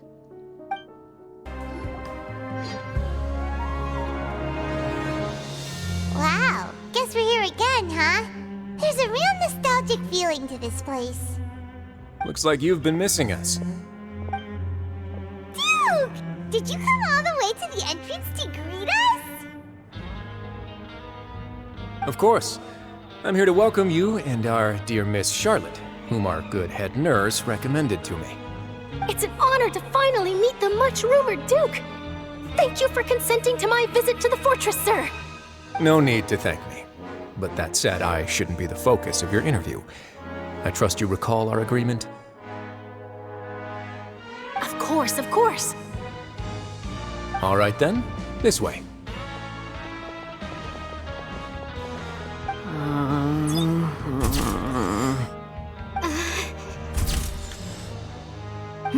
Hey, no need to be so nervous. I've already taken all the photos we need. Miss Charlotte, do these pictures really need to be published on the cover of the Steambird? It would seem that Miss Lorvine doesn't want her face to appear beside that of Mr. Jurier, hmm? Sir, please don't say things like that. But it looks like dear Mr. Jurier denies it. Might this interview be very important to you then? No, I just... This is my first time being interviewed, and I'm very thankful to the Steambird for... Now, I might not look it, but I actually did meet Mr. Edwin once. And I'll be honest, I enjoyed chatting with you more. You've definitely got more of that genius vibe going on. The boat that brought about a miracle, the ark that saved the people. Why, you recreated a myth back there, like an emissary of legend. Still, if I might ask, where's that flying ship now? Huh! Looks like Charlotte's trying to get herself another exclusive scoop.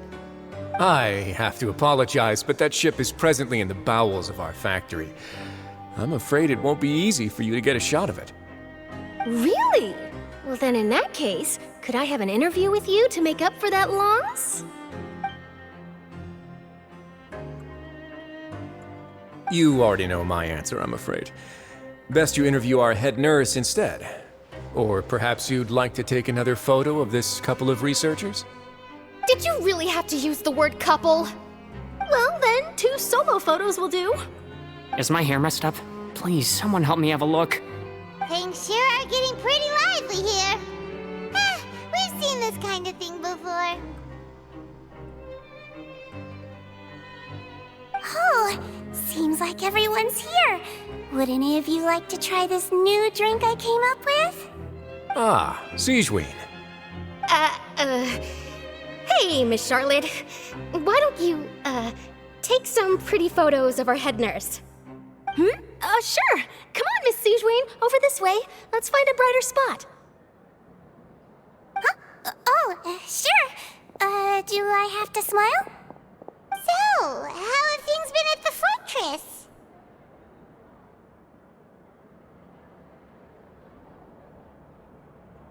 Same old, as you can see. Fontaine's undergone some changes, but this place is still more or less the same. Other than that flying ship, it got a tad too much attention, I think. That's why I decided to let the interview go through. We should direct more public opinions toward the behind-the-scenes heroes. Am I right, Mr. Jurier? Miss Lorvine? You're too kind, sir. I believe that you too should have your day in the sun. Not that you would want that, which is a pity. I'll just leave the spotlight to you two.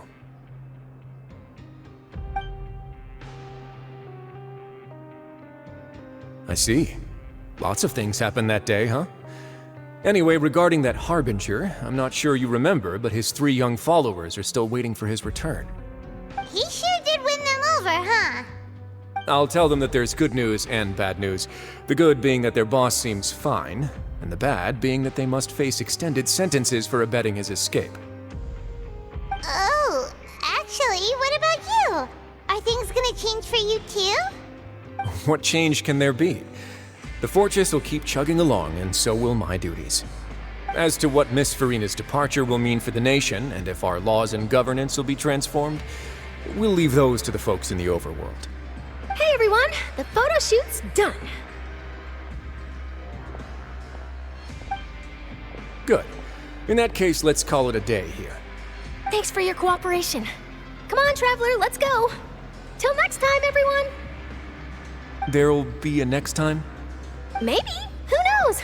I might write a story about the underwater factory next time. Until then. All right, last stop, the docks.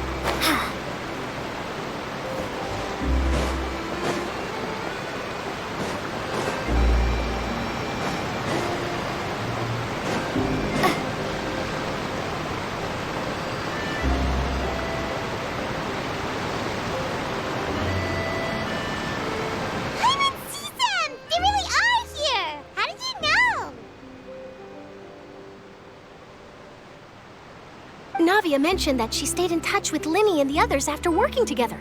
Apparently, they've been at the docks distributing these strange pockets the whole time since. Traveler, Paimon.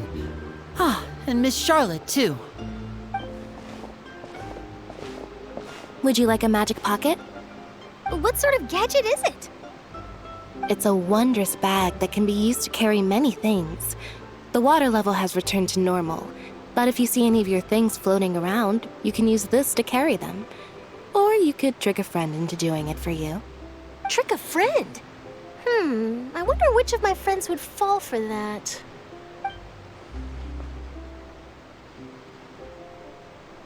You could just make a friend like Fremine here. Isn't that right, Fremine? Is this what you meant by, I'll help you make some more friends? To be honest, that sounds pretty sweet. Could I have your contact, please? Sure. Please, write down my address. You sure are working hard to help Fremine socialize. He was the one who proposed doing this. He even wants to assist in our magic shows. Yes, I was planning to first introduce Pear as an assistant, and later Fremine himself. In the future, I think we can leave underwater escape magic to him too. That said, would anyone want to see a diver escape underwater? Oh, it'll work out. Every journey begins with the first step. He'll become a part of our show eventually. Lynette, could you come over? Miss Charlotte says she wants to take a picture of us. Got it. My, that Charlotte is rather perceptive. She got rid of everyone the moment she realized I had something to say to you. So, how have things been, Traveler? Father says that you did a great deal during the latest events. She's very grateful for your contributions to Fontaine. That's all right. We were more than happy to help. So, what's she doing now? Oh, I guess you haven't heard. Well, after Lady Farina left, Father and Monsieur Neuvillette opened negotiations, during which he gave Fontaine's gnosis to her as a diplomatic gift. A diplomatic gift? A gnosis? Yes, I was quite surprised at first myself. But when I thought it over, there were actually a number of things going for it. It could have been done as an apology for the incident with Lord Child, or as thanks for his help in tying the all-devouring narwhal down. Furthermore, Father did also lend significant aid to Fontaine and Poisson. Well, that's true, but this is a gnosis we're talking about. Doesn't this seem a bit irresponsible? I would agree, but I've also heard that it seems that Monsieur Neuvillette has had a significant change of heart regarding the matter. So there's some reason for this that only Neuvillette knows about? I suspect you'll have to ask him about that yourself. Ah, yes, speaking of which, I did see him strolling around the entrance to the fortress of Masquerade a while back. Isn't he real busy and stuff? Paimon didn't think he'd have the time for that. But back to the topic. The gnosis was given to the knave, right? What about Child? They say that he's returned to Snezhnaya to recover from his wounds. I hear that the recent disaster really did a number on his health. That's true. When you think about it, we've had loads of run-ins with the Fatui. To think we'd be allied with them this time. So shocked by such a simple switching of sides?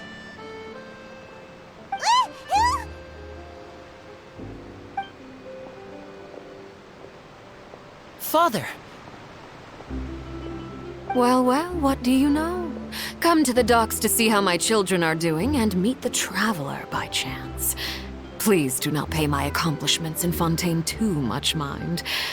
I would have done them regardless. Are you going to take the gnosis back to Snezhnaya? That is our duty as harbingers, yes. Don't be too preoccupied with sides. The goal of the Fatui concerns not a single place or person, but the entire world. With such a grand goal in mind, it is inevitable that we must wear many masks. Switching my masks is something I've always done. Well, that depends on many things. No one truly knows what the future holds. What good is honesty if you can't rely on it forever? As for you, I very much look forward to our next collaboration. Good things cannot be achieved alone, and you've proved yourselves to be great partners. A vision? All right. I'll remember to return it. Thank you for keeping it safe for him this entire time. And that's a wrap for me. Huh? You're... Greetings, Miss Journalist. Hello. If I'm not mistaken, there are diplomatic channels I'll need to report to take a photo of you. That is correct. So forgive me, but I will not be able to serve as a subject in your article. However, feel free to write as much as you'd like about our dear magicians and our upcoming rookie talent. I will. The sea breeze is quite pleasant. I shall continue my walk while the weather remains so agreeable. Farewell. Farewell, Father. Oh, she has such an intimidating presence. I didn't even dare to take a picture. Thankfully, I've already wrapped up all my pre-scheduled interviews. Thank you all. This'll be more than enough for me to write about, I'm sure. Don't be too nervous. Why don't you take a magic pocket before you go? Here, Traveler, Paimon, you take one too. To move things about? That's right. Funny. I was giving out magic pockets when we first met too. And what do you know? I'm doing the exact same thing right now. So many things have happened, but the pockets are still the pockets. I guess this must be life. We will all follow our own paths, and serendipity will lead you to your fated friends. All right then. We'll be handing out pockets in some other districts later, so we'll get going now. Have a good day, you two.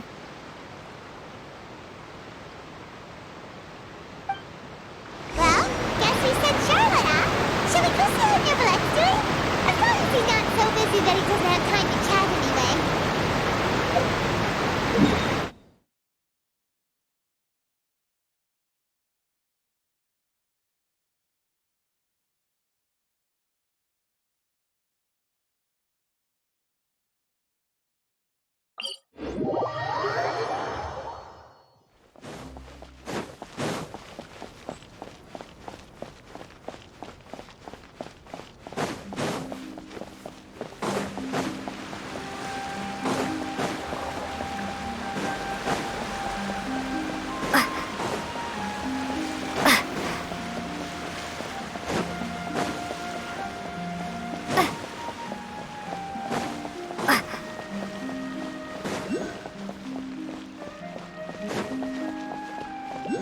The entrance to the fortress!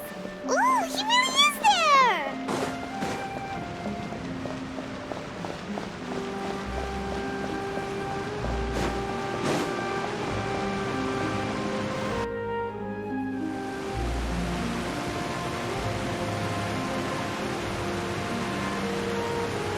So, you really are here, Nivolette!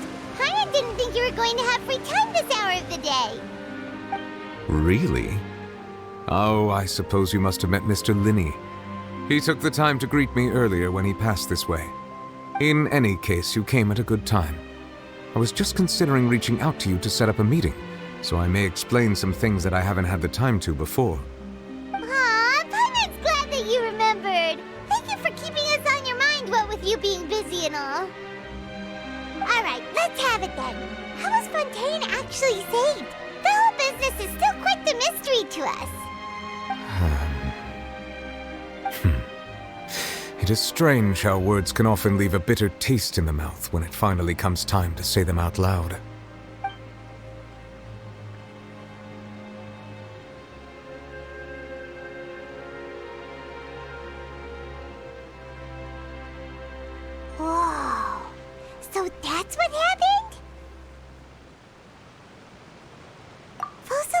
destroyed the divine throne of the Hydro Archon and restored your power to you, transforming you into a fully fledged elemental dragon sovereign. But Paimon still doesn't quite get what you did to save the Fontainians from dissolving. For me, the authority of the ancient dragons refers to absolute control over the hydro element. Fontainians were incomplete humans born of Egeria's use of the power of the primordial sea, with constitutions similar to that of mimics. But so long as those primordial energies remain within them, I could use the ancient dragon's authority to grant them true blood, after the fashion in which life was first brought into being on this planet. In other words, when I gave my verdict, Fontainians became true humans, and thus would naturally no longer be dissolved by water from the primordial sea. Focalor must have counted on you to make that decision as well. Your verdict was the key to making the prophecy appear to have come true while saving everyone. Yeah, and in a manner of speaking, Focalor finally managed to fulfill the original Hydro Archon's wish to turn Oceanids into real people too! It seems from your expressions that you still have more things you wish to ask. Ask away. I will tell you the truth as I know it. I have investigated his case along many avenues, and I have learned that he once fell into an unknown chasm when he was young. There, by chance, he awakened the all-devouring narwhal. But whether it be by sentiment or reason, that should not have been enough to consider him the root cause of the disaster. At most, he would have had tangential liability. As for the judgment passed by the Oratrice during the trial, whether it was due to that liability by association, or Focalor deliberately using him to buy time for us on the assumption that he would be able to hold the creature off, I cannot say. Guess Focalor had Fontainians in mind the whole time. In the end, it was thanks to her that they finally became real humans. Hang on a second. Paimon suddenly got another question. Back when Fontainians hadn't yet become real humans, were the children they had also transformed Oceanids? Life has always flowed like water. Do you recall how Fontainians would often come to the Fountain of Lucine to pray for children? Yeah, Lynette said the fountain is where all the waters in Fontaine converge. In truth, even those couples did not know that such prayers were no mere custom, but instead a form of ritual. Those Oceanids who were blessed within the spring water would later descend as new humans in the coming months. Paimon sorta gets it now. Either way, seems like this ritual won't be of any further use, but it'll probably live on as a local custom. Ask away. I will tell you the truth as I know it. Yeah, about that. Risley said Farina has already left. What's that all about? Ah, Lady Farina. The people are only aware that her death sentence has not been carried out. She abdicated the post of Hydro Archon and left affairs related to that title to me, before leaving the Opera House. I related Focalor's words to her faithfully and completely. After hearing them, she seemed neither saddened nor comforted. She simply said that she was tired and needed to rest. Having said that, she then packed her things and moved out of the Opera House, not unlike how an ordinary person might. But she's still got a place to stay, right? You need not worry. I will make arrangements to ensure that she will not want for food, clothing, board, or travel. In truth, I am somewhat happy for her. The wear and tear on her spirit will, of course, take time to heal. But now that she no longer has to play the role of Focalor the Hydro Archon, she can finally lay down her burdens and lead a normal life. What about you then? What are your plans now that you've regained your full powers as the Hydro Dragon? After Focalor passed on, the Oratrice also ceased to function. This matter will directly affect our trials. After much careful consideration, I've decided to take over its role in our courts.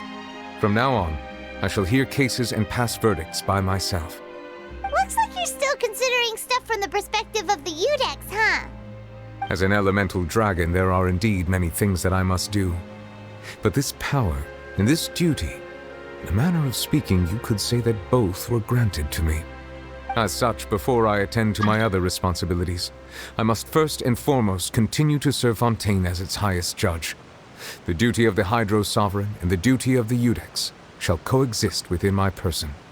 Additionally, the Hydro Archon's departure has brought about another problem, which is that the Opera House shall no longer produce indemnitium. That's true. That power was derived from the people's faith in the Hydro Archon, wasn't it? Wait, but the various mechs and machines in the city are all still okay. Where are they getting their energy from?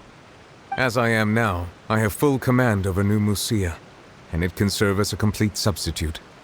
Another reason why I cannot quite leave Fontaine immediately. Wow. This ancient dragon's authority stuff is really quite useful, huh? Ask away. I will tell you the truth as I know it.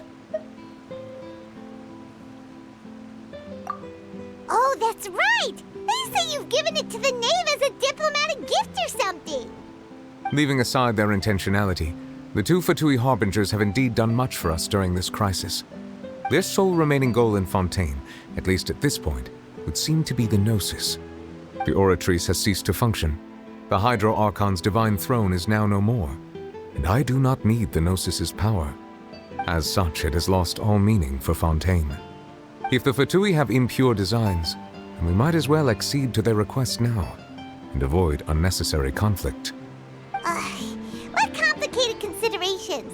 Paimon thought you were just giving it to them out of gratitude to the knave and as an apology to Child.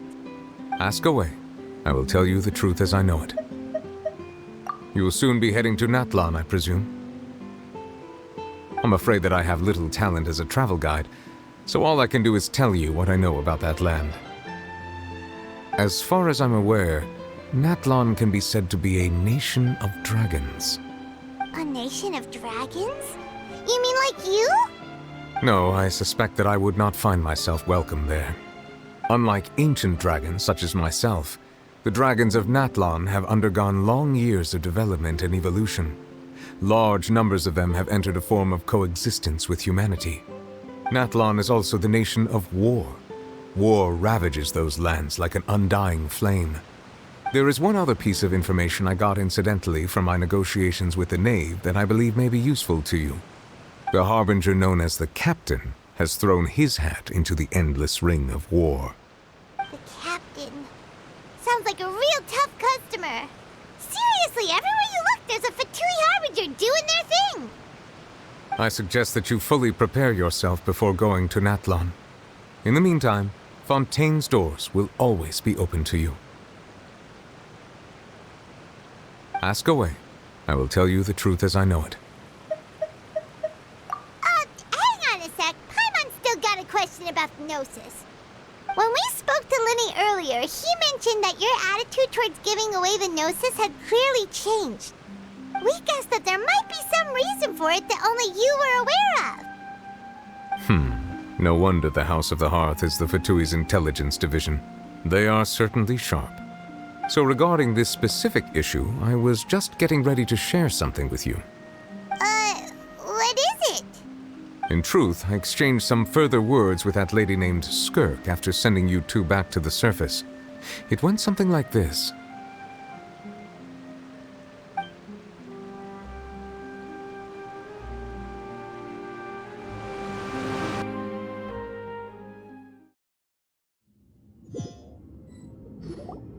Well, we're going to head topside to see what's going on. You hurry over soon as well, all right, Nervalet? What next? The all-devouring narwhal isn't here, so I'm no longer getting any interference. I can finally catch the scent of your power, what it's made of. It is the authority of the planet's primordial dragons, but with something very similar to a god's curse mixed in. It's quite a novel blend. I'm sure I've encountered something like this before. What was it again? I do not know what you speak of. Of course. How could I forget? You should have the remains of the third descender on your person, yes? Remains? I've never heard of any such thing. According to your parlance, I believe it may be called a gnosis. Well, that much is true. After Focalor's divinity faded, she handed her gnosis to me. but I fear I have never heard of it described in the manner that you just did. I've been training with my master, the Fowl, ever since I was young, and I have never returned to the surface since. So most of the information I possess, I got from him. It is only natural for those who are greater than humanity to possess a different sort of common sense, which is why there are so many problems in our attempts to communicate with humans. Regardless, you should probably get rid of objects of misfortune to prevent any disasters from befalling you. To live in itself is a blessing. But once a person dies, the bonds he once had with this world shall all turn to curses. What do you mean by that? No need to fret. These are just my personal thoughts, and my reason for no longer wishing to return to the surface. This third descender you refer to, who are they? And when did they die? Master never mentioned them to me. Perhaps it just wasn't that important for me to know.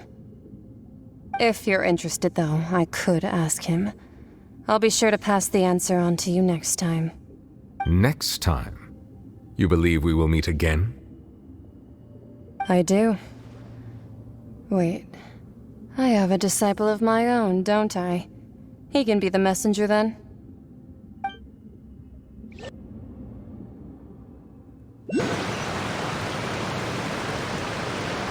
That's what she told me.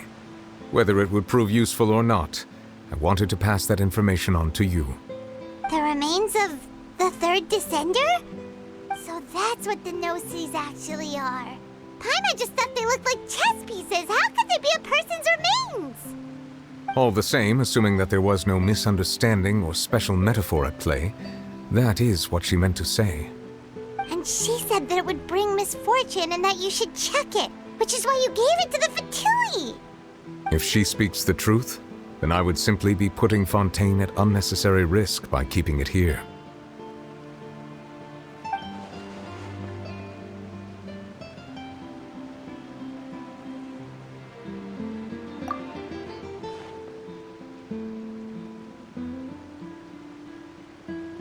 I had guessed that you might already be familiar with this concept, but I did not expect you to be one of them.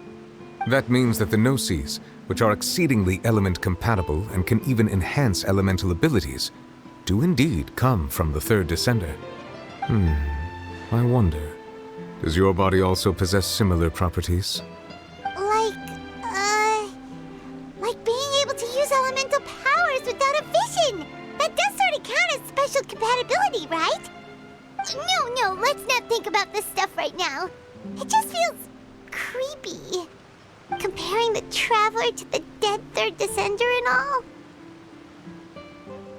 That's what you say, but this topic still feels like bad luck. Once Child recovers, let's get some more answers out of him. Or go look for his master and get the answers that way. I too believe it unwise to make too many blind guesses when information is lacking. The same is true of being at court. All right.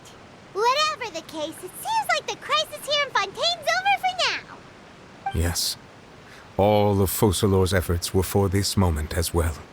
But she sacrificed herself in the end as a god, and she suffered through all those years as a human. Was that really what she wanted? I suppose that would be the mystery of a god's will. I suspect not.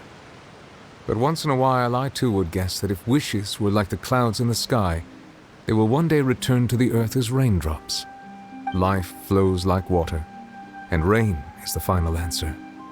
The water levels may sometimes tilt one way or another, but the rain falls fairly upon all. And what ultimately is the difference between the rains that fall upon all of us?